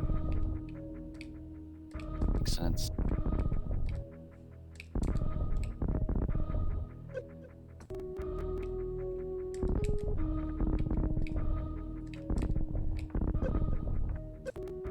All right. All right, so what next? Okay, let's see. Let's just kind of nixing some of these others. Let's lower Norfolk and Dome. Recharge out of plasma. It's just a matter of learning short charges. So if we've got some time, you were saying the ice clip to Shack is not too terribly tricky. Yeah, especially with X-ray. So we'll do it both ways, with or without X-ray. Let's see, which teleport location would be best for that? I'm just going to the tube. Tube, okay.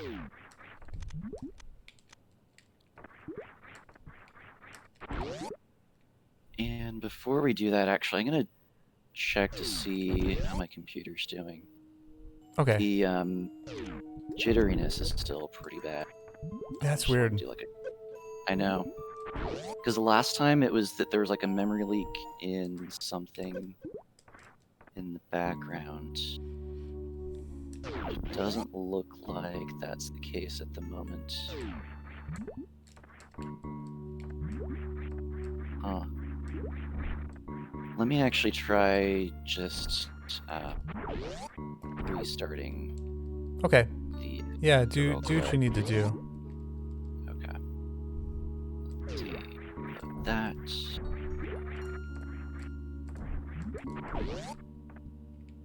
Okay, I think that's a bit better.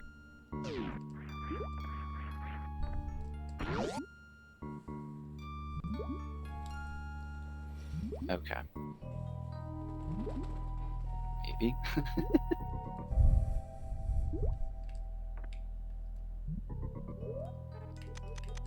Might just need to kind of let it run for a bit and see if it's able to. Because I think sometimes it's like it gets worse if I like click on another window and it's trying to like run them, and then it's like focused on another window in the meantime. Might just need to like put the focus back on this and let it kind of catch back up.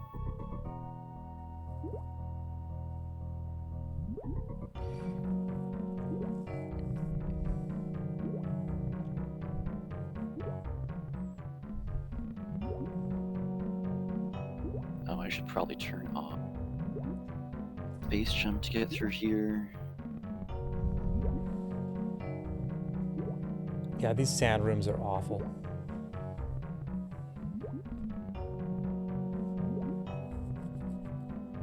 And by the way, you can do a crystal flash clip up here, and it's exactly the same as doing the crystal flash clip to Botwoon. Oh, nice. That's probably one of those things that I knew at some point and then just completely forgot about.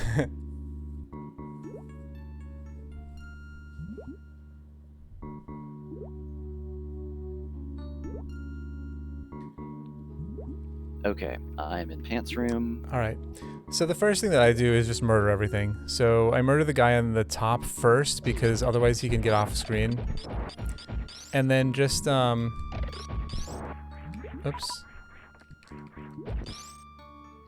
just try to get up here so that the, like, oh my god. Try to time it so that the Puyo can't get back down. Like, so he doesn't jump down. Kill the guy up here if you can. Okay. And let's do with X-ray first, because that's easier. Literally all you need to do is freeze this guy when he's fairly high up. Do a little spin jump on top of him, if I can. And then you have to morph and unmorph once you're up here. Have you done X-ray climbs before? I don't think I have. Also, let me refresh your stream again. It had actually just flat out frozen. Heck. Okay, so at this point, all that I've done is I froze this guy in this position and then spin jumped on top of him. Okay. And when you do that, you don't have access to X-ray. Like, it doesn't work. But if you morph and unmorph, then you can use X-ray. So I did that as well. So froze him, spin jump on top, morph, unmorph, and X-ray. Okay. Now, from here, I'm holding X-ray just to kind of pause the game. Yeah. I am going to release X-ray and turn around at the same time, and that will make Samus stand up, and then I'll be able to jump through. And that's it. That's all there is to it. So I'll do it again.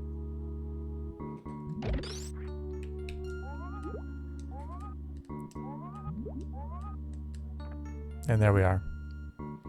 So this is the method with X-ray, which is, I don't want to call it free, but it's much, much easier than the method without X-ray.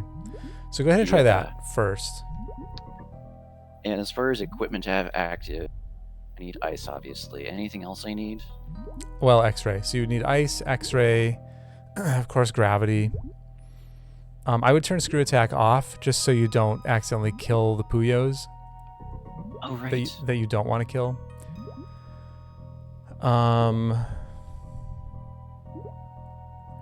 Yeah, that's about it.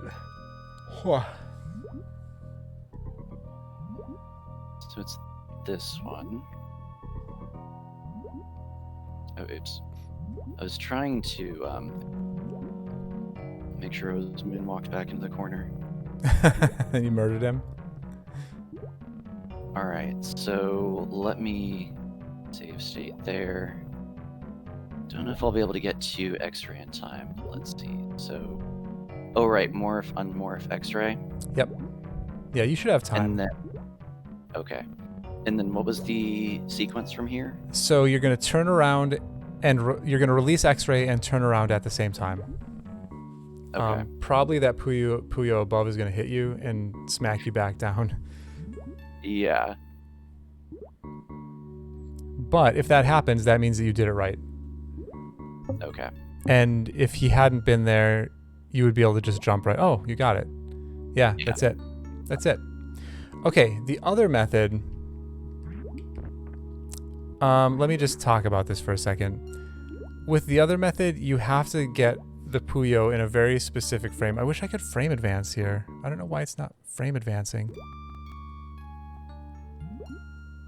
It's like this key just isn't working. Let me just, because I would like to be able to show this frame. Let me just, okay, it's working. It just isn't working. Huh. Like it's set on the hotkey, and I hit the key that I'm trying to use to frame advance, and it's just not frame advancing.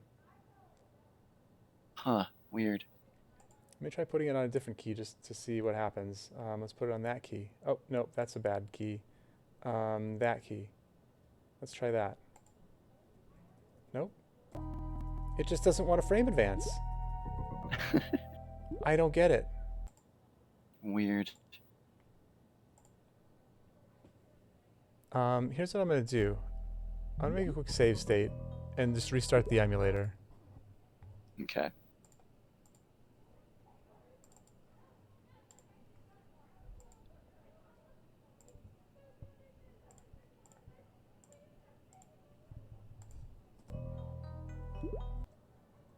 No, it doesn't want to do it. Hmm. It doesn't want to frame advance. Whatever.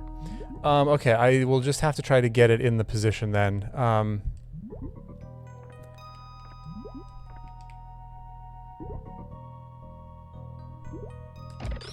That is not it.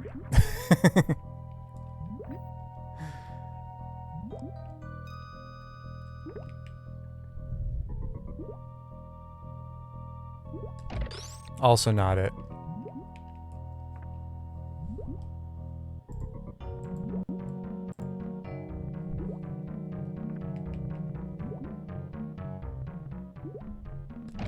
Okay, so this is technically the position that you want the Puyo to be in. Now it stays in this position for 3 frames. And it's the middle frame that will work. This will not work because he's too high. So he needs to be in this this shape, but 1 pixel down from where he is right now. And then all you have to do is spin jump on top and then jump. So if it were going to work, I would be able to get on top, crouch, and jump. So this is another one. I don't know. This is one of those things that I kind of view sort of like CWJ. It's not hard to do. It's just sort of tedious, and it's frame perfect. That's it. No, that's going to be too low, I think. Nope, that's it. Okay. So with this, I can crouch and then just jump through. That should be it too. If I can. Huh. Yep. So let me just pause it there. So that is the frame that you need. Mm-hmm. It's got to be this shape, and he's like, I guess he's 1 pixel away Oh yeah. from the ground. So if he's touching the ground, it won't work, and if he's 2 pixels from the ground, it won't work. But this Makes spot sense. right here, this will work. Almost looks like there's potential visual aid for the spots on the pipes on the sides, kind of like with lining up the snails for aqueduct. Yeah, you could use that.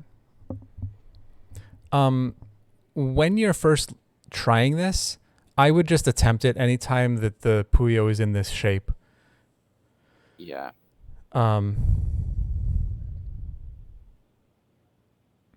Oh wow, he's all the way up there in that shape. I didn't even realize he stayed in that shape that high up. Okay. Oh. Yeah, that's it. I got it. I think Yep. it was So a just little glitched at one yeah. point. So just crouch and jump. So you just spin jump up on top, crouch and jump. Okay. That's it. That's ice clip. Easy. Nice. Okay. Cool. Yep, and that one's gonna be That's too low. Oh, that did work. Oh my god. I guess it's yeah. not too low. Maybe it's just that your screen is smaller, and so it That looks closer. yeah. I could see that there was a pixel in Okay. between. So Yeah. cool. Fantastic. Piece of Nice. cake. All right. What next? What next? Let's see. We could still do some escapes from Dre's room. The only other 2 things I had after that were fine art and baby skip. Which I at least definitely want to try fine art before we Okay. I don't know if baby skip would be too involved or too technical for tonight. I mean, we could go over the steps for it. I mean, if we're doing fine art anyway, we might as well, maybe. Yeah. I think also, though, like, because the thing with baby skip is that it's really just a time save. It's not like a sequence break. And that's Right. kind of been what I've wanted to go over today is sequence breaks that, like, kind of limit my ability to find items in randos and things like that. So I'm a little bit less concerned about it for the sake of speed. But we can still do it if we've got time. I guess, like, are there any quick escapes from Dre's room that we can practice? Because, like, the 2 that I can think of off the top of my head, one I already know, which is just gravity jumping if you've got gravity. That's one that I know of and that I can do. The only other one that I can think of that I very much cannot do is the one that involved like grappling into one of the cannons and then like bouncing off of the corner and then jumping out. That one might be a little bit like the timing of it might be a Yeah. bit tricky to try. So there's that. There's also double springboard jump. Both of them are pretty tough, but we can go over them. Okay.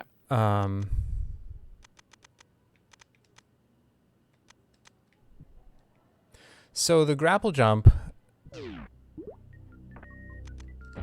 it's just the same thing that we did before in Aqueduct. Right. The trick with it is getting the initial vertical momentum. So what you can do, okay, first off, there's 2 different grapple points on each of these turrets. There's a high grapple point like this. It actually looks like it's kind of in the middle. And there's a low grapple point, which is at the bottom.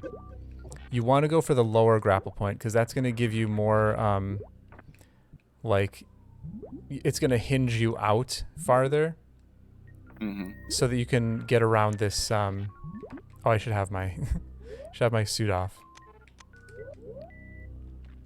And is this so that you can get past this.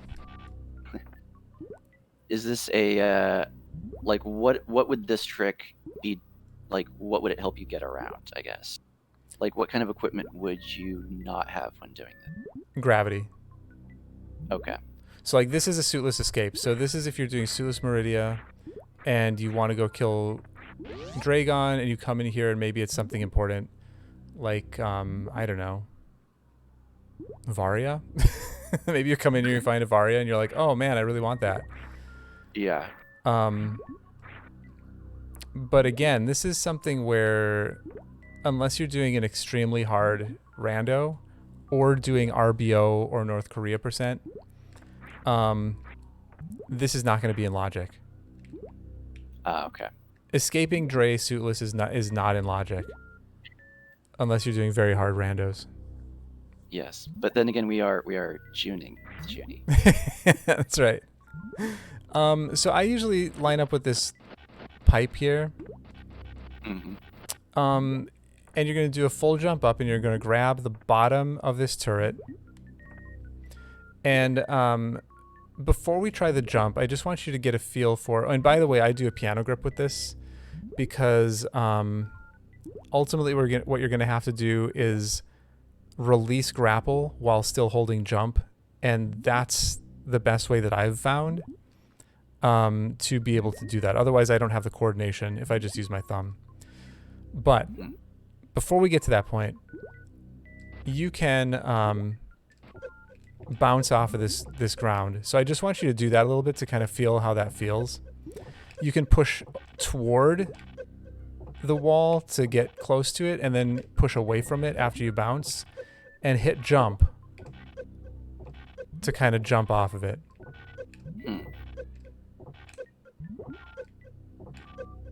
And get yourself a nice big bounce like that. So I just want you to do that first to kind of get the feel for how that feels. Okay. So first off, how do I kind of extend the grapple beam away from the because I tried it just now and got like drawn all the way up to Yep. the turret. So you press down. So as soon as you grapple on, just press down. You don't have to hold it, you just have to press. I think you let me see. Yeah, you just have to press it. Press and release. And that'll extend it fully. Okay. Yep, so there's the jump, and then you can press your D-pad toward and away to get a bigger jump. Like as you're getting toward it, press to the right, and after you do the jump, press to the left. Okay. I have to do a refill there. Okay, yeah, I see how that works. Yep.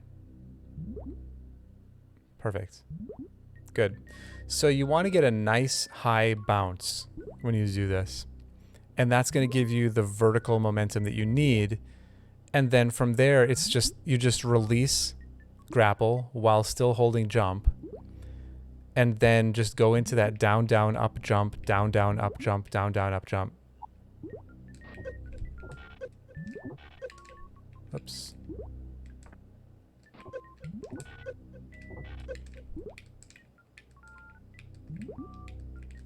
and that'll get you up. This is another one of those things, kind of like the Crate Quick Kill, that when I first learned it, I probably spent an hour trying before I finally got it once. And then it was very sporadic. I've done it enough at this point that I've gotten pretty consistent at it. I can usually get it first or second try. But it's like literally been years to get to that point. Yeah. It's very awkward, not intuitive. And it's one of those things you just kind of have to get the feel for just by doing it a bunch.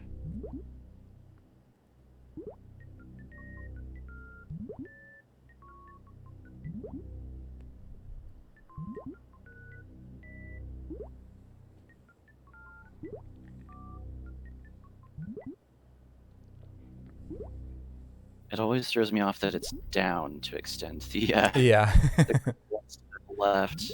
Yeah, it's a little weird. Grapple is super weird in general. It really is.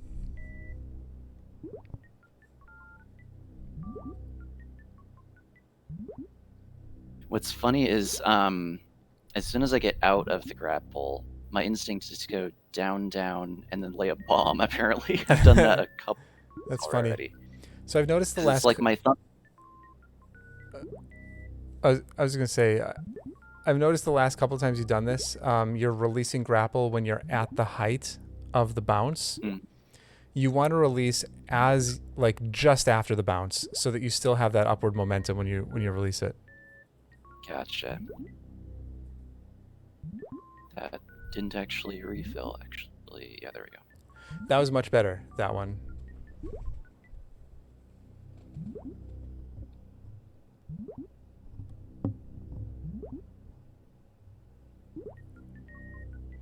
It's too high. And is there any risk of like Samus being too far to the right towards the wall? Yes. Yep. Because if you're too far to the right, you'll bonk on the ceiling.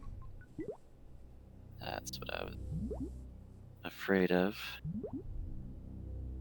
And again, that's part of the reason why you want to grab the lower part of the turret, because that gets you out farther after you do the bounce.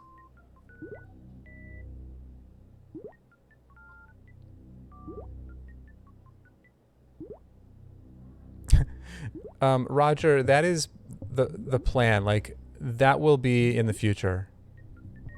I just didn't put it in this time. I almost did, actually.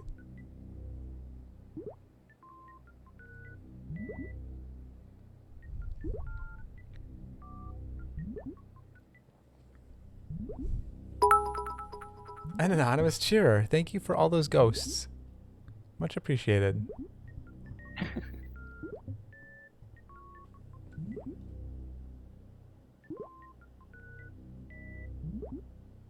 Yeah, it almost seems like there's not enough time to get in the Actually, wait, what is the sequence again for once you've got the upward momentum? It's down, down, up, jump, down, down, up, jump. And remember, during all of that, I'm holding jump. I'm only releasing it to press it again. Yeah.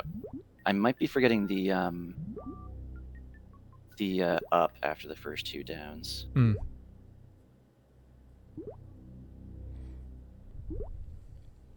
That's probably why I was like, again, when I was like laying bombs instead of jumping, like the fact that I was doing that still morphed is evident. I'm missing the input.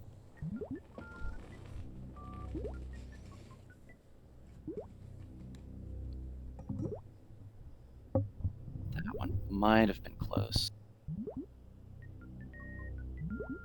Yeah, it looked pretty close. You can release grapple a little bit earlier to make sure you're getting some nice upward momentum.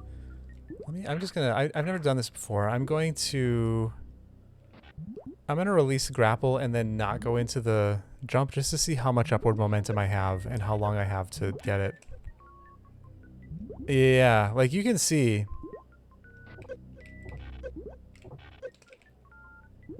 Like I have quite a bit of time that I'm traveling upward.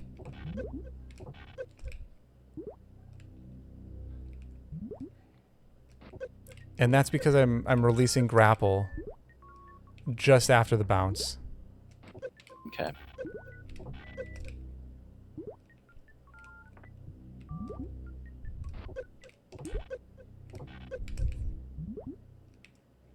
Huh. Okay.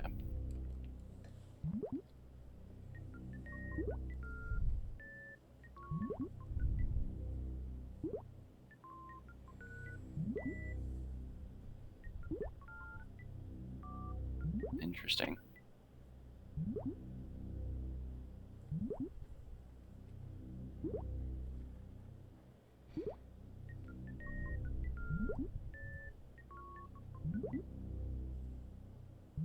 Yeah, that was a real good one.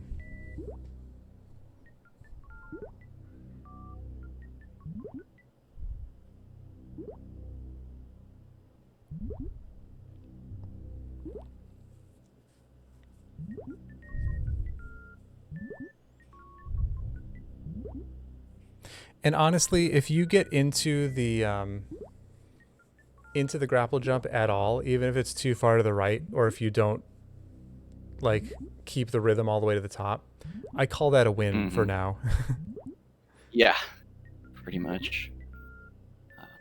Get this taken care of real quick.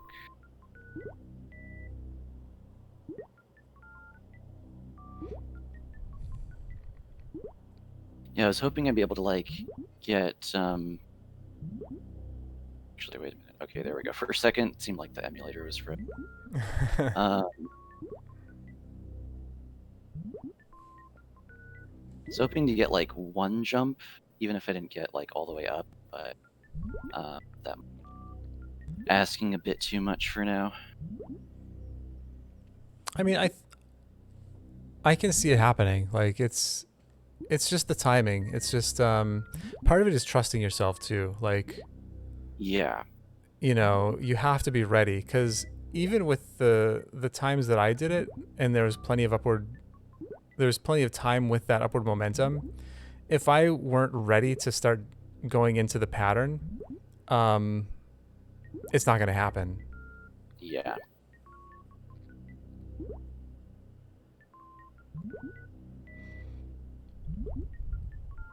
I'm not sure if it's like a matter of me getting the inputs in too quickly or Sometimes that's a not problem. fast enough. That was actually my Like, biggest problem when I was learning it. The down can be pretty fast, but you have to wait until you're fully morphed before you can press up. makes sense. Because like you're saying, like just kind of trusting yourself, that's oftentimes just like when I don't trust myself, like putting like inputs that are too quick or something that I know I have a pretty consistent issue with. Just kind of getting into that panic mode of like, oh, if I don't do this quickly enough, it's all gonna fall apart. Yeah. Uh, Yeah, I have that issue too sometimes.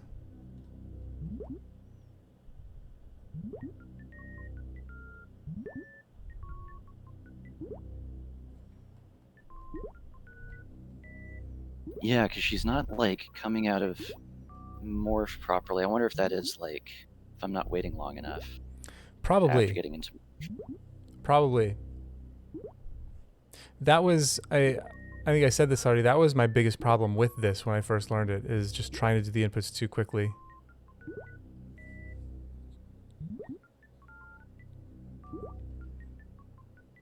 Was able to get out of morph there, but I don't think I got jump in time. Yeah, you were still I mean, you were traveling down by the time you got out. So that's kind of like you have to still be moving up for those inputs. Yep. Okay. So every grapple jump that you do, like you know how you do a bunch of them in succession, if you start moving downward at any point, they will stop working. You have to always be traveling up. Oh, so close on that one, I think. Oh yeah, that was super close.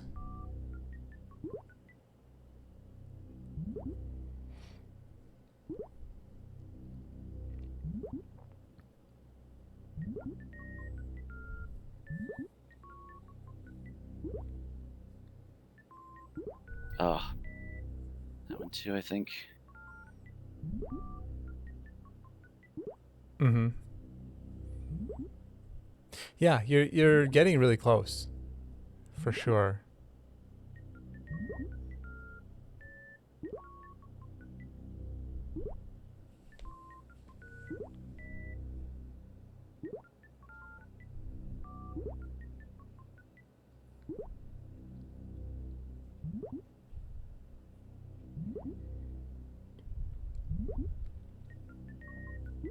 Ah, I got one. Nice. Oh, I'm excited to see this now. Ah, Nice. Oh yeah. Yeah. Then just had to keep doing it. Yeah. it was so Yeah. unexpected that I wasn't ready to like get back into morph afterwards and keep Right. going. But yeah, Yeah, that's it. I'm gonna call that a win. What's that? I'm gonna call that a win. Yes, that is absolutely a win. 100%. Okay. Escape. So one last thing, if you want to go over it before we stop, we can go over double spring ball jump, which is Oh right. in some ways harder than this grapple jump. Mm-hmm. But it's another way to get out of Dre. So we're kind of on that topic right now, and I don't know. Unless there's I'm up something for else. learning Okay. the theory behind it. Okay. So, all right. So we start with spring ball off. And this one, it's very important to pause first because we need as much time as possible in the jump to make this work. So we pause and immediately jump and morph. Okay. Turn spring ball on, and then you're just going to spam pause and then jump at the last possible moment just before the apex of the jump. Oops. Okay. The next step is to turn spring ball off and literally just spam pause. Okay. And then finally, you turn spring ball back on. And this one looks pretty sketchy to me. I don't think I'm going to get it. But as long as you're still moving upward, you should be able to do a final jump. Yeah. So let me go through that again. And then we'll maybe do step by step and maybe make save states. Yeah. So you pause, jump, morph. Oops. Turn spring ball on, spam pause and jump at the last moment. Turn spring ball off and just spam pause. This one looks pretty good. I might get this one. And then turn spring ball back on and do a final jump.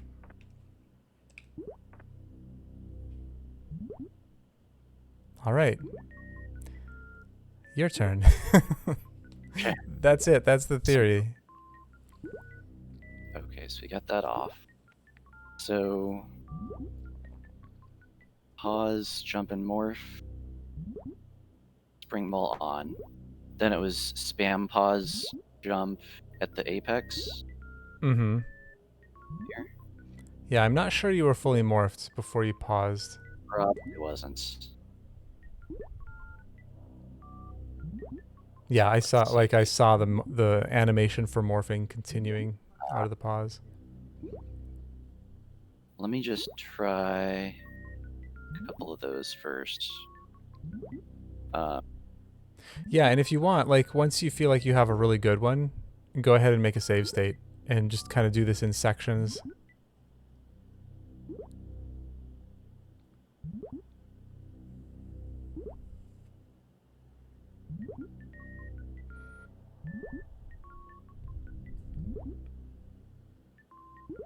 That one looked like it might have been pretty good. Yeah. Okay, so I at least got in a jump while I was spamming pause. Mm-hmm. So I might actually, let me advance my save slot. Save there. Okay. Yeah, And that then was from here, definitely too early of a jump though. okay.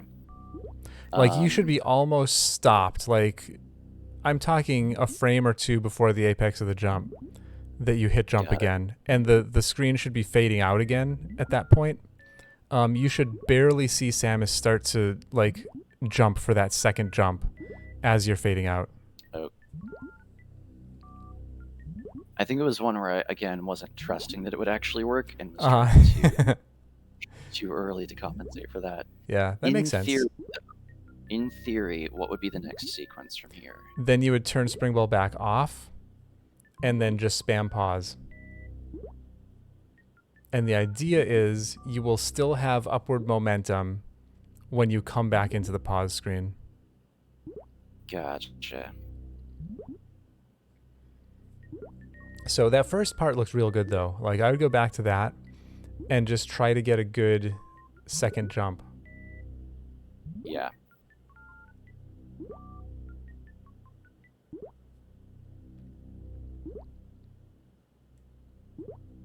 Okay, that might have actually worked.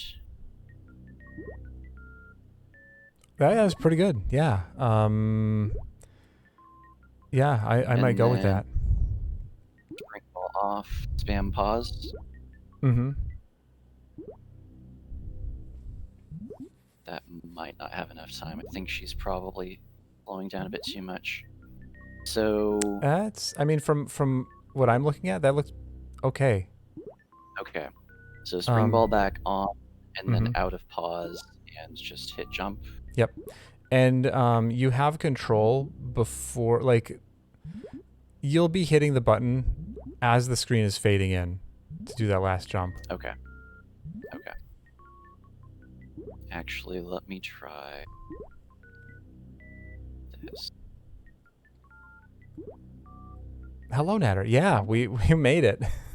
That means I have so much to do tomorrow and Saturday. Oh. Nice. That's it. Yeah. So, I mean, you used save states, but nonetheless, that is, you got that way faster than I did when I first learned. I couldn't do it. I couldn't do it for months.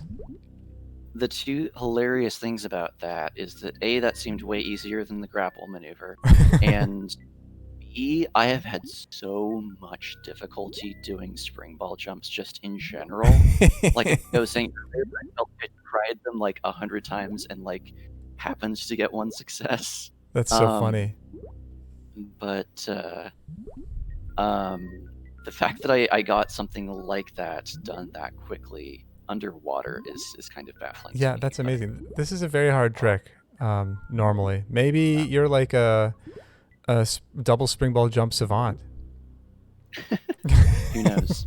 That did make more sense to me than I expected it to. Yeah, it definitely it makes sense. It's just really hard to execute, usually. Yeah.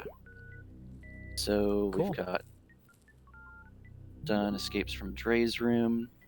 All right, if I can get fine art, okay. I'm gonna call this a win. All right, let's go fine art. So let's see here. Teleport. Because we'll have to just go to an entrance, I imagine, and then just kind of blast our way through the Metroids down to the fine art room. Oh, I should probably turn stuff back on.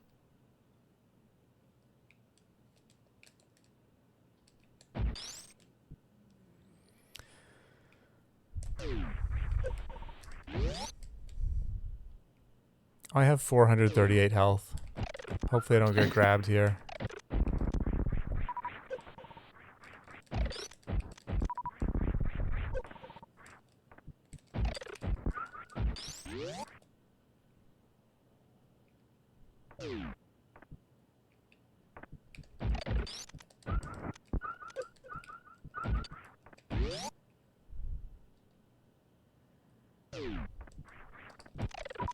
What the?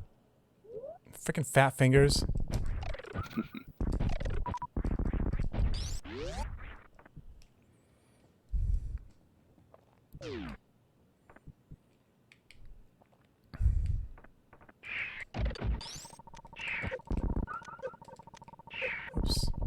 Whoops. Whoops. Whoops. All right.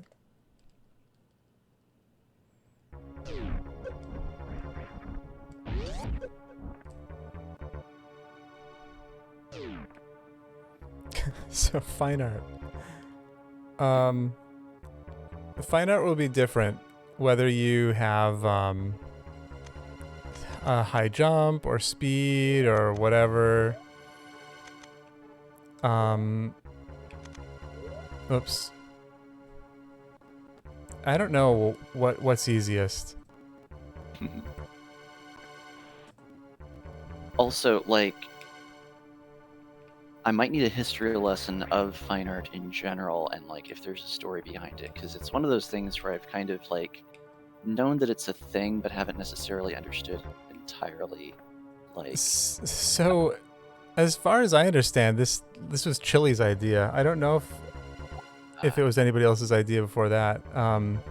that fits. Yeah, like Chili, he always wanted to preserve the fine art, and that's basically the story. I mean, he's the one that came up with the term fine art. Yeah. Unless I'm wrong about that and somebody else did, and he's the first person I heard use it. Yeah. Kennel, oh my god, how are you doing? Yeah, long time no see for sure. So yeah, the idea here, right now I have high jump and no speed.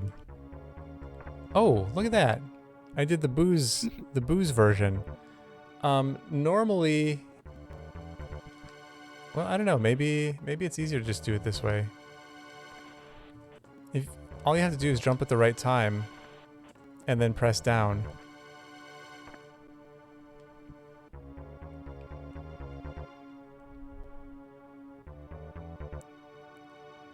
Sounds good, Kennel. Yeah, let's see. I'll probably be doing that tomorrow.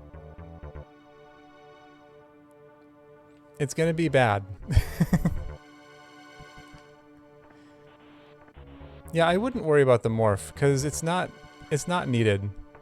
And this, oh, really? Yeah, you just need one input. Just run at it, and then as long as you press down at the right time, you'll get over. Huh. I did not know you can do that without morphing. I didn't either until Booze. Booze is the first one I ever saw get over without morphing. Oh, did you make it? I didn't see. I did, yeah. Nice, GG. Yeah, because the morph was really throwing off like my forward momentum, I think. Yeah, yep. You will want to press down. That'll make it a lot easier. So Samus's hitbox is smaller when she's in her pointed down position than in her spin jump, which is kind of weird. But it's true. Huh. Weird but true. Yeah. Is there any, maybe like, I don't know if there's any potential for like a visual cue for I don't where know. on the floor, if there's no floor penises or anything like that? Probably. Let's see. I guess when I'm successful, I'm jumping just before that pipe in the background. I mean, it moves, like the background moves, but it's like just before this pipe here. Okay.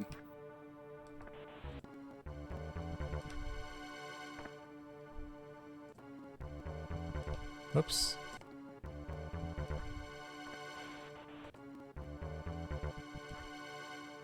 Just shoot it. You're right, Knucklehead. Knucklehead says easiest way is to shoot it. But that would not be preserving fine art. It's true. Aha! Got it a second time. Nice. GG. Fantastic. Well, I will call that a win. Yeah.